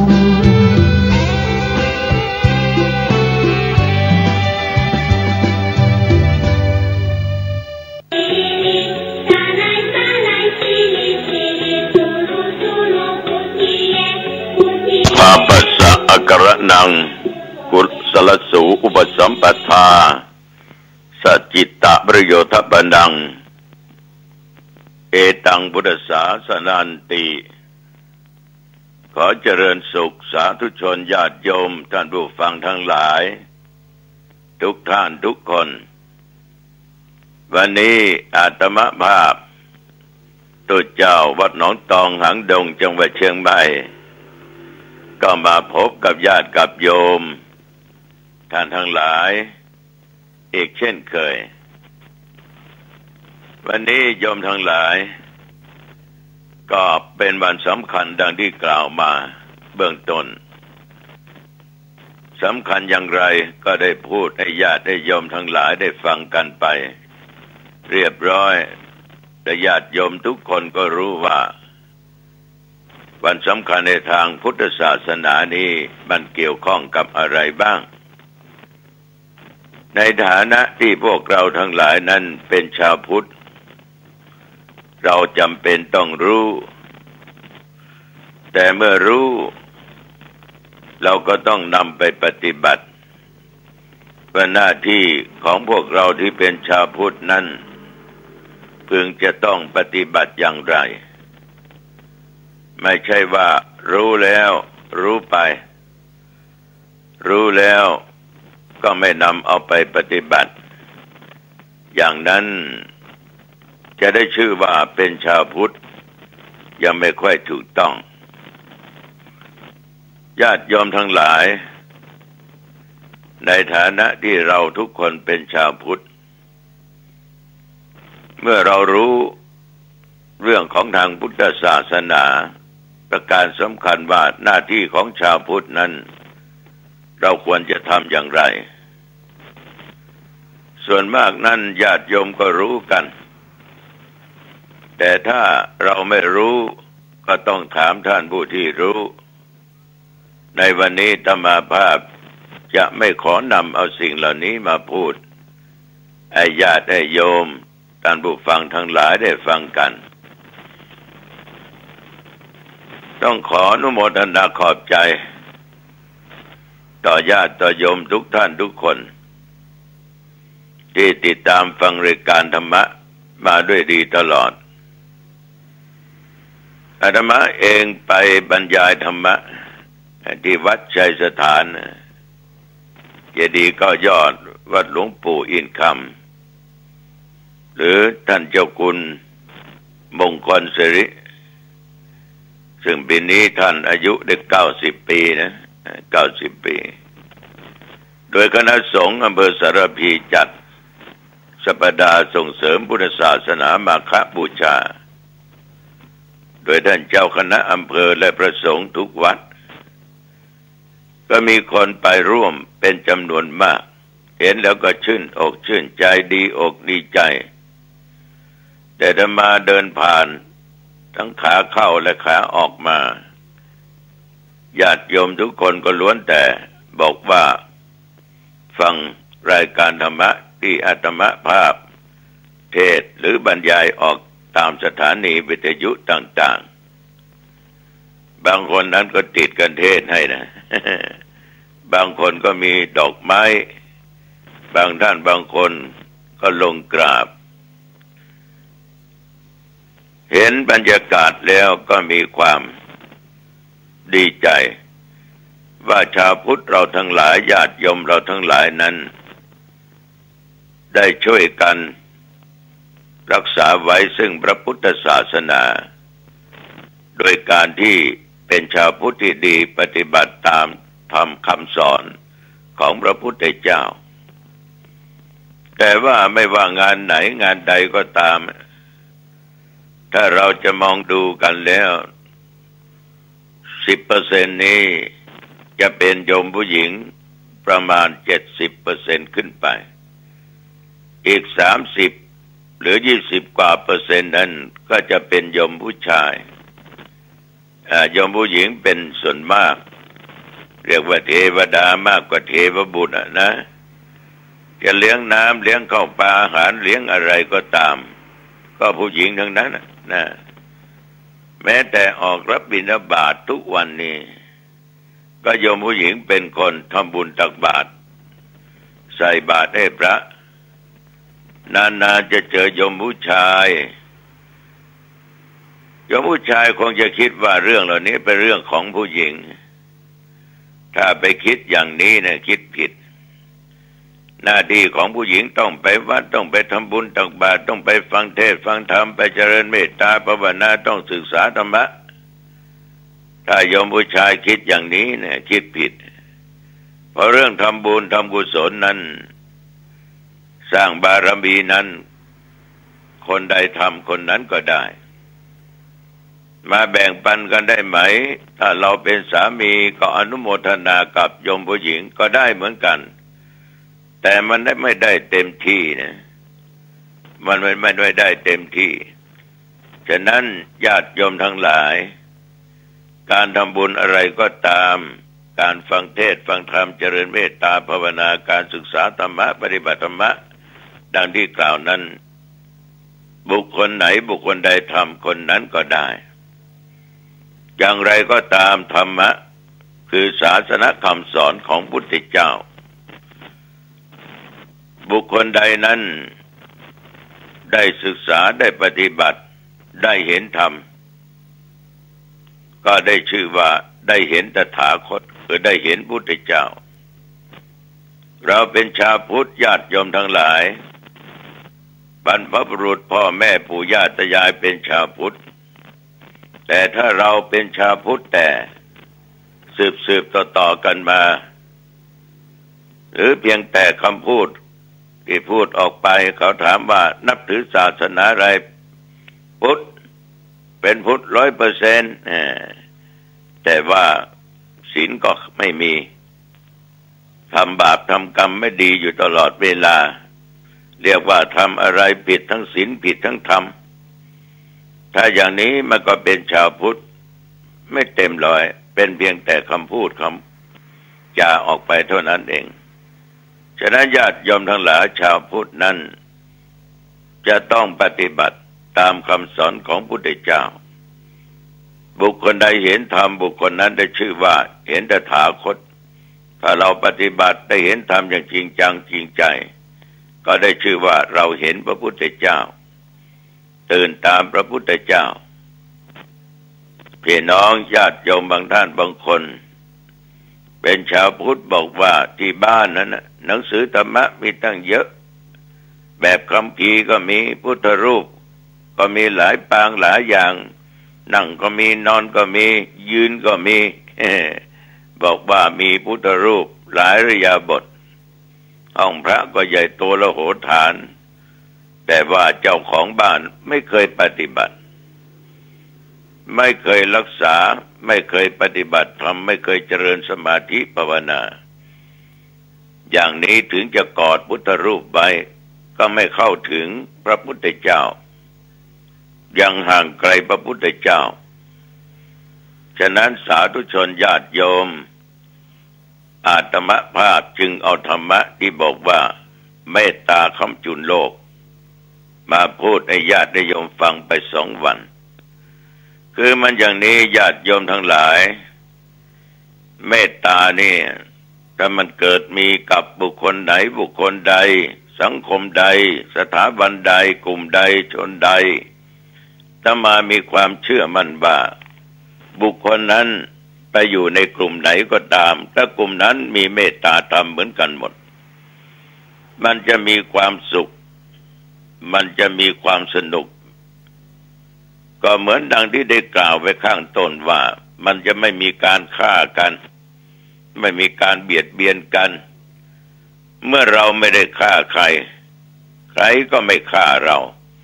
ใครก็ไม่เบียดเบียนเราถึงจะมีคนอื่นมายุยงยุแย่ให้เขามาฆ่าเราคนที่มีเมตตาก็จะบอกว่าฉันไม่ทำสงสารเขา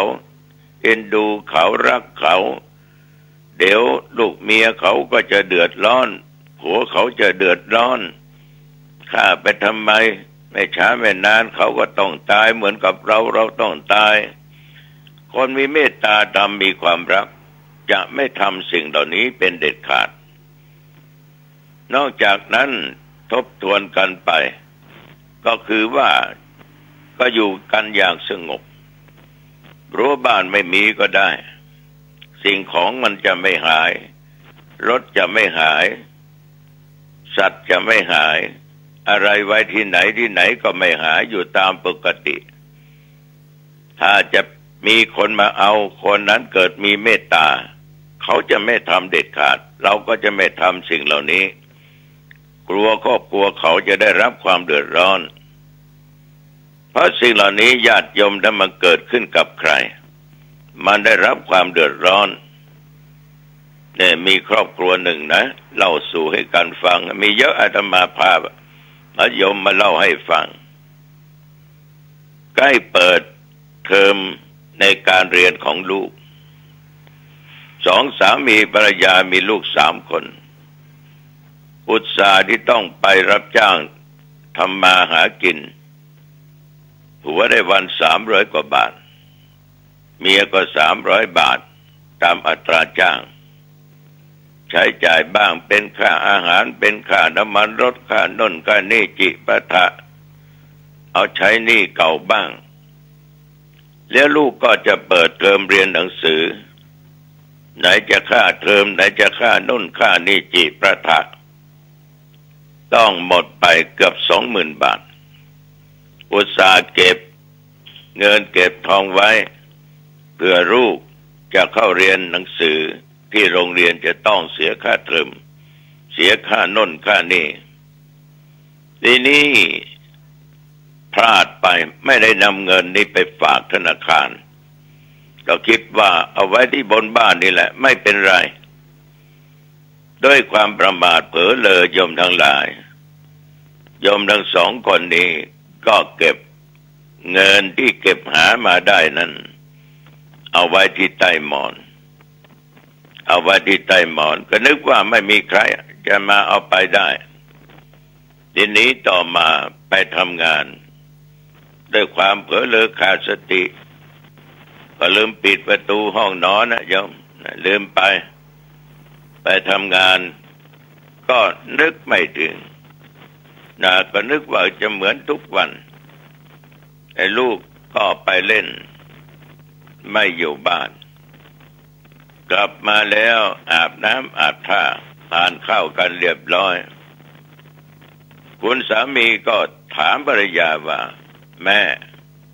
ไปดูเราที่เก็บเงินเก็บทองไว้นั่นเพื่อเสียค่าเทอมให้แก่ลูกของเราที่ใกล้จะใกล้จะเปิดเทอมแล้วโยมผู้ชายพูดว่าโยมผู้หญิงนั้นเข้าไปดูใต้หมอน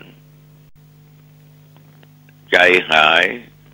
ร้องไห้บอกว่าไม่มีแล้วพ่อไม่มีแล้วก็ลองหาดูสิตกหรือว่าจะไว้ผิดที่ก็ได้นะช่วยกันหาไม่เจอ 20,000 กว่าอันตรธานไปเรียบร้อยคนนี้เอาไปนั้นก็นึกว่าตัวเองนั้นจะสุขสบายญาติโยมทั้งหลาย2 ผัวเมียภรรยาได้รับความเดือดร้อนถึงน้ำตาร่วงเพราะหาไว้อุตส่าห์เก็บไว้เพื่อลูกจะเข้าโรงเรียนจะต้องเสียค่าเทอมให้ลูกแต่คนที่เอาไปนั้นญาติโยมทั้งหลายจะมาคิดในใจของเขานี่เขาคงไม่สบายเหมือนกันถ้าเขาได้รู้เขาได้เห็นเขาได้ยินได้ฟังว่า2 ผัวเมียเนี่ยมีความทุกข์ขนาดไหนจะมาคืนก็คืนไม่ได้ให้คนอื่นมาให้ก็กลัวถูกจับโยมทั้งหลายถ้าคนเรานี้มีจิตใต้สำนึกมันจะมีแต่ความทุกข์ตลอดแต่ถ้าคนที่เอาไปไม่มีจิตใต้สำนึกไม่มีเมตตาธรรมสักนิดในจิตในใจมันก็ไม่คิดว่าเขาจะทุกข์เขาจะเดือดร้อนขนาดไหนแต่คนที่ถูกเขาเอาเข้าเอาของไปนั้นปัจจัยไปนั้นอย่างสองสามีภรรยาแต่มาเชื่อว่าเขามีความทุกข์มากทีนี้ญาติโยมสาธุชนท่านผู้ฟังคนเรานี้แม้แต่จะพูดจะจาแม้แต่จะกระทำอะไรก็ตามเราต้องมีเมตตาอยู่ในจิตในใจ มันจะไม่โกหกใครจะไม่ด่าใครไม่ติฉินนินทาใครไม่ว่าให้ใครไม่ด่าใครไม่ดุใคร ถ้าคนมีเมตตาแต่คนเราทุกวันนี้ตามที่เป็นข่าวดังที่ญาติโยมคงจะรู้กันอย่างข่าวใหญ่ๆที่ออกเนี่ยเราคงจะรู้ว่าใครขาดเมตตาใครขาดเมตตาจึงเป็นเรื่องเป็นราวระหว่างสองคนสู้กันไปสู้กันมา30 ล้านเนี่ยโยมลองคิดดูดีๆคนขาดเมตตานี่มันจะมีความโลภเกิดขึ้นมีความโอหังเกิดขึ้นไม่มีอะไรที่จะพูดเป็นความจริงมีแต่ความโกหกตอแหลทั้งนั้นนะคนที่ขาดเมตตาและคนที่ไม่มีเมตตาเหมือนกันนั้นก็พลอยว่าตามกันไปโยมทั้งหลายสิ่งเหล่านี้ความจริงนั้นมันเป็นสิ่งไม่ตายสัจจังเวอมตาวาจาความสัตย์ความจริงมันเป็นสิ่งที่ไม่ตายการพูดการจานั้นคนที่มีเมตตาจะไม่หลอกไม่ลวงใครจะพูดตรงไปตรงมา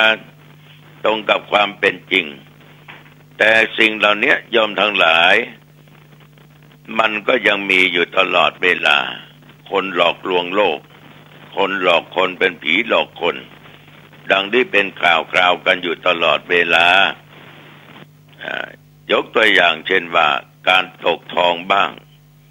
แชร์บ้างอะไรบ้างจิปาถะก็ลงข่าวกันอยู่ตลอดก็เห็นกันอยู่ตลอดแต่ตัวเองก็มาถูกหลอกจนได้เพราะคำพูดเพราะกลลวงของมนุษย์ของคนบุคคลเหล่านี้ขาดเมตตาจะเอาอย่างเดียวโดยไม่นึกถึงความเดือดร้อนของบุคคลอื่นสามีถ้าโกหกภรรยาก็อยู่ด้วยกันไม่ได้นานภรรยาโกหกสามีก็อยู่ด้วยกันไม่นานด่ากันทุกวันก็อยู่ด้วยกันไม่นานเหมือนสามีบางคู่นะเป็นผัวเพศเมียผีผัวยักษ์เมียมารคำว่าผัวเพศเมียผีผัวยักษ์เมียมารนั่นคืออะไรผัวเมียบางคู่นั้นยอมทั้งหลายด่ากันทุกวันมึงกูใส่กันทุกวันแถมยังขาดเมตตาทำร้ายร่างกายกันอีกผู้ชายก็มีกิ๊กผู้หญิงก็มีกิ๊กยอมทั้งหลายการงานไม่ค่อยทำบางคนเป็นสามีเอาลักตังของเมียบางคนเป็นภรรยาลักตังของสามีสามีถามว่าตังหายไปไหนไม่รู้แต่จริงตัวเองเอาไปพอมันตังเก็บมานี่หายไปไหนไม่รู้นะเรียกว่าเป็นโจรเองนะฉะนั้นถ้ามันเป็นอย่างนี้กูด่ามึงด่ากูมึงโกหกกูโกหกมึงมันก็อยู่ด้วยกันไม่ได้นานแม้แต่จะมาเป็นพระสงฆ์องค์เจ้าพูดเท็จต่อญาติต่อโยมมันก็คงจะพูดได้ไม่นานนะเดี๋ยวโยมก็ต้องรู้แล้วเป็นพระน่าจะอยู่ได้ยังไงโกหกต่อญาติโยมก็ไม่เชื่อเมื่อโยมไม่เชื่อไม่มีศรัทธาโยมก็ไม่เข้ามาวัดโยมก็จะไม่ทำบุญกับพระรูปนั้นแต่คนเรานี่ก็แปลกนะโยมนะทุกวันนี้แปลกจริงๆนะขาดสติขาดปัญญากันเยอะถ้าใครโกหกเก่งนี่พูดเพราะในทางที่ไม่ถูกนี่โอ้โหชอบการรักกันหาว่าท่านพูดจริงอย่างนั้นอย่างนี้ในที่สุดมาความลับความไม่ดีมันแตกขึ้นมาเพื่อรู้ว่าตัวเองได้รับความเดือดร้อนฉะนั้นศรัทธาสาธุชนญาติโยมอย่าหูเบาอย่าเชื่อง่ายนะอย่าหูเบาอย่าเชื่อง่ายคนสมัยก่อนบอกว่าต้องฟังหูไว้หูฟังแล้วอย่าเพิ่งเชื่อยอมทั้งหลายเชื่อไม่ได้ต้องนำมาคิดพิจารณาดูดีๆต้องเอาเหตุเอาผลว่ามันจริงไหมเหมือนธรรมะที่พระเจ้าหนองตองพูดหรือเทศให้ญาติโยมฟังตลอดนั้นโยมฟังก็อย่าเชื่อนะที่ไม่เชื่อนั้นก็ต้องการให้โยมใช้สติใช้ปัญญาตรึกตรองพิจารณาว่าที่พระเจ้าพูดออกไปนั้นมันจริงหรือว่าโกหก ถ้ามันโกหกมันไม่จริงโยมอย่านำเอาไปปฏิบัติตามเด็ดขาดแต่ถ้าว่าพิจารณาแล้วมันจริงและโยมก็ประสบการณ์ต่อสิ่งเหล่านี้มาสิ่งเหล่านั้นเรียกว่าเป็นความจริงน่านำไปปฏิบัติได้ความจริงนำไปปฏิบัติมันก็ได้ของจริงของไม่ดีนำไปปฏิบัติมันก็ได้ของไม่ดีคือผลไม่ดีก็จะเกิดขึ้นกับญาติกับโยมฉะนั้นคนมีเมตตาจะไม่พูดเท็จไม่พูดส่อเสียดยุยงยุแย่ให้ชาวบ้านแตกแยกกันจะไม่ด่ากันจะไม่เพ้อเจ้อกล่าวอะไรออกไปพูดอะไรออกไปก็มีเหตุมีผลคนที่มีเมตตาธรรมนั้นจะรักตัวเองมากนอกจากรักคนอื่นแล้วยังรักตัวเองปรารถนาดีต่อคนอื่นก็ปรารถนาดีต่อตัวเองรักสุขภาพนั่นเองโยมรักเกียรติรักศักดิ์ศรีของตัวเองคนมีเมตตาต่อตัวเองนั้นเขาจะไม่ดื่มสุราจะไม่ดื่มเบลัยไม่ดื่มเบียร์ของมึนเมาทุกชนิดจะไม่เอาสิ่งเสพติดทุกชนิดให้เกิดขึ้นแต่ชื่อว่าเป็นผู้มีความรักมีเมตตาต่อตัวเองแต่ทุกวันนี้ญาติโยมมันไม่รักตัวเองแต่ดันไปพูดว่าทุกวันนี้ไม่มีใครรักกูแน่คนเราก็แปลกโยมทั้งหลายถ้าใครเอาเหล้าให้ดื่มเอาเบียร์มาเลี้ยงบอกว่าโอ้โหคนนี้ใจสปอร์ตใจดีจริงๆรักจนตายคนอย่างนี้เขารักโยมแต่รักผิดโยมกับคิดว่าเขารักจริงแล้วตัวเองก็ยังไม่รักตัวเองถ้าคนไหนมาพูดว่าดื่มเหล้าไม่ดีเอาสิ่งเสพติดไม่ดีมันจะทำให้เสียสุขภาพโยมก็ดันไปพูดว่าไม่ต้องมาพูดนะ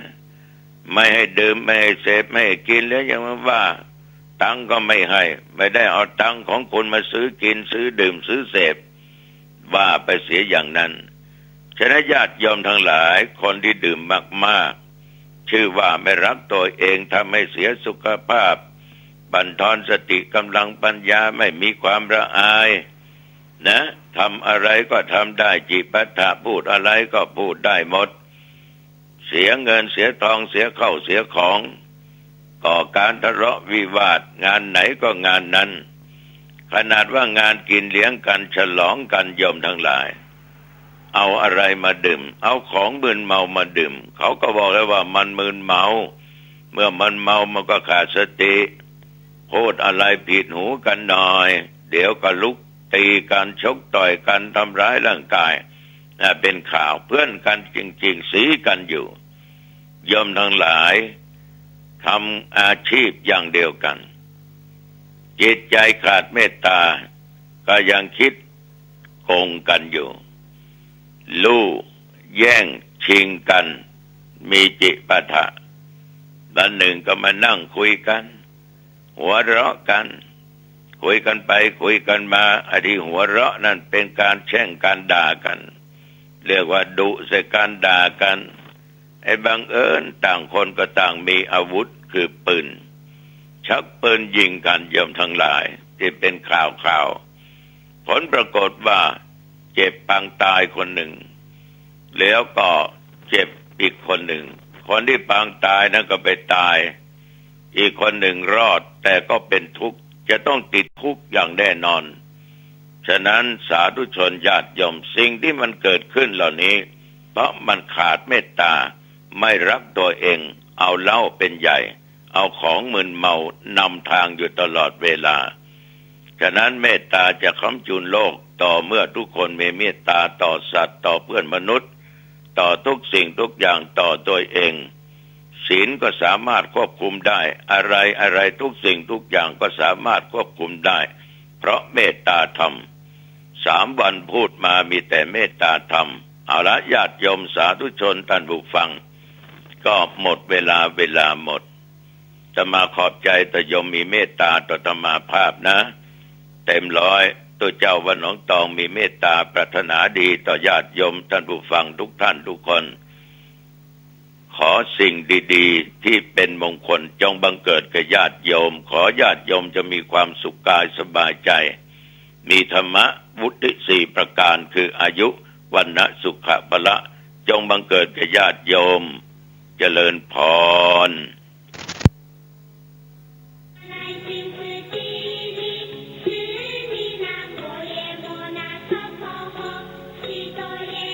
ท่านผู้ฟังที่เคารพในโอกาสวาระพิเศษการฟังธรรมตามการเวลาย่อมได้บุญได้กุศลแง่คิดหลักธรรมคำสอนวันนี้จากท่านเจ้าคุณประชานาถมุนีเจ้าวาดวัดดอนจันทร์ตำบลทันตารามอำเภอเมืองเชียงใหม่กล่าวพร่ำสอนดีๆดังนี้ขออนุโมทนาท่านทั้งหลายที่ฟังรายการสถานีวิทยุแห่งนี้วันนี้ก็ขอฝากให้ท่านทั้งหลายได้พิจารณาความจริงขั้นพื้นฐานที่มันเกิดขึ้นกับชีวิตมนุษย์ของเราความจริงขั้นพื้นฐานได้แก่คำว่าความสุขได้แก่คำว่าความทุกข์ความสุขความทุกข์มันเป็นความจริงขั้นพื้นฐานของมนุษย์สุขทุกข์มนุษย์เป็นผู้กำหนดเพื่อตอบสนองความต้องการก็เรียกว่าสุขเมื่อไม่ตอบสนองความต้องการก็เรียกว่าทุกข์ทั้งความทุกข์และความสุขมันครอบงำเราตั้งแต่เราเกิดจนถึงเราตายทั้งความทุกข์และความสุขเปลี่ยนแปลงและแปรสภาพไปตามกาลเวลาความทุกข์และความสุขมันก็เกิดขึ้นกับชีวิตเราซ้ำซากทั้งสองอย่างเสมอเหมือนกันหมดถ้าเราเจริญจิตภาวนา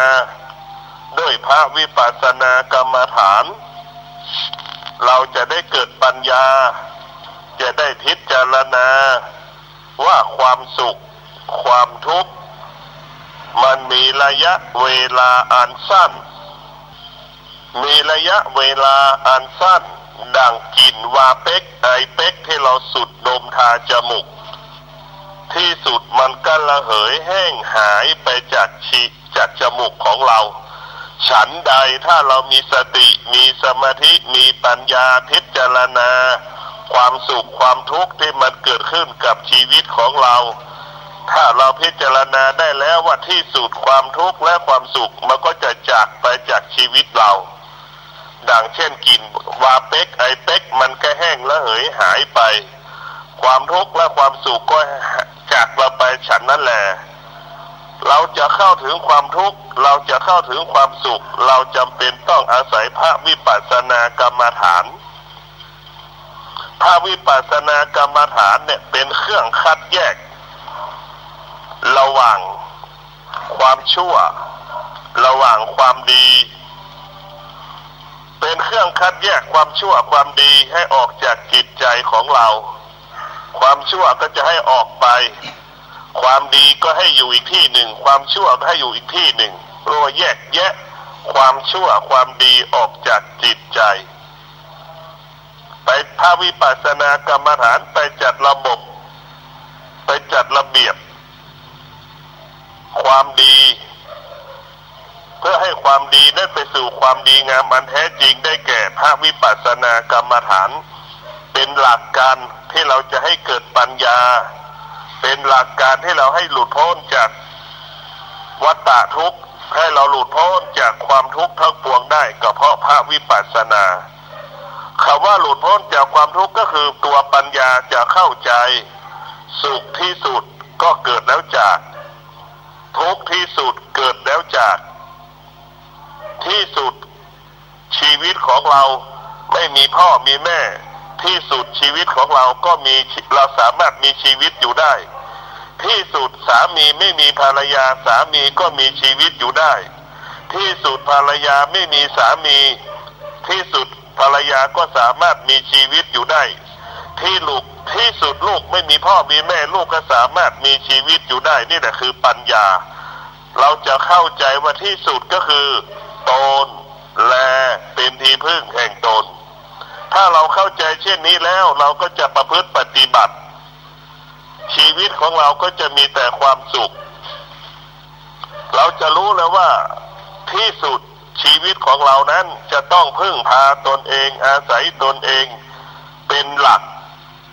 90% พึ่งพ่อพึ่งแม่พึ่งลูกพึ่งสามีพึ่งภรรยาเหล่านั้นแค่สัก 10% ถ้าเราคิดได้เช่นนี้ชีวิตเราก็จะเบิกบานผ่องใสตลอดเวลาชีวิตของเร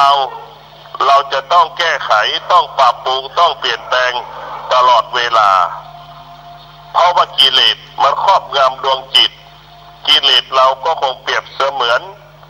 ละอองน้ำที่มันติดกระจกมันจะมองไม่เห็นนะถ้าจิตเรามีกิเลสเมื่อไหร่เราจะมองไม่เห็นความดีงามเพราะนั้นก็ขอฝากให้กับพวกเราทั้งหลายที่ได้ฟังนี้ว่าความทุกข์ก็เป็นกิเลสความสุขก็เป็นกิเลสถ้ามาครอบงำจิตใจเราเมื่อไหร่เราก็ไม่สามารถเข้าสู่แก่นสาระความดีงามนั้นได้ขอเจริญพรสมเด็จพระสัมมาสัมพุทธเจ้าอันนี้เรื่องเกี่ยวกับเนี่ยวันที่จะถึงวันพรุ่งนี้ก็คือวันมาฆบูชาอันนี้เรื่องเนี่ยวันมาฆบูชานี่เป็นวันที่สำคัญในทางพระพุทธศาสนาเนี่ยพระพุทธเจ้าของเรานั้นเปื้อนโปรดเว้นในยสัตว์หรือว่าเอาสัตว์ให้ข้ามจากโอคะสงสารเนี่ยถึงฟังกรรมหน้าคืออมตะมหาเนรปานเนี่ยเรื่องเนี้ยเรื่องตีวันสำคัญเนี่ยตะวานี่ก็มาเล่าถึงเรื่องเกี่ยวกับเนี้ย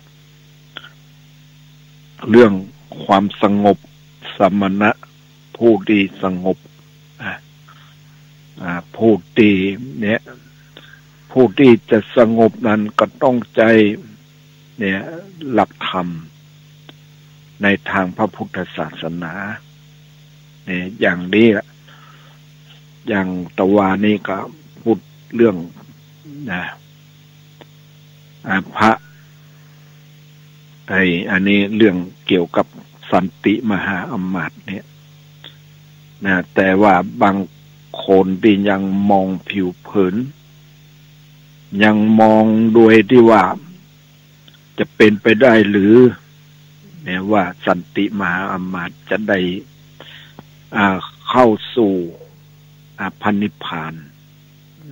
ดับทุกข์ทั้งหมดเนี่ยอันนี้เนี่ยพระบรมพระศาสดาเนี่ยทรงแย้มพระโอษฐ์ปรากฏลำแสงขนาดต้นตาลเนี่ยใหญ่พุ่งออกจากพระเขียวแก้วทั้งสี่เหมือนสายฟ้าแลบออกจากก้อนเมฆเวียนขวารอบพระเศียร3 รอบหายเข้าไปในพระเขียวแก้วพระอานนท์ผู้อยู่เบื้องพระปิสดางหรือว่าเบื้องหลังก็สามารถรู้ได้ว่าก็สามารถรู้ได้พระอานนท์จึงทูลถามพระพุทธเจ้าว่าวันนี้สันติมหาอมาตย์จะเข้ามาสู่สำนักเราจักบรรลุพระอรหันต์ในเวลาจบคาถาอันประกอบด้วยบาทอันประกอบด้วยบท4แล้วจักอันปรินิพพานในตอนเย็นวันนั้นสันติมหาอมาตย์ได้มาพบ พระบรมศาสดาพระองค์ตรัสพระคาถามีความว่ากิเลสเครื่องกังวลใดมีอยู่ในการก่อนเธอจงยังกิเลสเครื่องกังวลนั้นเหือดแห้งไปกิเลสเครื่องกังวลใด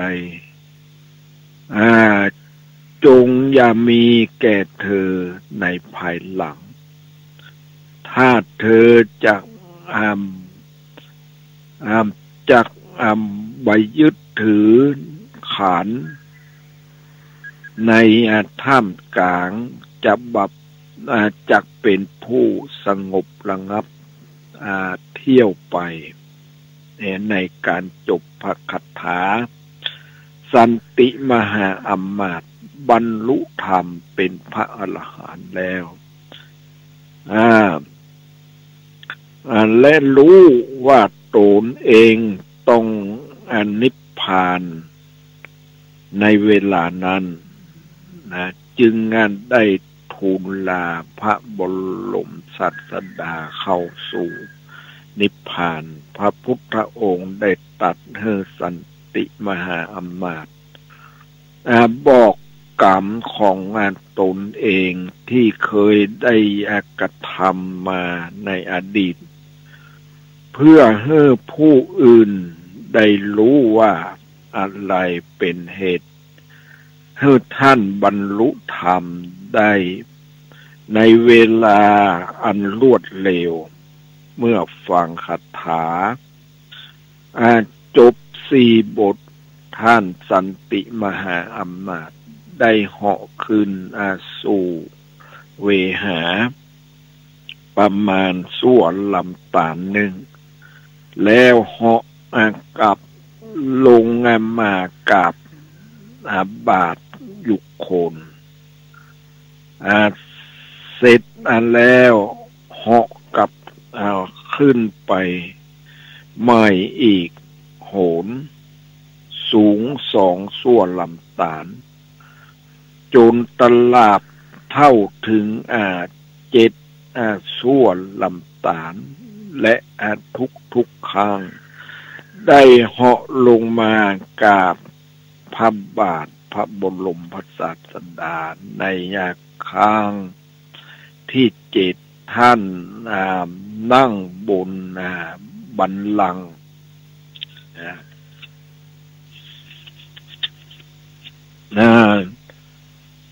อากาศกราบทูลเล่าว่าในสมัยพระพุทธเจ้าพระนามว่าวิปัสสีพุทธเจ้าท่านได้เกิดเป็นเจ้าชายในในพันธุมตินครท่านได้กระทำการเป่าร้องเพื่อมหาชนมาฟังธรรมและปฏิบัติธรรมตลอดอายุขัย80,000 ปีจนกินจันฟุ้งออกจากกายกินอุบลออกจากปากเมื่อสิ้นชีวิตท่านได้ไปเกิดเป็นเทวดาเสวยทิพสมบัติอันบมีประมาณเมื่อเกิดเป็นมนุษย์ก็ได้เป็นพระราชาเป็นจักรพรรดิเป็นผู้ที่อยู่ในวรรณะสูงมีสติปัญญาบักเคยตกยากและบักเคยตกลงอบายภูมิเลยจนถึงชาตินี้ได้พบพระบรมศาสดาได้บรรลุธรรมเป็นพระอรหันต์สิ้นสุดการเวียนว่ายในวัฏสงสารจากนั้นเตโชธาตุได้บังเกิดขึ้นเผาไม้สาลีละและโลหิต หรือเหลือเพียงธาตุทั้งหลายดุจดังดอกมะลิพระบรมศาสดาทรงคีบผ้าขาวรองรับไว้และทรงบรรจุไว้ในเจดีย์ด้วยหมายว่ามหาชนไหว้แล้วจะเป็นผู้มีส่วนแห่งบุญพระภิกษุจึงสนทนากันว่าเมื่อสันติมหาอมาตย์มิได้อุปสมบทการเรียกเธอว่าสมณะหรือพราหมณ์เนี่ยจึงควรพระพุทธเจ้าทรงแสดงพระคาถาว่าบุคคลใดประดับตนด้วยเครื่องอลังการประพฤติตนสม่ำเสมอด้วยกายวาจาใจมีปกติประพฤติประเสริฐบุคคลนั้นชื่อว่าเป็นผู้สงบบุคคลนั้นย่อมชื่อว่าพราหมณ์ชื่อว่าสมณะชื่อว่าภิกษุชื่อว่าเป็นผู้สงบเพราะสงบระงับแห่งราคะเป็นต้นชื่อว่าพราหมณ์เพราะความเป็นผู้มีบาปอันลอยแล้วชื่อว่าสมณะเพราะความเป็นผู้มีบาปอันสงบแล้วชื่อว่าภิกษุเพราะความเป็นผู้มีกิเลสอันทำลายแล้วผู้ที่สิ้นกิเลสแล้วนับเป็นภิกษุเป็นสมณะโดยบักขึ้นอยู่กับเครื่องทรงแต่ถ้ายังมีกิเลสอยู่ก็บันนับว่าเป็นภิกษุหรือสมณะเลยเพราะเมื่อมีกิเลสก็ต้องมีการทำร้ายผู้อื่นเบียดเบียนผู้อื่นถ้ากิเลสนั้นรุนแรงบุคคลรู้แก่อำนาจของกิเลสก็จะทำลายผู้อื่นด้วยกายหรือด้วยวาจาแต่ถ้ากิเลสนั้นบรรลุนแรงมีอยู่ภายในจิตใจก็จะทำลายเบียดเบียนผู้อื่นด้วยใจซึ่งถือว่าเป็นอาการเบียดเบียนเหมือนกันในทางพระพุทธศาสนาได้แสดงสมณะไว้4 ขั้นหรือเรียกอีกอย่างหนึ่งว่าพระอริยเจ้าโดยมุ่งการบรรลุธรรมหรือการสำเร็จ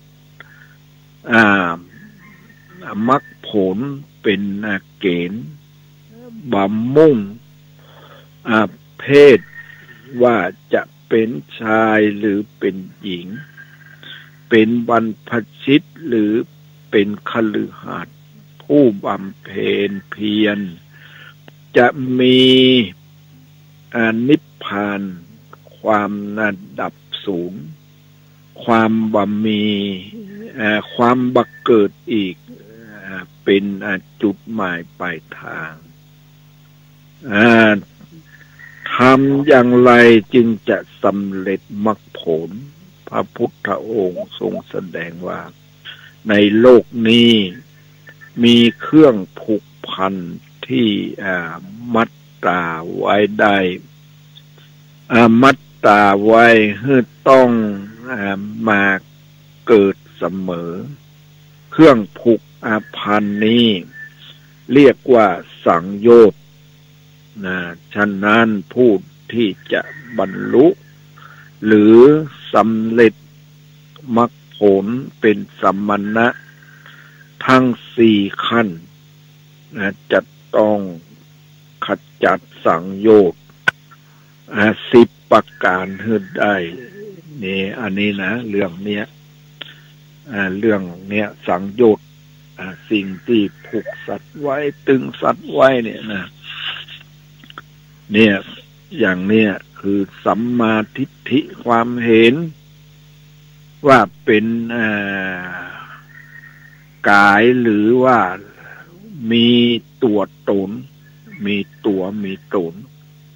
2วิจิกิจฉาความลังเลสงสัยบันแน่ใจ3ศีลพัตตปมาสการถือมั่นในจาริต4กามราคะความใคร่ในกามคุณ5ปฏิฆะความคิดร้าย6รูปลักขะความติดใจอยู่ในสิ่งที่มีรูป7อรูปลักขะความติดใจอยู่ในสิ่งที่บ่มีรูป8มานะความถือเราถือเขา9อุทธัจจะความคิดฟุ้งซ่าน10อวิชชาความบรรลุนะความบรรลุเนี่ยอันนี้สังโยชน์เนี่ยสิ่งที่ผูกสัตว์ไว้ตึงสัตว์ไว้พูดใดละได้แล้วก็เหมือนกับเปื่อนกับปล่อยไปแล้วถูกปล่อยแล้วอันนี้เรื่องนี้นะพระอรหันต์ทั้งหลายเนี่ย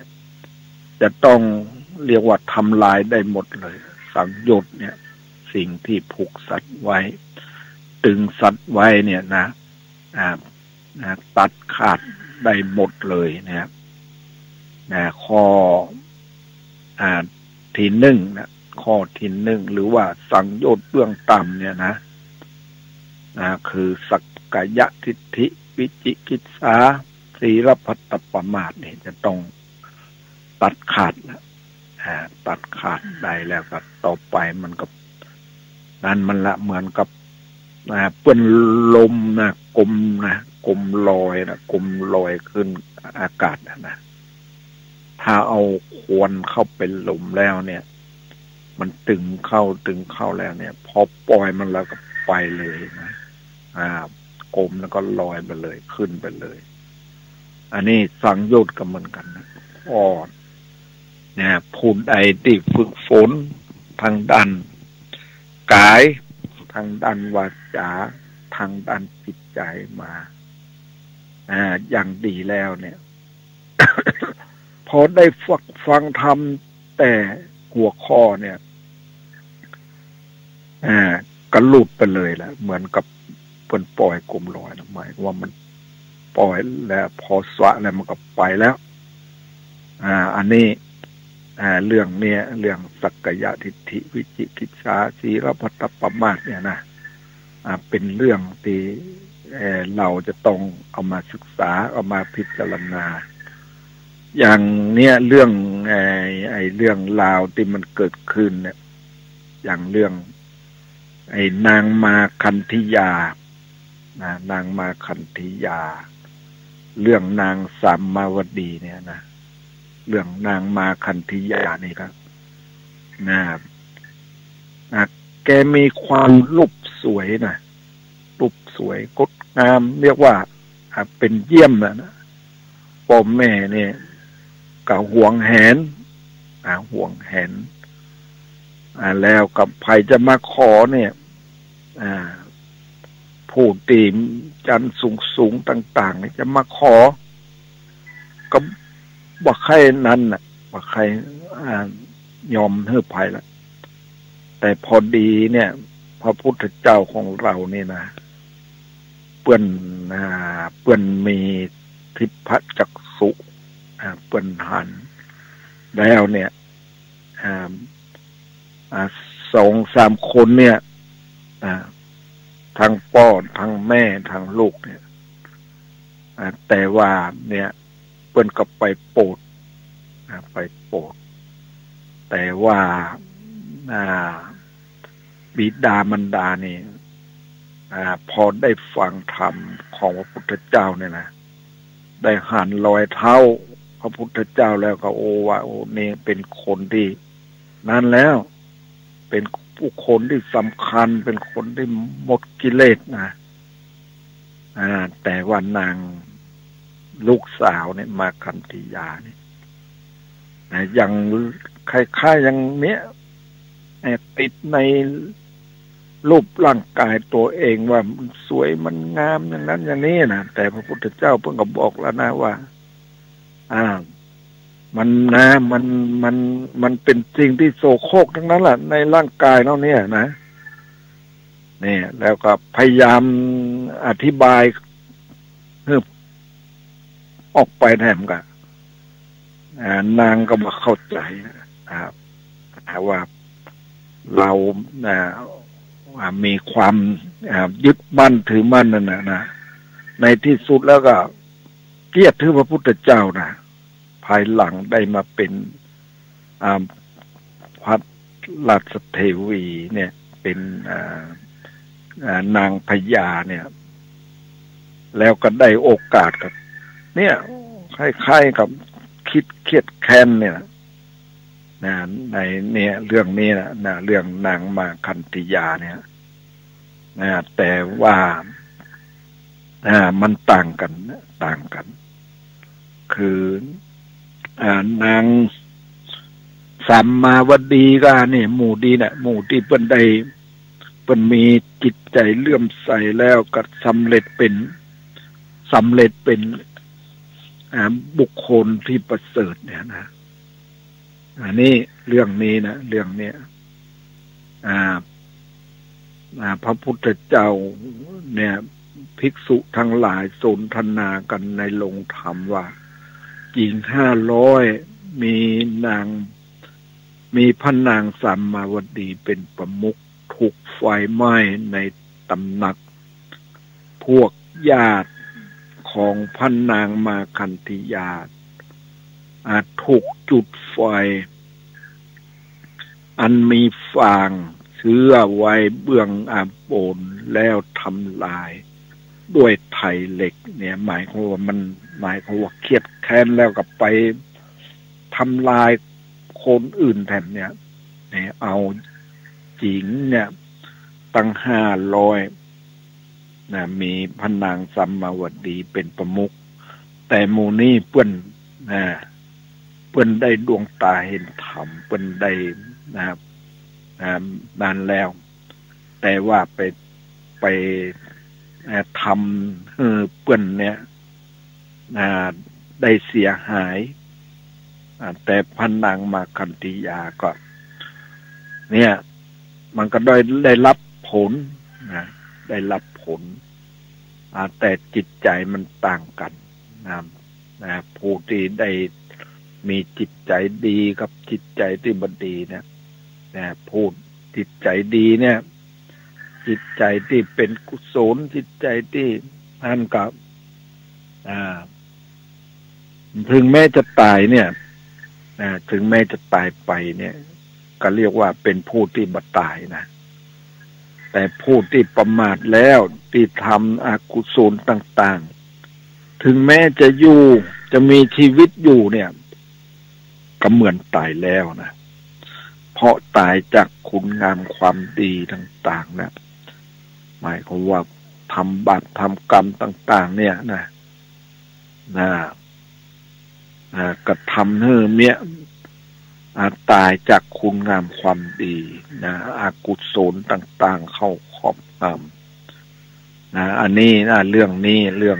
นางมาคันธิยาเรื่องนางสัมมาวดีเนี่ยภิกษุกราบทูลว่าด้วยเรื่องชื่อนี้ดังนี้จึงตรัสว่าภิกษุทั้งหลายคนเราใด เราประมาทแล้วคนเหล่านั้นแม้เป็นอยู่ตั้ง100 ปีก็ชื่อว่าตายแล้วโดยแท้คนนั้นเราได้บัประมาทแล้วคนเหล่านั้นแม้ตายแล้วก็ชื่อว่ายังคงเป็นอยู่เพราะฉะนั้นพระนางเนี่ยมาคันธิยาจะเป็นอยู่ก็ตามตายแล้วก็ตามก็ชื่อว่าตายแล้วตายแล้วอันนี้เป็นเรื่องเล่าคือว่าผู้บ่ประมาทนั้นบ่ตายผู้ประมาทนั้นตายแล้วอันนี้วันนี้ก็จะได้คือว่าเมื่อค่ำวันนี้ก็จะได้ไปคือจะได้ไปที่วัดบ้านปางหลวงพ่อสกลบนมานิมนต์ไปเพื่อจะได้ทำสมโภชพระสมโภชพระแต่ว่าก็อันนี้แหละเรื่องเนี้ยแล้วก็นั้นอยู่คือว่าเรื่องเราก็ถ้าฟังตามนั้นแล้วก็เหมือนกันว่าสมโภชคนเราตัวนั่นนะอบรมคนเราตัวอย่างทำเนื้อธรรมต่างๆเนี่ย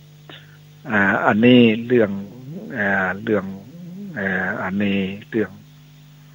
การฝึกฝนอบรมเนี่ยสมโภชเนี่ยกับมีวันสำคัญที่มันนี้ก็เป็นเพื่อนก็ต้องเนี่ยเราต้องมีการฝึกฝนอบรมประพฤติปฏิบัติรักษาศีลอย่างกันเนี่ยก็เป็นการอบรมตัวเองสมโภชตัวเองนั่นแหละคือว่าทำให้ตัวเองนั้นออกจากความพยายามออกจากทุกข์อันใดที่มันเป็นเหตุให้ทำให้เกิดทุกข์เราก็พยายามออกจากทุกข์แล้วก็ปฏิบัติด้วยศีลด้วยสมาธิด้วยปัญญาเนี่ยอันนี้ก็เรียกว่าเรานี่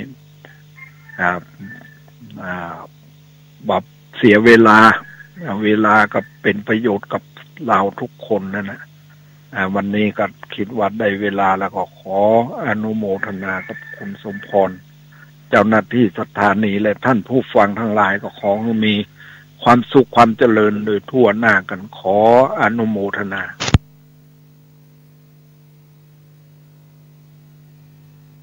ในโอกาสสัปดาห์ส่งเสริมพระพุทธศาสนาวันมาฆบูชาปี 2561 ปีนี้ได้รับเมตตาธรรมจากพระเดชพระคุณหลวงพ่อพระธรรมเสนาบดีรองเจ้าคณะภาค 7เจ้าวาดวัดพระธาตุดอยสุเทพราชวรวิหารตำบลสุเทพอำเภอเมืองเชียงใหม่ท่านกล่าวคำสอนสัปดาห์ส่งเสริมพระพุทธศาสนาวันมาฆบูชาดังนี้ 1,250 ลูกซึ่งล้วนแต่เป็นพระอรหันต์ขีณาสพผู้ที่ได้อุปสมบทเป็นเอหิภิกขุอุปสัมปทาที่มากันโดยไม่ต้องนัดหมายมาประชุมพร้อมกันในวันเป็นเดือนมาฆมาสคือมาฆบูชาและพระพุทธองค์สมเด็จพระสัมมาสัมพุทธเจ้าก็ได้ทรงประทานโอวาทปาติโมกข์อันเป็นหัวข้อหลักแห่งคำสอนในทางพระพุทธศาสนาดังพระบาลีที่ว่าสัพพปาปัสสะอากัลนังการไม่ทำความบาปทั้งปวงกุศลสูปสัมปทาการทำกุศลให้ถึงพร้อมสจิตตปริโยทปนังการทำจิตของตนให้บริสุทธิ์ผ่องใสเอตังพุทธศาสนังนี้เป็นคำสอนของพระพุทธศาสนาเราทั้งหลายนับว่าเป็นโชคดีเป็นโอกาสดีที่เราได้มาถึง วันมาฆบูชาในปี 2561 นี้เพราะนับว่าเราเป็นผู้ที่มีกุศลผลบุญต่อเนื่องกันมาจะทำให้เราได้มีโอกาสได้สร้างบุญสร้างกุศลทำคุณงามความดีสมกับดังที่โอวาทปาติโมกข์ที่พระพุทธองค์ได้ทรงประทานไว้นั่นเองในข้อต้นที่ว่าสัพพปาปัสสะอาการนังนั้นก็มีความหมายว่าการไม่ทำบาปทั้งปวงคำว่าบาปก็คือความชั่วความชั่วอันเกิดจากทางกายเรียกว่ากายทุจริตมี3 อย่างเป็นต้นว่าฆ่าสัตว์1ลักทรัพย์1ประพฤติผิดในการ3สิ่งนี้เป็นความประพฤติชั่วทางกายเป็นสิ่งที่ก่อบาปก่อกรรมทำเวรให้เกิดให้มีขึ้นสร้างความเดือดร้อนไม่รู้จบไม่รู้สิ้นมีความเดือดร้อนสร้างความเดือดร้อนให้แก่ทั้งตัวเองและผู้อื่นอยู่เสมอมาบางคนเมื่อบาปอกุศลธรรมเหล่านี้มาส่งผลมาให้ส่งวิบากมาให้ซึ่งจะต้องได้รับทุกข์ความเดือดร้อนบางคนก็มาตัดพ้อต่อว่าทำดีแล้วไม่ได้ดีแต่เนื่องจากว่าอกุศลและว่าบาปกรรมที่เคยทำไว้แต่ในปางก่อนนั้นเพราะระลึกนึกถึงไม่ได้ลืมไปเสียมันทำมานมนานแล้วก็ตามเหล่านี้เมื่อเป็นวิบากส่งผลมาให้เป็นความทุกข์ความเดือดร้อนก็จะมีความไม่สบายใจมีความเสียใจมีความเศร้าใจก็มาตัดพ้อต่อว่าต่อชะตาของตนเองว่าทำดีไม่ได้ดีที่ว่าทำดีไม่ได้ดีก็เพราะว่าในปัจจุบันนี้ตัวเองก็อาจจะไม่ได้ทำเสียหรือว่าไม่ได้ทำบาปไม่ได้ทำชั่วแต่ว่ามันก็เป็นผลของบาปของกรรมที่ทำมาแต่ปางก่อนดังนั้นพระพุทธองค์จึงตรัสว่าการไม่ทำความชั่วทั้งปวงไม่ว่าจะเป็นความชั่วทางกายฆ่าสัตว์ตัดชีวิตลักทรัพย์ประพฤติผิดในกามความชั่วทางวาจาเป็นต้นว่าพูดเท็จพูดส่อเสียดพูดคำหยาบพูดเพ้อเจ้อสิ่งทั้งหลายทั้งปวงเหล่านี้ก็ล้วนแต่เป็นสิ่งที่น่าเกลียดผู้ใดมีปกติพูดโปดพูดเท็จพูดคำหยาบพูดส่อเสียดพูดเพ้อเจ้อวาจาไม่น่าฟังไม่ไพเราะปากที่ธรรมชาติสร้างมาแล้วนั้นก็มีไว้เพื่อให้เราได้กินได้เคี้ยวกินอาหารหรือได้พูดจาคำที่น่าพูดจาคำที่ควรพูดจาก็คือคำพูดที่เป็นวาจาสุภาษิตทานน้อยตาลหวานลิ้นไม่สิ้นซากแต่ลมปากหวานหูไม่รู้หาดเนี่ยเพราะฉะนั้นหรืออีกประการหนึ่งเราจะกล่าวคำสัตย์คำจริงกล่าวเป็นคำพูดที่เว้นจากบาปเว้นจากความชั่วทั้งหลายทั้งปวงก็ถือว่าได้ใช้ปากพูดในสิ่งที่เป็นบุญเป็นกุศลและเป็นมงคลพูดดีเป็นสีแก่ปาก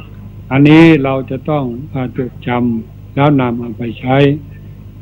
พูดในสิ่งที่ดีก็เป็นสีเป็นมงคลทั้งแก่ตนเองผู้ฟังได้ยินได้ฟังก็เป็นมงคลเรียกว่าจะทำให้เกิดแต่มีแต่ความสงบร่มเย็นไม่มีความเดือดร้อนเพราะคำพูดคำจาในปัจจุบันถ้าหากว่าในที่ใดในสังคมใด ในกลุ่มใดมีคนพูดโผดพูดส่อเสียดพูดคำหยาบพูดเพ้อเจ้ออยู่ในกลุ่มนั้นในสมาคมในสังคมนั้น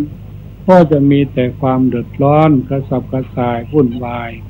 ไม่ต้องว่าไปไกลไม่ต้องมองไปไกลแม้แต่ในครอบครัวของเราเองก็เช่นเดียวกันถ้าหากว่ามีใครพูดไม่ดีพูดวาจาไม่สุภาพพูดวาจาไม่เป็นมงคลในบ้านก็ทำให้บ้านแตกร้าวแตกฉานอยู่ด้วยกันอย่างไม่มีความสงบสุขถ้าอยากจะให้มีความสงบสุขเราก็ต้องพูดแต่ถ้อยคำที่ดีๆถ้อยคำที่เป็นศีลถ้อยคำที่เป็นธรรมถ้อยคำที่ชักนำให้เกิดความรักความชอบชื่นชอบดังที่ได้กล่าวแล้วมาแต่ทางต้นอันนี้ก็เช่นเดียวกันและไม่ทำความชั่วทางใจก็คือไม่โลภอยากได้ของเขาไม่พยาบาทปองร้ายเขาแล้วก็เห็นผิดจากทำนองของธรรมนี่ก็เป็นความชั่วทางใจที่จะเกิดขึ้นทั้งสิ่งอย่างทางความชั่วทางกาย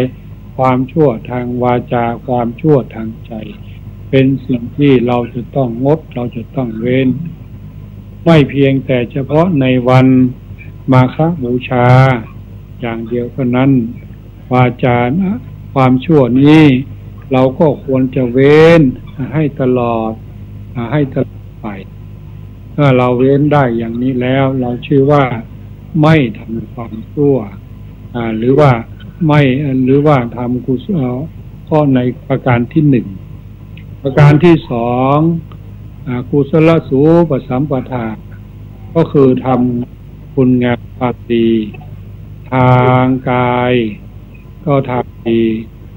ดีทางวาจาก็เรียกว่าวาจาดีทำดีทางใจก็เรียกว่าใจดีนอกจากการให้ทานการรักษาศีลแล้วสิ่งที่เราอาจจะต้องทำก็ดังที่ได้กล่าวมาเมื่อเราไม่ฆ่าสัตว์ตัดชีวิตเราก็มีเมตตาจิตเมตตาธรรมมีความเอ็นดูสงสารทั้งเพื่อนมนุษย์ด้วยกันก็ตามจะเป็นสิงสาราสัตว์สัตว์เลี้ยงสัตว์ที่ไม่ได้เลี้ยงก็ตามไม่ไปทำร้ายเขาไม่ไปเข็นฆ่าทารุณเขาไม่เอารัดเอาเปรียบเขาในฐานะที่เราเป็นมนุษย์สุดประเสริฐเป็นผู้เลิศด้วยสติเป็นผู้เลิศด้วยปัญญาเป็นผู้เลิศด้วยความสามารถการที่เราจะเบียดเบียนเราก็จะเบียดเบียนได้มากการที่เรางดเว้นเราก็จะงดเว้นได้มากการที่จะให้เป็นประโยชน์หรือว่าให้อภัยแก่เขาเราก็ทำได้มากสิ่งมีชีวิตในโลกนี้ถ้าหากว่ามนุษย์ไม่คิดเบียดเบียนแล้วมนุษย์ก็จะคอยรักษาสิ่งทั้งหลายเหล่านี้เนี่ย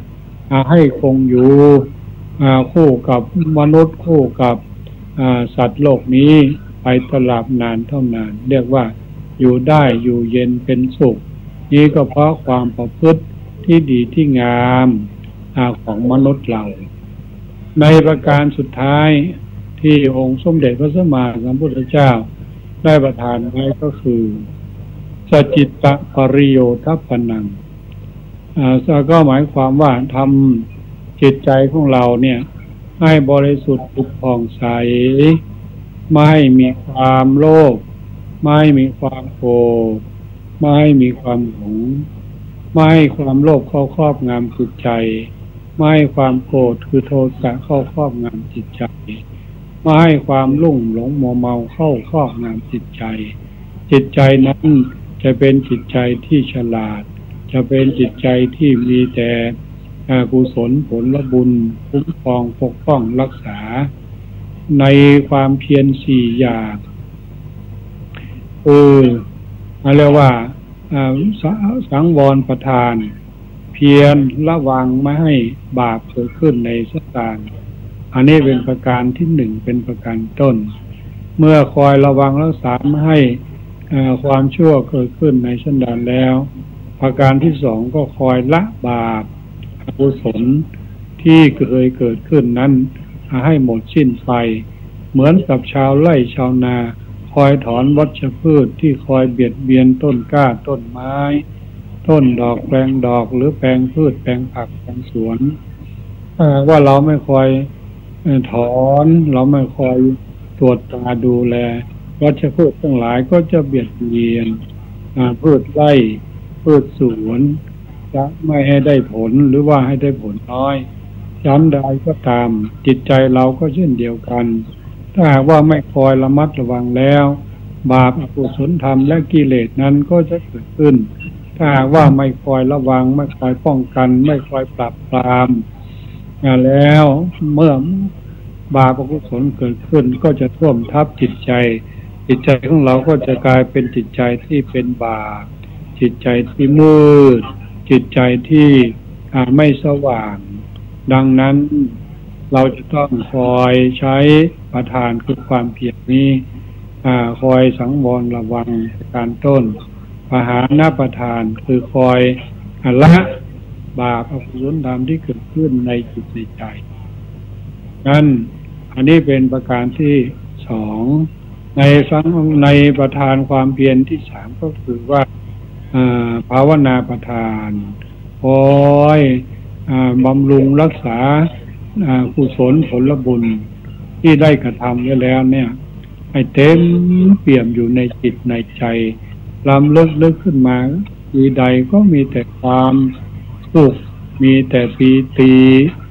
คอยทำให้จิตใจของเราเนี่ยเบิกบานชื่นบานเต็มไปด้วยบุญเต็มไปด้วยกุศลอันนี้เป็นประการที่สามในประการที่สี่ก็คืออนุรักษณประทานคอยรักษากุศลที่เกิดขึ้นแล้วไม่ให้เสื่อมไปแต่ว่าบำรุงอยู่เสมอก็จิตใจของเราก็จะแช่มชื่นเบิกบานท่านสาธุชนทั้งหลายในวันมาฆบูชาเป็นวันที่เราจะได้บูชาสักการะองค์สมเด็จพระสัมมาสัมพุทธเจ้าและพระอรหันต์ขีณาสพเจ้าและพระดำรัสคือโอวาทปาติโมกข์อันเป็นคำสั่งคำสอนของพระพุทธเจ้ารวมเรียกว่าพระรัตนตรัยคือพระพุทธหนึ่งพระธรรมหนึ่งพระสงฆ์หนึ่งเมื่อเราได้สักการะบูชาได้กราบไหว้ได้บูชาได้นับถือเช่นนี้แล้วก็จะเป็นบุญเป็นกุศลเป็นความสุขสวัสดีมีแก่เราทุกๆคนเพราะฉะนั้นก็ขอเชิญชวนท่านสาธุชนพุทธบริษัททั้งหลายได้ร่วมกันทำการบูชาเนื่องในวันมาฆบูชาด้วยการเว้นชั่วด้วยการทำดีด้วยการทำจิตใจของตนให้บริสุทธิ์ผ่องใสก็จะเป็นบุญกุศลบุญยศอันยิ่งใหญ่ให้มีชีวิตมีแต่ความสุขสวัสดีขอให้ท่านสาธุชนทั้งหลายจงอยู่ดีมีสุขปลอดภัยไร้ความเบียดเบียนจากกิเลสมีความสุขสมปรารถนาโดยทั่วกัน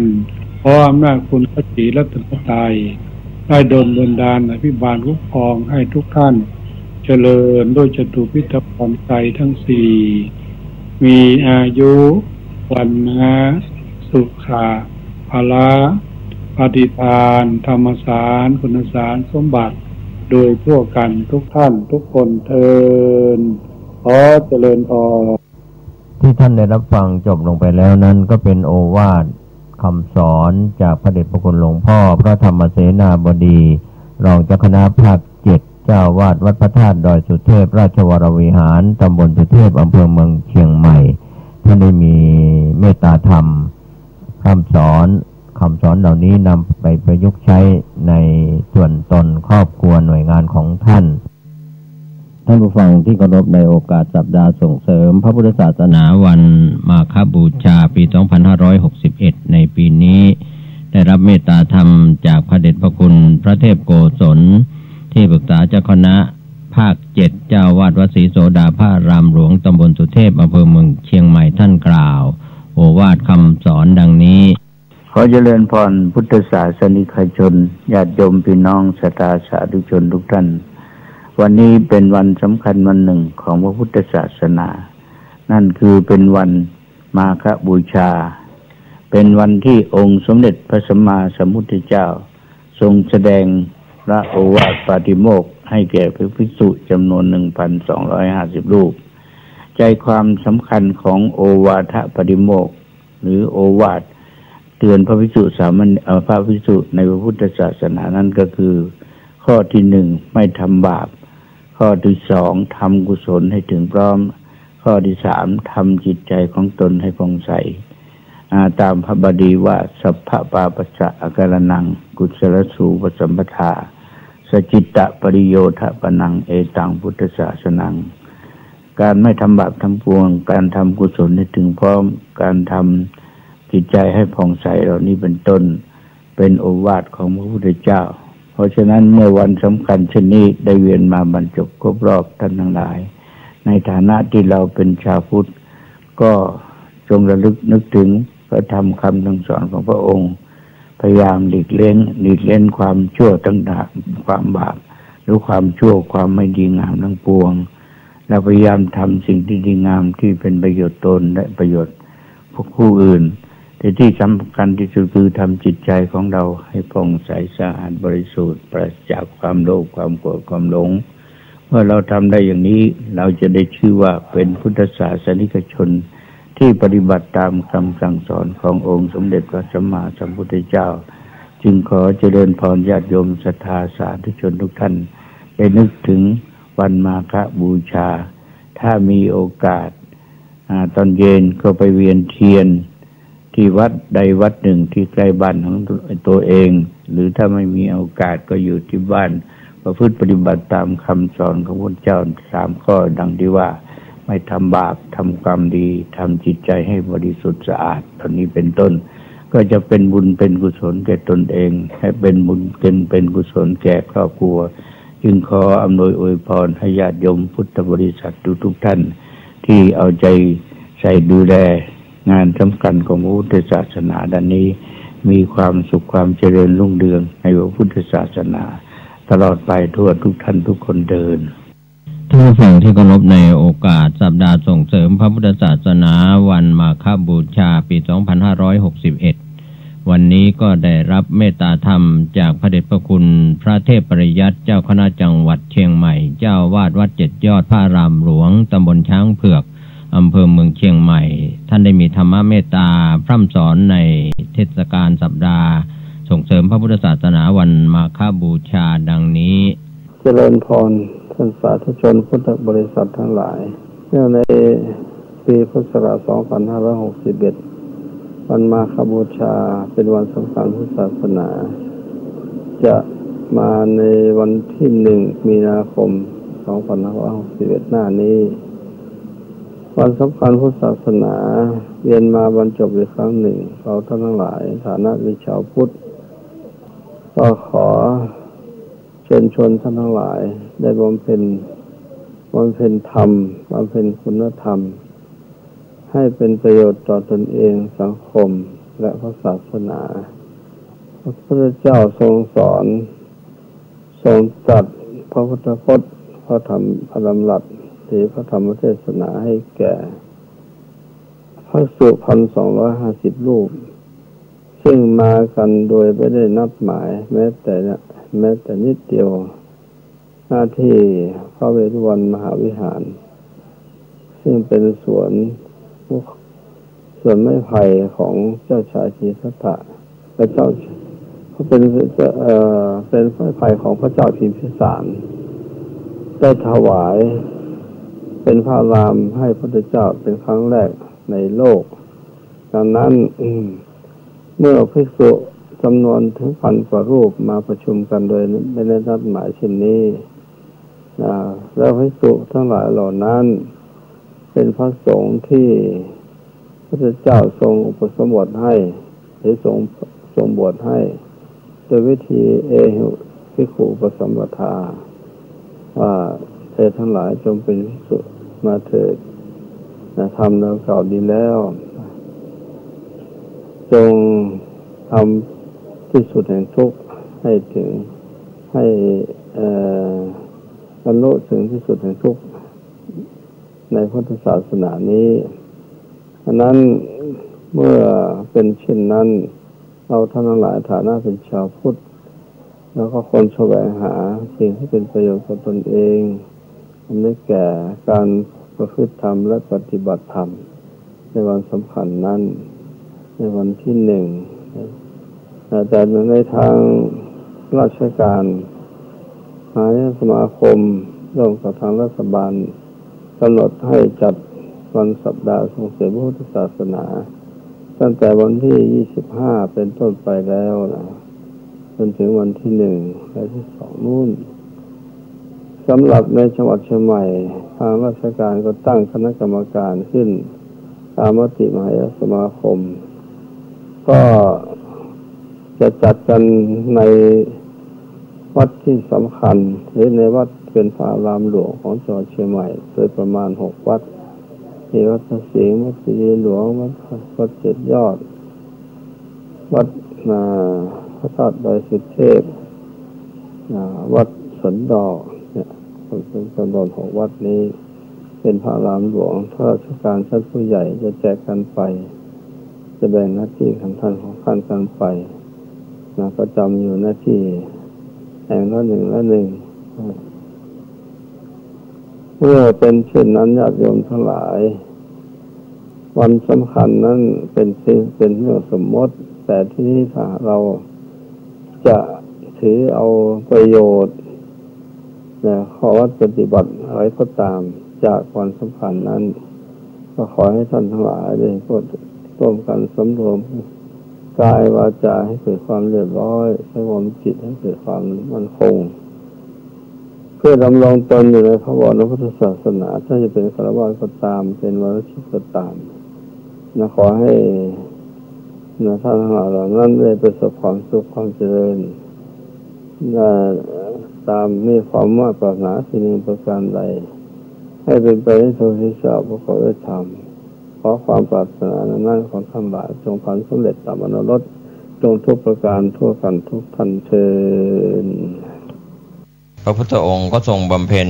พุทธจริยาอันเป็นประโยชน์กับชาวโลกก็คือการโปรดเวนยสัตว์ที่ควรจะได้บรรลุธรรมมรรคผลนิพพานพระอัธยาศัยอันเปี่ยมด้วยพระมหากรุณาธิคุณของพระพุทธองค์นั้นเรียกว่าทรงอนุเคราะห์เกื้อกูลมวลสัตว์โลกให้เป็นสุขพ้นจากทุกข์ให้ตั้งอยู่ในสรณะได้บรรลุอมตธรรมไม่ว่าพระพุทธองค์จะประทับอยู่ณที่ใดพระองค์ก็ไม่ได้ทรงละกิจ5ประการคือกิจในปุเรพัทกิจในปัจฉาพัท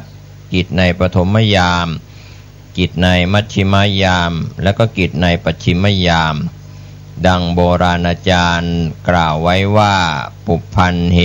ปินตปาตัญจะสายันเหธรรมเทศนังปโทเสภิกขุโอวาทังอัฏฐรัตเตเทวปันหนังปัจจุเสวะคเตกาเลพัพพาพัพเพวิโลกนังเอเตปัญจวิเทกิจเจวิโสเทติมุนิปุงขโวก็เป็นพุทธกิจของพระพุทธเจ้านะครับท่านผู้ฟังเวลาเช้าเสด็จบิณฑบาต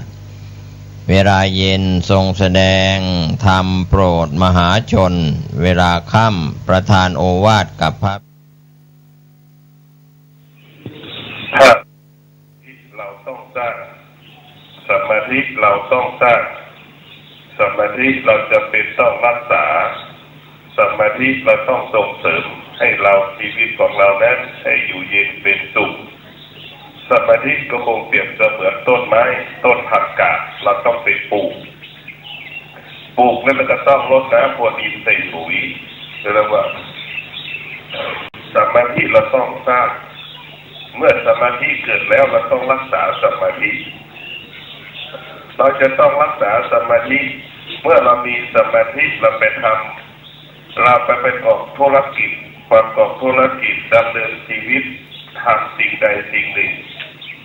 มันก็บอกเขาว่าแม่นยำมั่นคงชัดเจนจะเกิดขึ้นกับชีวิตของเราสมาธิมันเป็นพ่อเป็นแม่เป็นครูเป็นอาจารย์ที่คอยเตือนสติเราตลอดเวลาสมาธิมันเป็นกฎการพัฒนาชีวิตมนุษย์ทุกคนมีสมาธิมนุษย์ผู้นั้นก็จะเป็นมนุษย์ที่ปกติทำการใดๆก็ประสบความสำเร็จมนุษย์ผู้ใดที่ไม่มีสมาธิหรือมีสมาธิน้อยจะทำการใดๆก็ผิดพลาดไม่เป็นไปตามวัตถุประสงค์และเป้าหมายสมาธินี่แหละจะทำให้เรามีคุณภาพชีวิตที่ดีขึ้น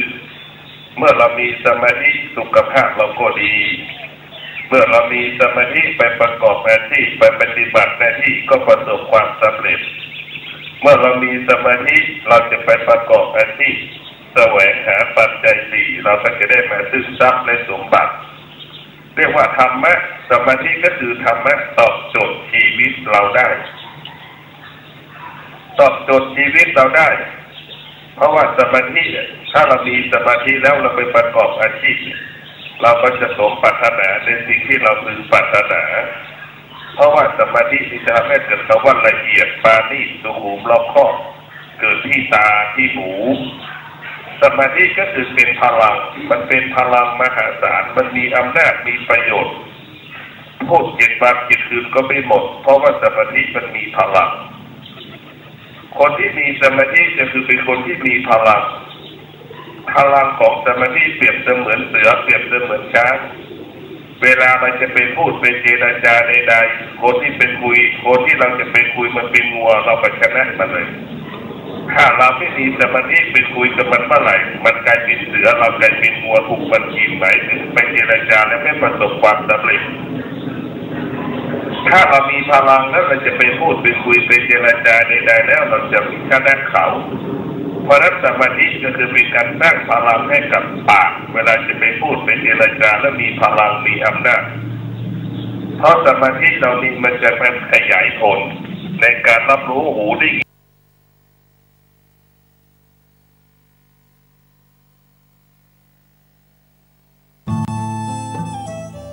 ท่านกำลังติดตามรับฟังสถานีวิทยุกระจายเสียงพระพุทธศาสนาแห่งชาติและสังคม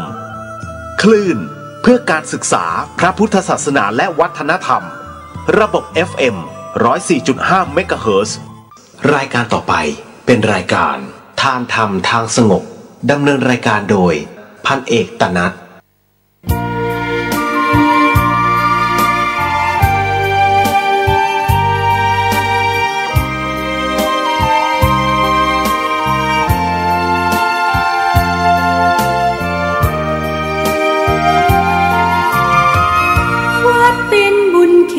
วิเศษสถานเหมือนทิพย์วิมานของหมู่ประชาสะอาดรื่นรมด้วยร่มเงาไม้ได้ร่วมศรัทธาสมเป็นศาลาแหล่งพักพึ่ง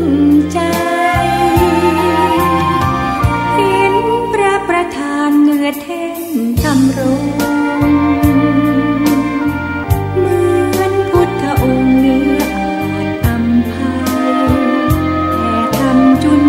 โอบเพื่อเรามองปัดป้องปวงไทยผู้น้อมดวงใจกราบไหว้วันตาวัดเล็กหรือใหญ่ไม่สำคัญวัดเท่าเทียมกันด้วยแรงพัฒนาพระสงฆ์เคร่งครัดทำกิจวัตรทุกวันเวลามีจิตเมตตาต่อชาวสังคมระฆังกังวานขานเร่งศรัทธาคิดพัฒนาวัดให้เหมาะสมดื่มด่ำธรรมะขจัดตัณหาอย่าติดอารมณ์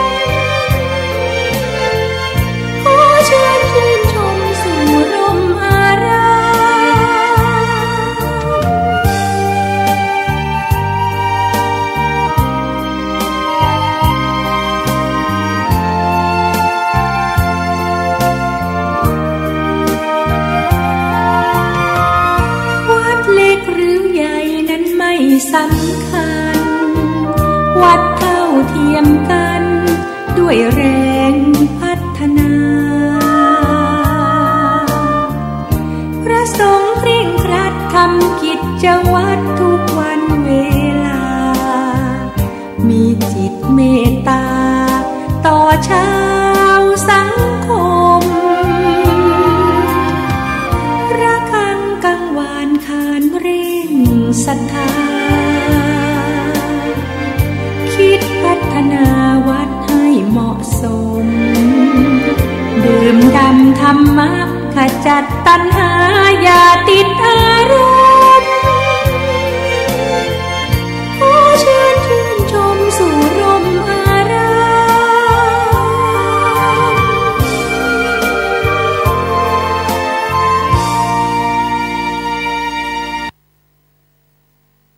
มสวัสดีครับท่านผู้ฟังที่เคารพครับ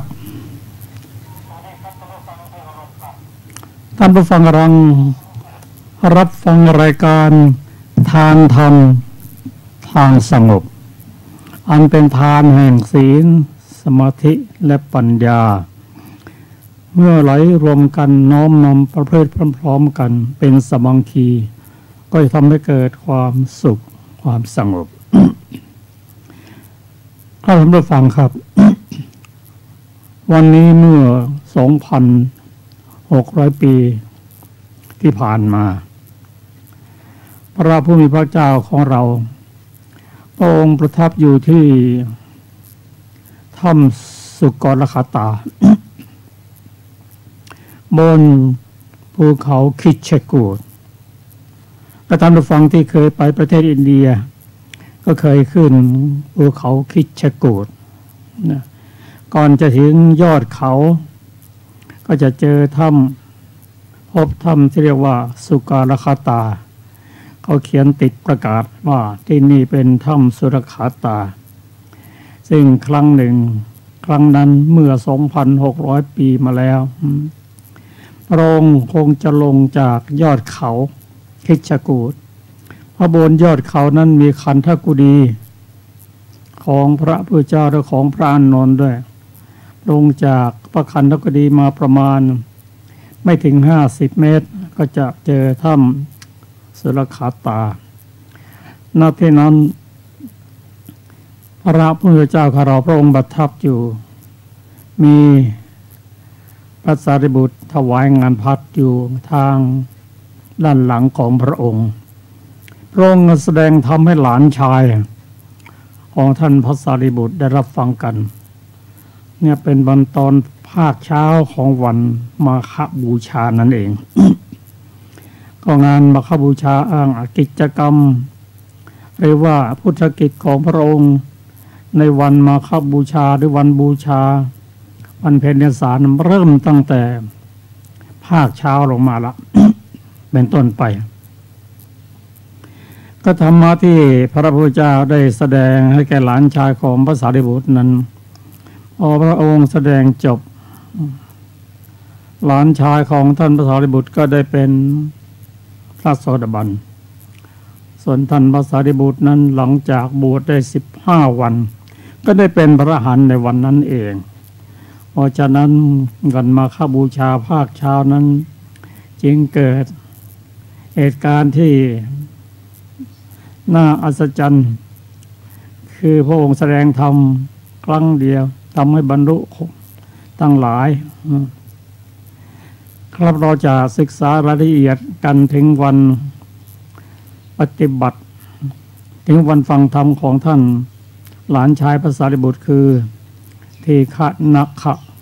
ปริภาชกเขาฟังแล้วเขาได้เป็นพระโสดาบันเรามาศึกษากันและน้อมนำธรรมคำสอนนั้นมาปฏิบัติในชีวิตประจำวัน ครับพอตอนบ่าย พระองค์เสด็จลงจากเขาคิชกูฏไปยังพระวิหารเวรุวันเพื่อประชุมใหญ่การประชุมใหญ่อย่างนี้มีครั้งเดียวในสมัยพระพุทธเจ้าของเราการประชุมซึ่งประกอบด้วยองค์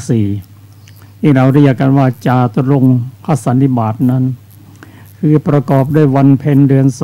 3ภิกษุมาประชุมกันโดยไม่ได้ลดหมาย 1,250 รูปทั้งภิกษุทั้งหมดเป็นเอหิภิกขุอุปสัมปทาได้อภิญญา6หมดและกับภิกษุทั้งหมดคือ 1,250 รูปนั้นพระพุทธเจ้าเป็นผู้ประธานบวชให้ท่านนั้นเลยก็เป็นสิ่งที่มหัศจรรย์ เมื่อตอนบ่ายวันนั้นพระพุทธเจ้าได้ทรงแต่งตั้งอัครสาวกเบื้องขวาและเบื้องซ้ายคือท่านพระสารีบุตรเป็นอัครสาวกเบื้องขวาท่านมหาโมคคัลลานะเป็นอัครสาวกเบื้องซ้ายก็เหตุการณ์ในวันนั้นมีหลายประการเราจะพูดกันถึงเรื่องการแต่งตั้งอัครสาวกก่อนว่าทั้งสองท่านนั้นได้บำเพ็ญบารมีมาสอยพระเจ้าก่อนตั้งความปรารถนาไว้ ขอให้ได้เป็นอัครสาวกสิ่งก็ได้ทรงความปรารถนาแต่ทั้งหมดทั้งสิ้นนี้ภิกษุบางรูปท่านไม่เข้าใจก็คิดว่าดูสิพระผู้มีพระเจ้าของเราพระองค์ทรงเห็นแก่หน้าท่านพระสารีบุตรและท่านมหาโมคคัลลานะก็บุคคลอื่นที่เป็นพันเตมีตั้งเยอะหลายรูปไม่เห็นพระองค์ทรงแต่งตั้งเลยไปแต่งตั้งพระสารีบุตรกับท่านมหาโมคคัลลานะถึงมาทีหลังว่างั้นพระพุทธเจ้าได้ทรงทราบด้วยทิพโสตได้เสด็จมาภิกษุเธอสนทนากันเรื่องอะไรและเรื่องอะไรที่สนทนาค้างไว้ภิกษุได้กราบทูลตามความนั้นพระพุทธเจ้าตรัสว่าภิกษุทั้งหลายเราไม่ได้เห็นแก่หน้าท่านพระสารีบุตรและท่านมหาโมคคัลลานะ แต่ที่ได้รับเธอแต่งตั้งนั้นเพราะว่าเธอได้ตั้งความปรารถนาไว้ตั้งแต่พระพุทธเจ้าองค์ก่อนแล้วก็บำเพ็ญบารมีมาตลอดวันนี้เธอก็ได้สมความปรารถนาแล้ว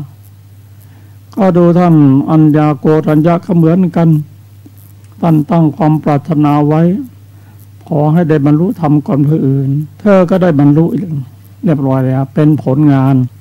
เป็นกรรมของเธอที่ได้สั่งสมความดีไว้หาใช่เป็นข้อเห็นแก่หน้าไม่ก็เป็นพระมหากรุณาธิคุณ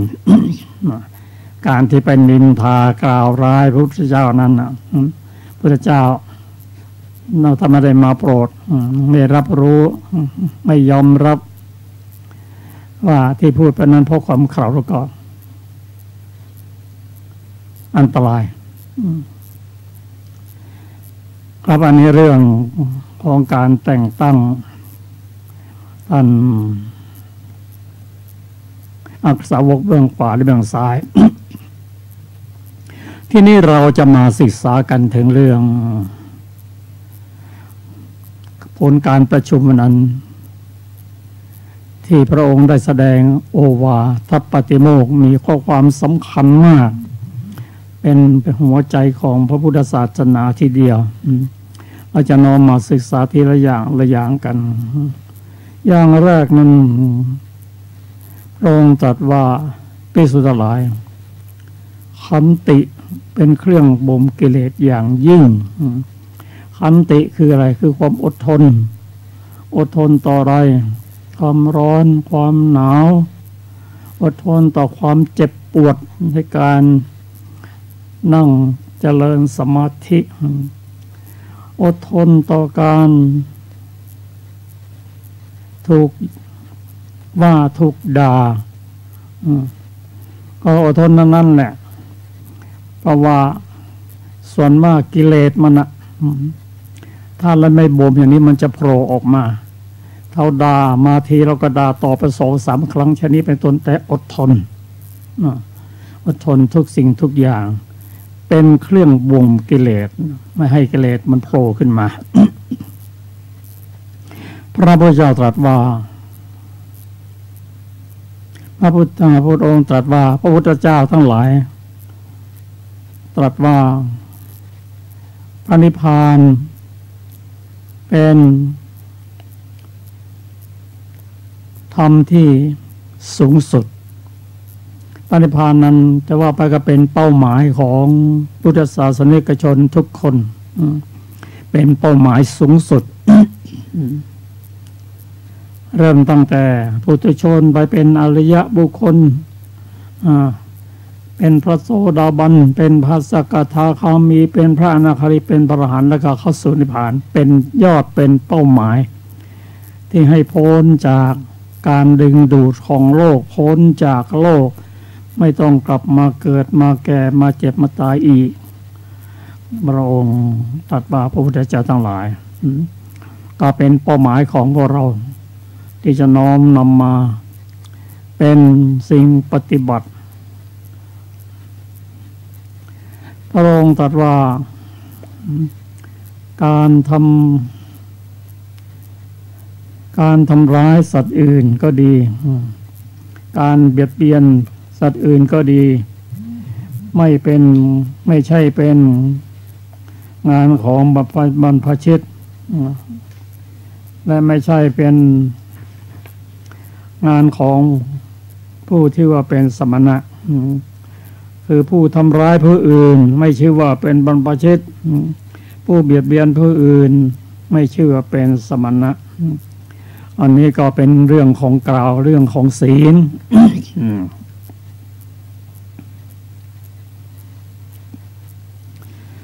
หัวใจที่สำคัญที่สุดที่เราจะมาศึกษานั่นก็คือการไม่ทำบาปทั้งปวงหนึ่งการยังกุศลให้ถึงพร้อมหนึ่งการทำจิตใจให้ผ่องใสหนึ่งนี้เป็นคำสั่งสอนของพระพุทธเจ้าทั้งหลาย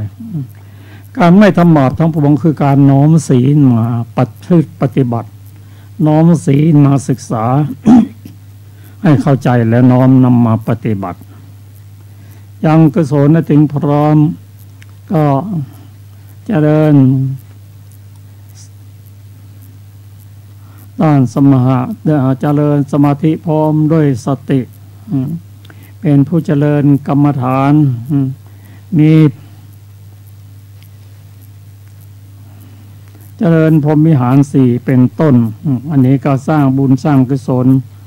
ในการให้ทานนำมาปฏิบัติ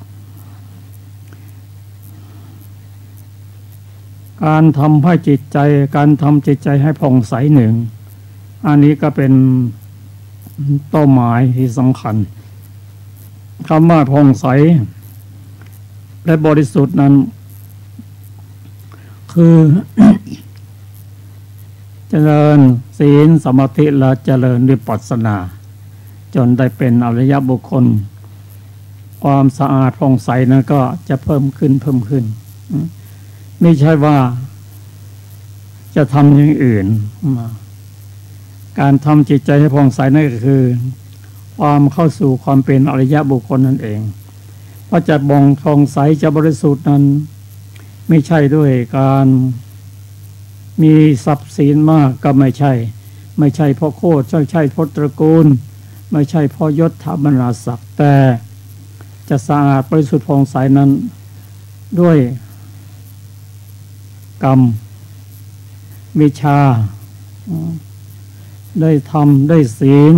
ด้วยชีวิตอันอุดมคือเป็นพระอรหันต์นั่นเองอันนี้ก็เป็นหัวใจของพุทธศาสนาเราบางทีเราก็กล่าวถึงเรื่องศีลสมาธิปัญญาก็นี่แหละเป็นหัวใจของพุทธศาสนาถ้ามีศีลมีสมาธิปัญญาแล้วจิตใจก็จะสะอาดผ่องใสไปตามลำดับแต่เป็นอธิศีลอธิจิตอธิปัญญานั่นก็เป็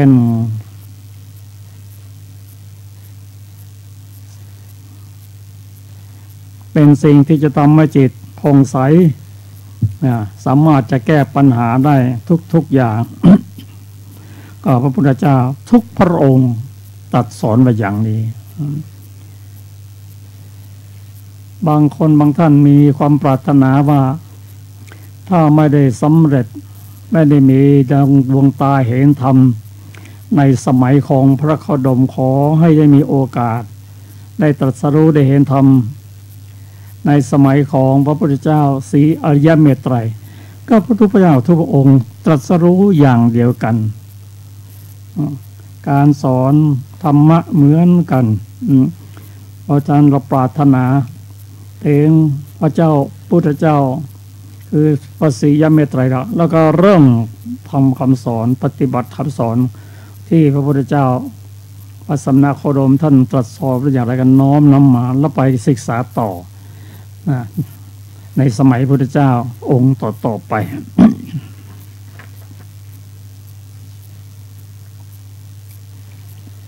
เพราะฉะนั้นพระธรรมสอนที่พระองค์ว่าการไม่ทำบาปทั้งปวงการทำกุศลให้ถึงพร้อม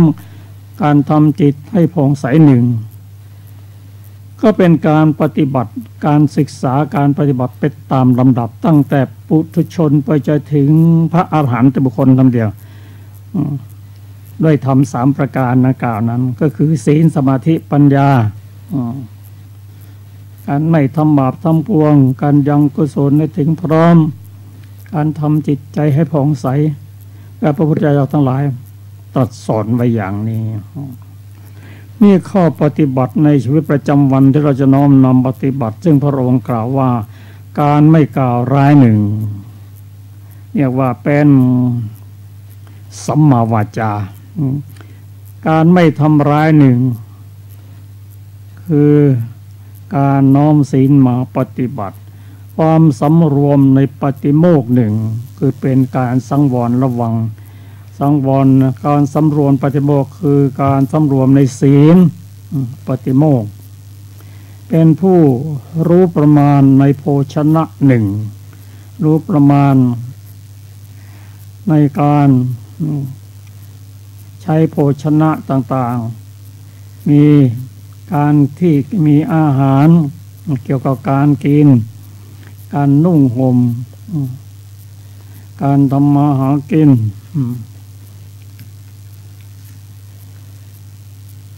ก็ปัจจัย4นั่นแหละ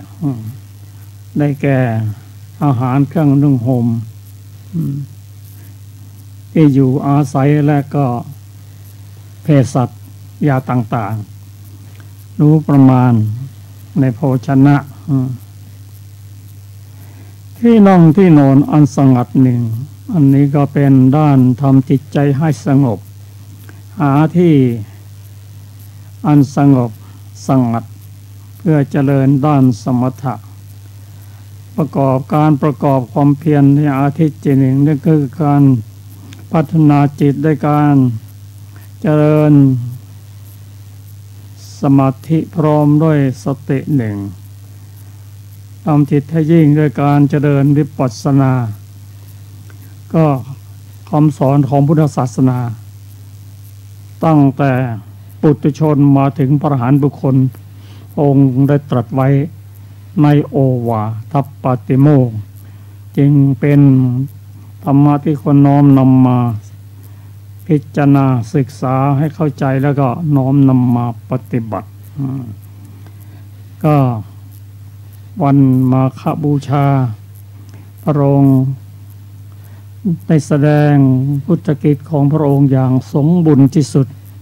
ก็หน้าที่ของเราก็น้อมนำพระธรรมคำสอนในวันนั้น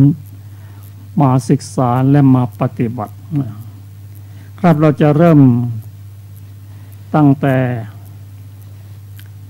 ธรรมะที่พระองค์แสดงให้แก่หลานชายของพระสารีบุตรที่ชื่อว่านักบวชผู้มีเล็บยาวทีฆะยาวนักขะก็บอกว่าเล็บทีฆะนักขะเล็บยาวเป็นนักบวชนอกศาสนายังเป็นมิจฉาทิฏฐิก็ตระกูลของท่านพระสารีบุตรนั้นท่านก็เกิดมาในตระกูลของมิจฉาทิฏฐิเหมือนกันแต่ท่านสลัดทิฏฐิความเห็นผิดออกมาจะปฏิบัติธรรมะของพระผู้มีพระเจ้าก็ในสมัยนั้น พระพุทธเจ้าในสมัยที่พระองค์ยังไม่อุบัติขึ้นมาก็ส่วนใหญ่ก็ปฏิบัติตามข้อคิดความเห็นซึ่งยังไม่เป็นสัมมาทิฏฐิ หลานชายของท่านพระสารีบุตรนั้นท่านมีทิฏฐิมิจฉาทิฏฐิทิฏฐิก็แปลว่าความเห็นผิดเขาเห็นผิดยังไงหลานชายของท่านพระสารีบุตรว่าเห็นผิดว่ามีความคิดว่าทุกสิ่งที่ยังไม่ควรจะได้หรอกไม่ควรจะเอาหรอกไม่ควรแก่เราไม่ควรแก่ผู้อื่นด้วยก็เป็นความคิดที่มักน้อยไม่ปรารถนาไม่โลภแต่ว่าที่ว่าเป็นมิจฉาทิฏฐินั้นเพราะว่าไม่เห็นควรแต่ว่าก็ยังติดอยู่ยังละความเห็นไม่ได้นอกจากนั้นยังคิดว่าเราคิดว่าทุกสิ่งไม่ควรแก่เราและไม่ควรกับผู้อื่นที่ผู้อื่นคิดนะผิดหมดเราถูกฝ่ายเดียวคิดอย่างนี้ของเราถูกต้องผู้อื่นคิดอย่างอื่นนั้นผิดหมดก็ไปขัดแย้งกับคนอื่นเขาในพระสูตรนี้พระองค์ตรัสว่าพราหมณ์พวกหนึ่งคิดว่าทุกสิ่งที่ยังไม่ควรแก่เราโน้มไปในทางที่จะละแต่กันละไม่ได้เป็นสุญญตทิฏฐิแต่พราหมณ์อีกพวกหนึ่งคิดว่าทุกยิ่งทุกอย่างควรแก่เราหมดรวบหมดเลยอันนี้ก็ค่อนข้างจะโลภโลภะติดอยู่กับโลกคิดว่ายั่งยืนแต่พราหมณ์พวกหนึ่งนั้นกล่าวว่าบางอย่างก็ควรบางอย่างก็ไม่ควรชอบใจอย่างไหนก็เอาอย่างนั้นไม่ชอบใจก็ไม่เอาเนี่ยแต่ละพวกของสามพวกนี้คิดเหมือนกันหมดเลย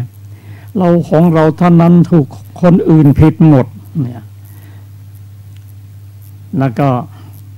ความคิดแตกต่างก็อย่างนั้นไม่มีโอกาสได้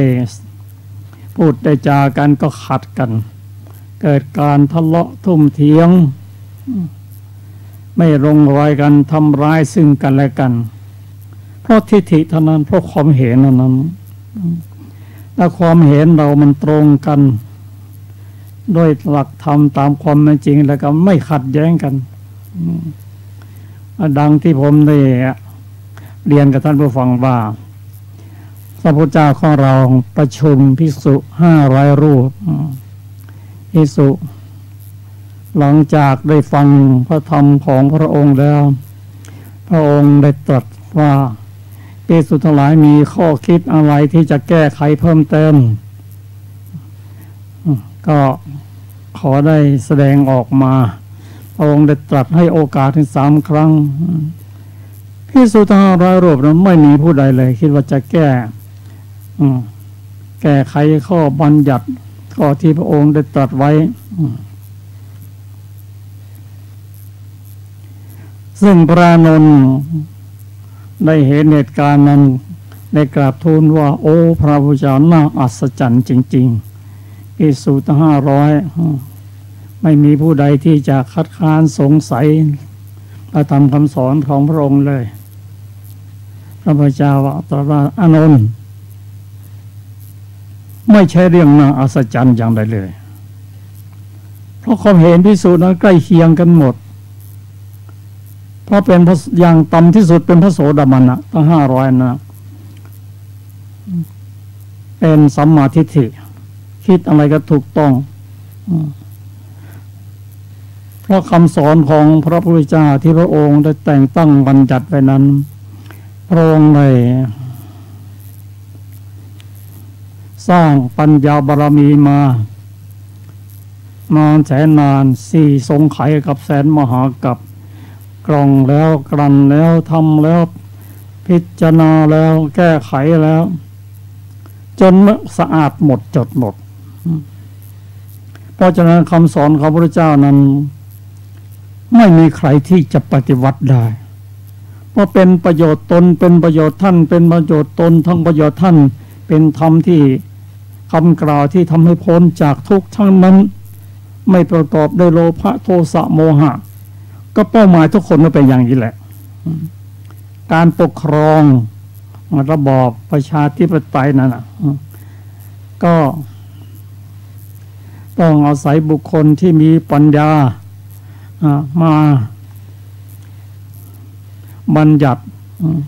เขียนบทเขียนกฎหมายเขียนรัฐธรรมนูญท่านไว้ถ้าสมัยใด ผู้บัญญัตินั้นได้รับการแต่งตั้งให้พิจารณาบัญญัติกฎหมายนั้นเขาก็จะตรากฎหมายขึ้นเพื่อเป็นประโยชน์ตนประโยชน์ท่านหรือประโยชน์ทั้งสองฝ่ายไม่ถ้าจะมีโลภะโทสะโมหะก็น้อยก็กฎหมายนั้นจึงเป็นประโยชน์แก่มหาชนตั้งอยู่ได้นานเขาก็อาจจะมีการเปลี่ยนแปลงแก้ไข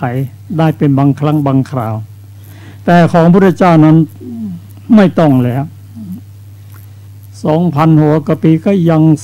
ทันสมัยเมื่อไรก็ยังทันสมัยอยู่ไม่มีใครที่จะมีปัญญาเหมือนพระองค์เพราะถึงผู้มีปัญญาโดยเรียกว่าโอที่พระองค์ได้บัญญัติแต่งตั้งนั้นถูกต้องแล้วพระธรรมของพระเจ้านั้นถูกต้องไม่ต้องไปแก้ไขไม่ต้องไปปรับปรุงไม่มีว่าสิ่งนั้นผิดสิ่งนี้ผิดอันนี้ก็เป็นพระธรรมคำสอนของพระพุทธเจ้าแต่การบันทึกลงไปพิมพ์ไว้ไปเขียนไว้นั้นก็อาจจะมีการบกพร่องในด้านสะกดมั่งก็เป็นธรรมดาแต่คำสอนของพระองค์นั้นไม่มีใครที่จะปฏิวัติได้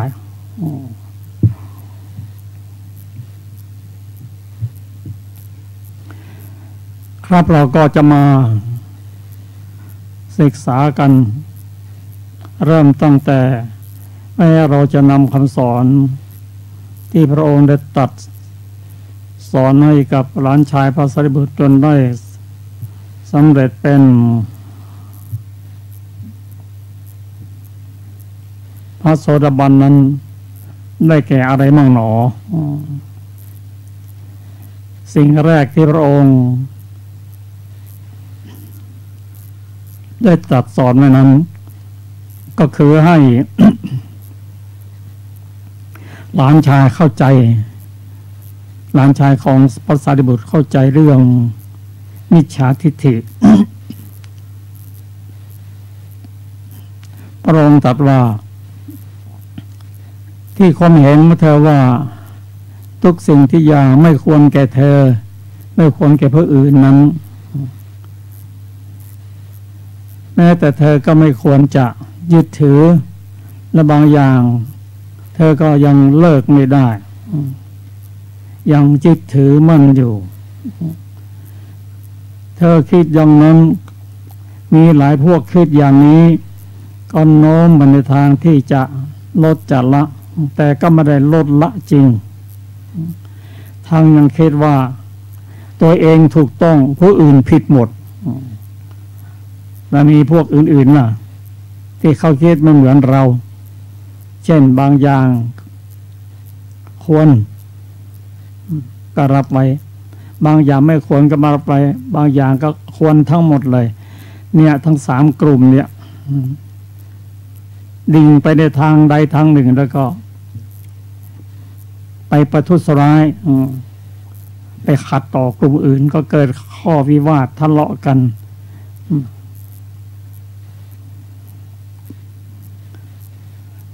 ก็คำสอนที่พระองค์ให้ละนั้นเรียกว่าวินยูชนเห็นอย่างนี้แล้วกันละทิฏฐิละความเห็นได้เราจะละทิฏฐิกับความเห็นผิดของเราได้นั้นก็ต้องน้อมนำมาศึกษา คำสอนให้เข้าใจและน้อมมาปฏิบัติก็ที่เรายังเห็นอยู่ทุกวันนี้ก็ยังมีเช่น พระองค์ตรัสว่ามนุษย์ทั้งหลายเมื่อเกิดภัยคุกคามแล้วภัยคุกคามทางไหนมีหลายอย่างเช่นทุพพิกภัยอดอาหาร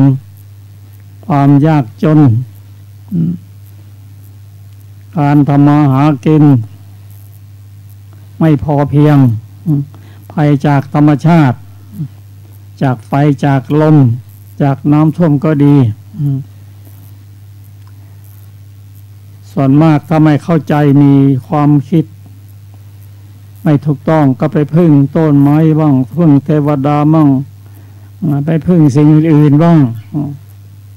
ที่ทำให้เสียเวลาแต่ถามว่าได้พึ่งบ้างก็ได้พึ่งพอสมควรแต่ไม่ใช่ที่พึ่งอันประเสริฐ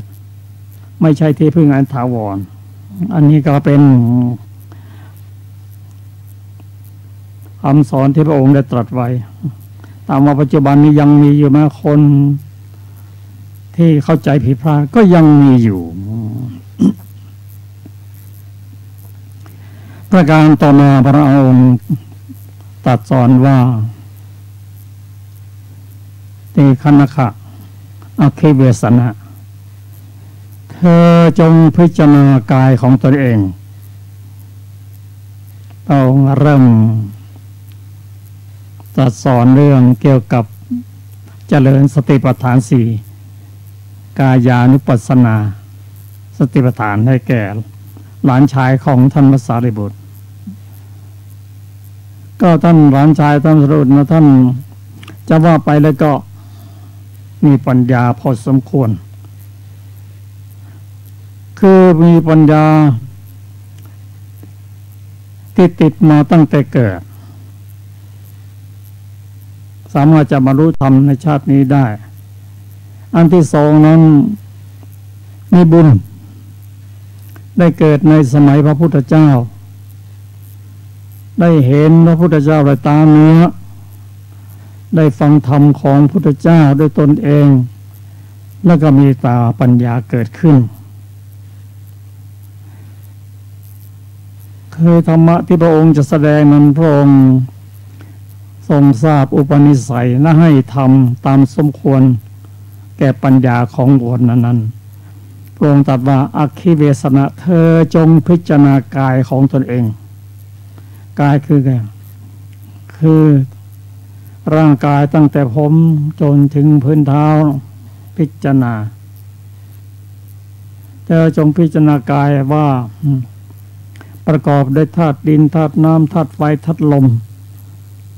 แล้วก็ส่วนอื่นที่อาศัยธาตุทั้งสี่เกิดขึ้นได้แก่ตาหูจมูกลิ้นกายเป็นต้นมันเป็นของไม่เที่ยงมีความแปรปรวนเป็นธรรมดามีการเกิดขึ้นตั้งอยู่ระดับไปเป็นธรรมที่กล่าวไว้ในธรรมนิยามว่าประกอบด้วยความเป็นสิ่งที่เป็นอนิจจังทุกขังอนัตตาอคิเวสนะได้ฟังตามก็เริ่มจะเข้าไว้ตามปัญญาก็เกิดตามเรียนรู้ตามวิญญูชนพึงละไม่ยึดติดในกายเพราะกายนั้นมีการแปรปรวนธรรมดาไม่สามารถที่จะบังคับบัญชาเขาได้มีเกิดมีแก่มีเจ็บแล้วก็มีตายเป็นต้นก็อคิเวสนะนั้นท่านเข้าใจถ้าเรานั้นเราก็น้อมนำมาศึกษาให้เข้าใจได้ การที่จะพิจารณาได้อย่างนี้ก็ต้องอาศัยที่สงบสงัด ว่างจากปริโภทะทั้งปวงมานั่งบุมในบุมหนึ่งทำจิตให้เป็นสมาธิประกอบด้วยสติ เมื่อสมาธิสงบจิตสงบพอสมควรแล้วก็มาพิจารณาดูร่างกายของเราตั้งแต่ผมจนถึงพื้นเท้าว่าอันนี้เราได้มาจากอะไรมันคืออะไรให้แก่ธาตุดินธาตุน้ำธาตุไฟธาตุลมเกิดขึ้นได้เพราะอาศัยอวิชชาตัณหาอุปทานและกรรมของเราอันนี้เป็นผลงานของเรานะร่างกายนะเป็นวิบากของเราสร้างไว้ในอดีตชาติแล้วลองพิจารณาด้วยเถิด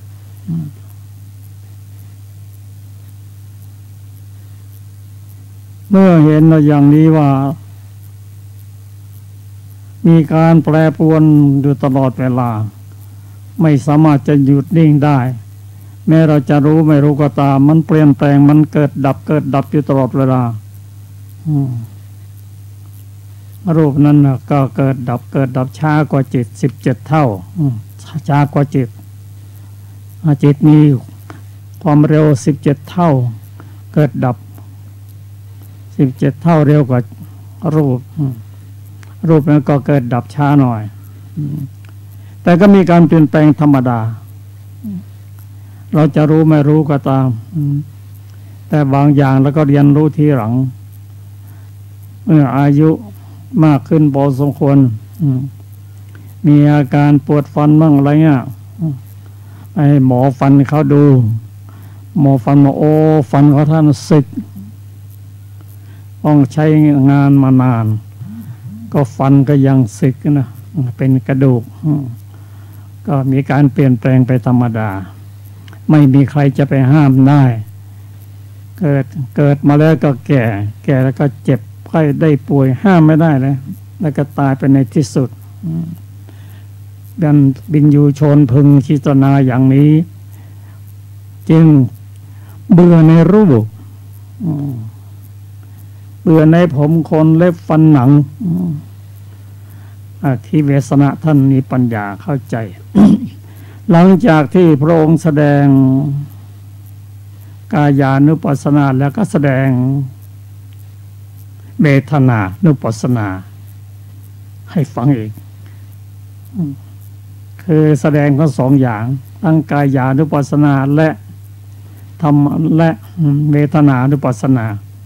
อัคคิเวสนะคนเรานั้นมีเวทนา3ถ้าพูดถึงเวทนา3ก็มีสุขมีทุกข์ไม่มีคือไม่ทุกข์ไม่สุขหรือกล่าวว่าสุขเวทนาทุกขเวทนาและอทุกขมสุขเวทนาพระองค์ตรัสสอนให้เข้าใจถึงเวทนานั้นเป็นนามธรรมก็อยู่ในกฎของ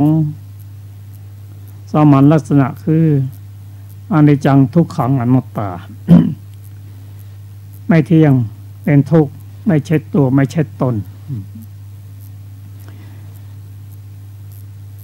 การเกิดขึ้นของเวทนาจะเป็นสุขก็ตามเป็นทุกข์ก็ตามไม่ทุกข์ว่าสุขก็ตามเมื่อเกิดสิ่งใดเกิดขึ้นแล้ว2 สิ่งนั้นก็ไม่ใช่เกิดขึ้นทีละอย่างเท่านั้นเองไม่ใช่เกิดพร้อมกันหลายอย่างเมื่อใดมีสุขเกิดขึ้นทุกข์ก็ไม่ใช่อทุกขว่าสุขก็ไม่มาเมื่อใดมีทุกข์ก็ไม่ใช่สุขไม่ใช่อทุกขมสุขเมื่อใดมีอทุกขมสุขก็ไม่ใช่ทุกข์ไม่ใช่สุขมันเกิดทีละอย่างกันจึงเป็นเรื่องที่น่าศึกษากันเพราะเจตสิกดวงเดียวกันเวทนานั้นเป็นนามธรรมเป็นตัวเจตสิกเกิดขึ้นกับจิตทุกดวงอยู่ในกลุ่มของสัพพจิตตสาธารณเจตสิก7มีเกิดขึ้นทุกดวงเราจะรู้ไม่รู้ก็ตาม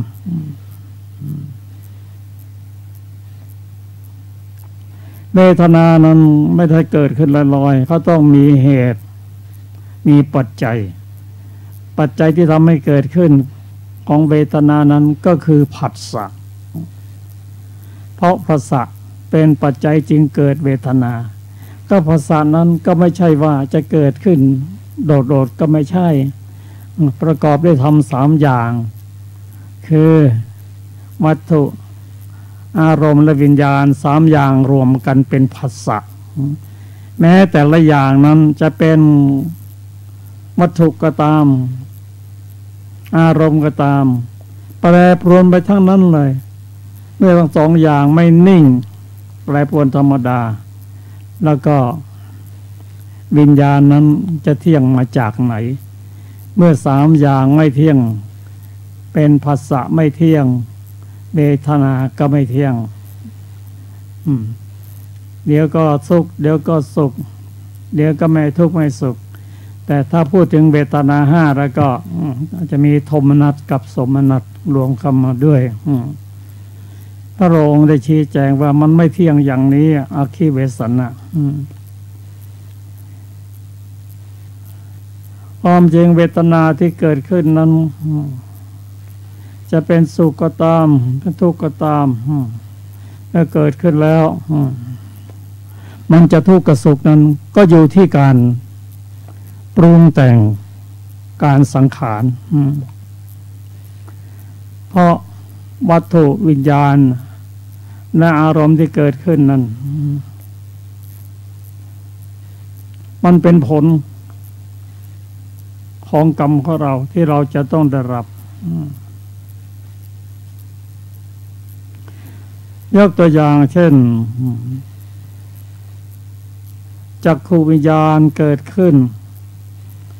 ก็เพราะอาศัยวัตถุคือจักขุวัตถุดีและรูปารมณ์ดีการเห็นนั้นจึงเห็นได้ดีเห็นสิ่งที่ดีงามก็คนที่จะเห็นสิ่งที่ดีงามมันก็เคยสร้างบุญสร้างกุศลมาก่อนก็การเห็นสิ่งงามนั้นมันก็ไม่ใช่เป็นบุญกุศลหรอกแต่การไปปรุงแต่งนั้นสิเราเกิดไปรักไปชอบไม่รักไม่ชอบข้าวมันก็จะทำให้เกิดความทุกข์เกิดความสุขขึ้นมาพระองค์ได้ตรัสอย่างนี้อคิเวสนะขย่อมเข้าใจถึงความเป็นอนิจจังทุกขังอนัตตาเราจะปรับปรุงแก้ไขได้อย่างไร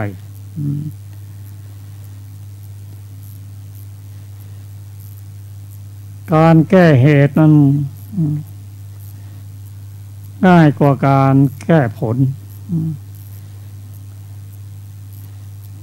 เรื่องนี้เป็นเรื่องที่เราได้ศึกษากันมาว่าผมจะแก้กรรมได้หรือเปล่าท่านสอนให้แก้กรรมได้ไหมก็ต้องพิจารณา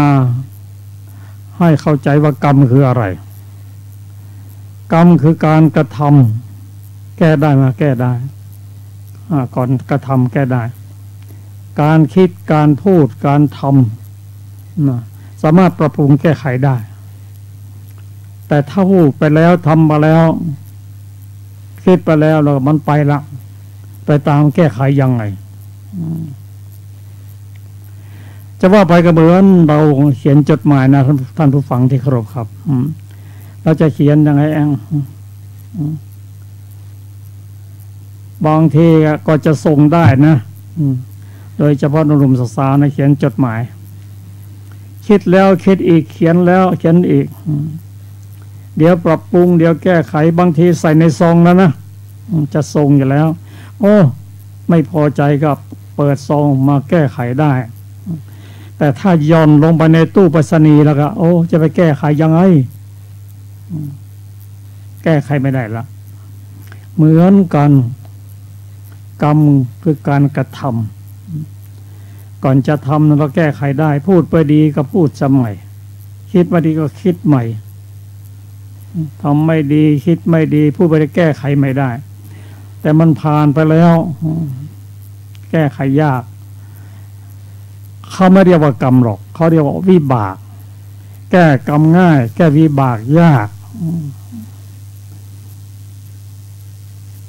ถ้าคนเข้าใจอยากจะมีรูปร่างหน้าตาดี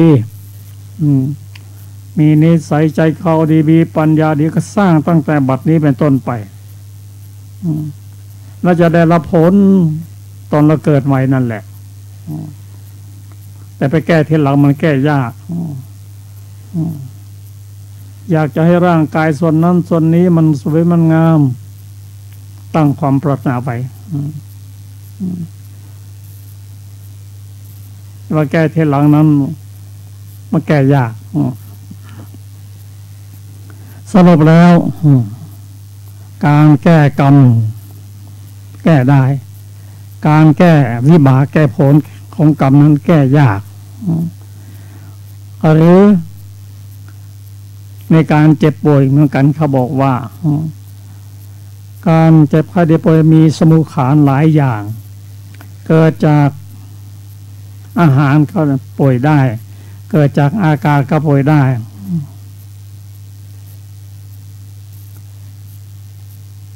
เกิดจากจิตก็รักษาได้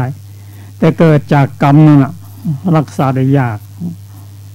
เพราะเราสร้างกรรมไว้ในอดีตที่ไม่ดีก็รักษาได้ยากหน่อย ก็เป็นเรื่องที่เราจะน้อมนำมาปฏิบัตินั่นคือพิจารณากายหนึ่งคือกายานุปัสสนาสติปัฏฐานสองเวทนานุปัสสนาพิจารณาเวทนาว่ามันไม่เที่ยงเป็นทุกข์เป็นอนัตตา โดยเฉพาะเวทนานั้นท่านกล่าวไว้ในมหาสติปัฏฐาน4ไว้ชัดเจนท่านผู้ฟังอยากจะศึกษาเพิ่มเติมก็กรุณานำมัตตปิฎกถ้าเป็นฉบับมมร.ก็เล่มที่14หน้าประมาณ200ก็จะพบพระสูตรที่ชื่อมหาสติปัฏฐานสูตรประกาศไว้ชัดเจนถึงเรื่องการเจริญสติปัฏฐาน4จะเป็นกายานุปัสสนาเวทนานุปัสสนาจิตตานุปัสสนาและธรรมานุปัสสนาอธิบายไว้ครบถ้วนทีเดียวนั้นเราน้อมนำมาปฏิบัตินี่เป็นเป้าหมายของพุทธศาสนาถ้าเรายังไม่ถึงการปฏิบัติไม่ถึงการเจริญสติปัฏฐาน4แล้วเรายังไม่เป็นชาวพุทธที่สมบูรณ์เราต้องนำสิ่งนี้มาปฏิบัติอีกอย่างหนึ่งถ้าเราจะน้อมนำมาปฏิบัติเพื่อเป็นการบูชาในวันมาฆบูชานั้นก็เริ่มตั้งแต่การรักษาศีลให้ดีเมื่อศีลดีแล้วก็เอาตัวรอดได้ละอย่างน้อยก็มาตกไปอันแนวบายละเจริญสติเจริญสมาธิพร้อมด้วยสติพิจารณาลมหายใจอย่างมีสติไม่ไปต้องไปติดในนิมิตต่างๆหรอกเพราะเราต้องการให้จิตและสงบมีสติเท่านั้นเพื่อเป็นบาทเป็นฐานในการเจริญสติปัฏฐาน4ทุกๆวันขณะที่เราประกอบกิจกรรมต่างๆนั้นเราน้อมนำพระธรรมสอนมาปฏิบัติได้ทั้งนั้นเลยจะเป็นผู้เฒ่าผู้แก่เจ็บไข้ได้ป่วยกำลังทำหน้าที่กำลังปฏิบัติงานต่างๆน้อมนำมาปฏิบัติได้หมดโดยใช้หลักว่าเมื่อใดจิตเมื่อไรมีสถานที่สงบเงียบเราก็สามารถเจริญสมาธิได้ดีแต่ถ้าเป็นสถานที่ไม่สงบมีเสียงมีอะไรต่างๆก็น้อมนำส่วนที่เป็นวิปัสสนามาเจริญขณะที่เราอยู่ที่บ้านนั้นเราสามารถที่จะเจริญสติเจริญสมาธิได้โดยเฉพาะสติสัมปชัญญะนั้นเราก็ต้องเริ่มต้นกับท่านผู้ฟังเพราะในอดีตที่ผ่านมานั้นเราปฏิบัติตามที่เราเคยชินนะเราก็มาเริ่มต้นกันใหม่มาหัดเดินกันใหม่ มหัตถ์ทำสิ่งต่างๆกิจกรรมด้วยการมีสติเช่นเวลาเราเดินก็รู้ว่าเรากำลังเดินนะไม่ต้องคิดอย่างอื่นนะอยู่กับปัจจุบันเรากำลังนั่งเรากำลังนอนเราก็ยังยืนรู้สึกอยู่เสมออันนี้เป็นผู้มีสติการที่จะเดินไปต้องรู้มีเป้าหมายว่าเราเดินไปทำไมบางทีใจลอยเดินไปโดยไม่รู้สึกตัวเดินไปทำไมเพื่ออะไรมีวัตถุประสงค์อะไรอันนี้ก็เป็นความรู้ตัวเป็นสัมปชัญญะคู่กันสติสัมปชัญญะนั้นทำงานคู่กันไปด้วยเวลาเราจะตักข้าวก็ตักหนอแต่เราไม่ต้องพูดออกเสียงก็ได้กำหนดไว้ในใจกำหนดไว้ทำอะไรกำหนดจะปิดประตูจะเปิดประตูจะปิดไฟเปิดไฟกำหนดไว้หมดจะกินยาก่อนอาหารหลังอาหารพิจารณาแล้วก็กำหนดเมื่อทำได้อย่างนี้ก็ถือว่านำธรรมะขั้นต้นมาปฏิบัติแล้วแต่เป็นขั้นต้นที่นำไปสู่ขั้นสูงยิ่งขึ้นไปพยายาม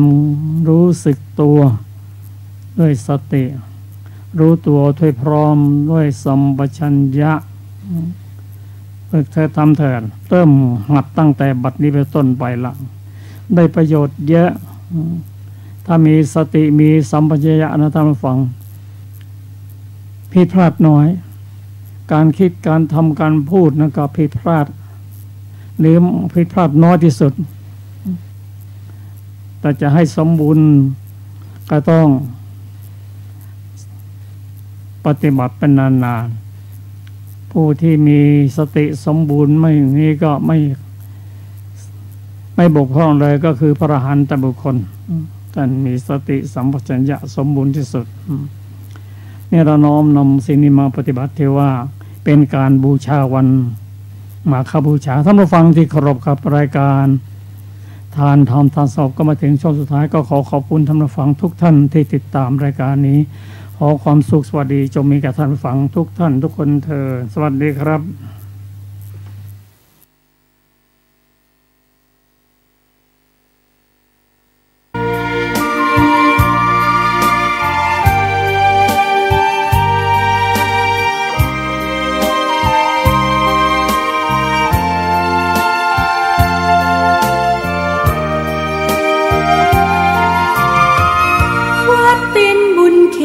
วิเศษสถานเหมือนทิพย์วิมานของหมู่ประชาสะอาดรื่นรมด้วยร่มเงาไม้ได้ร่วมศรัทธา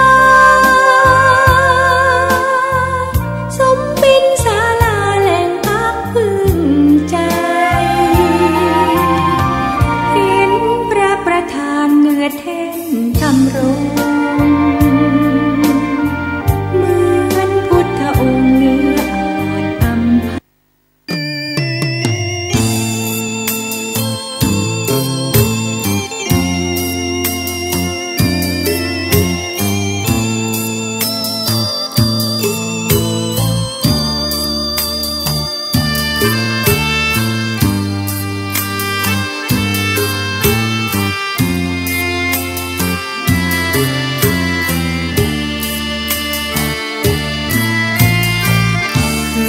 เป็นเดือนสามฟ้างามกระจ่างหมู่ดาวมาคะสว่าง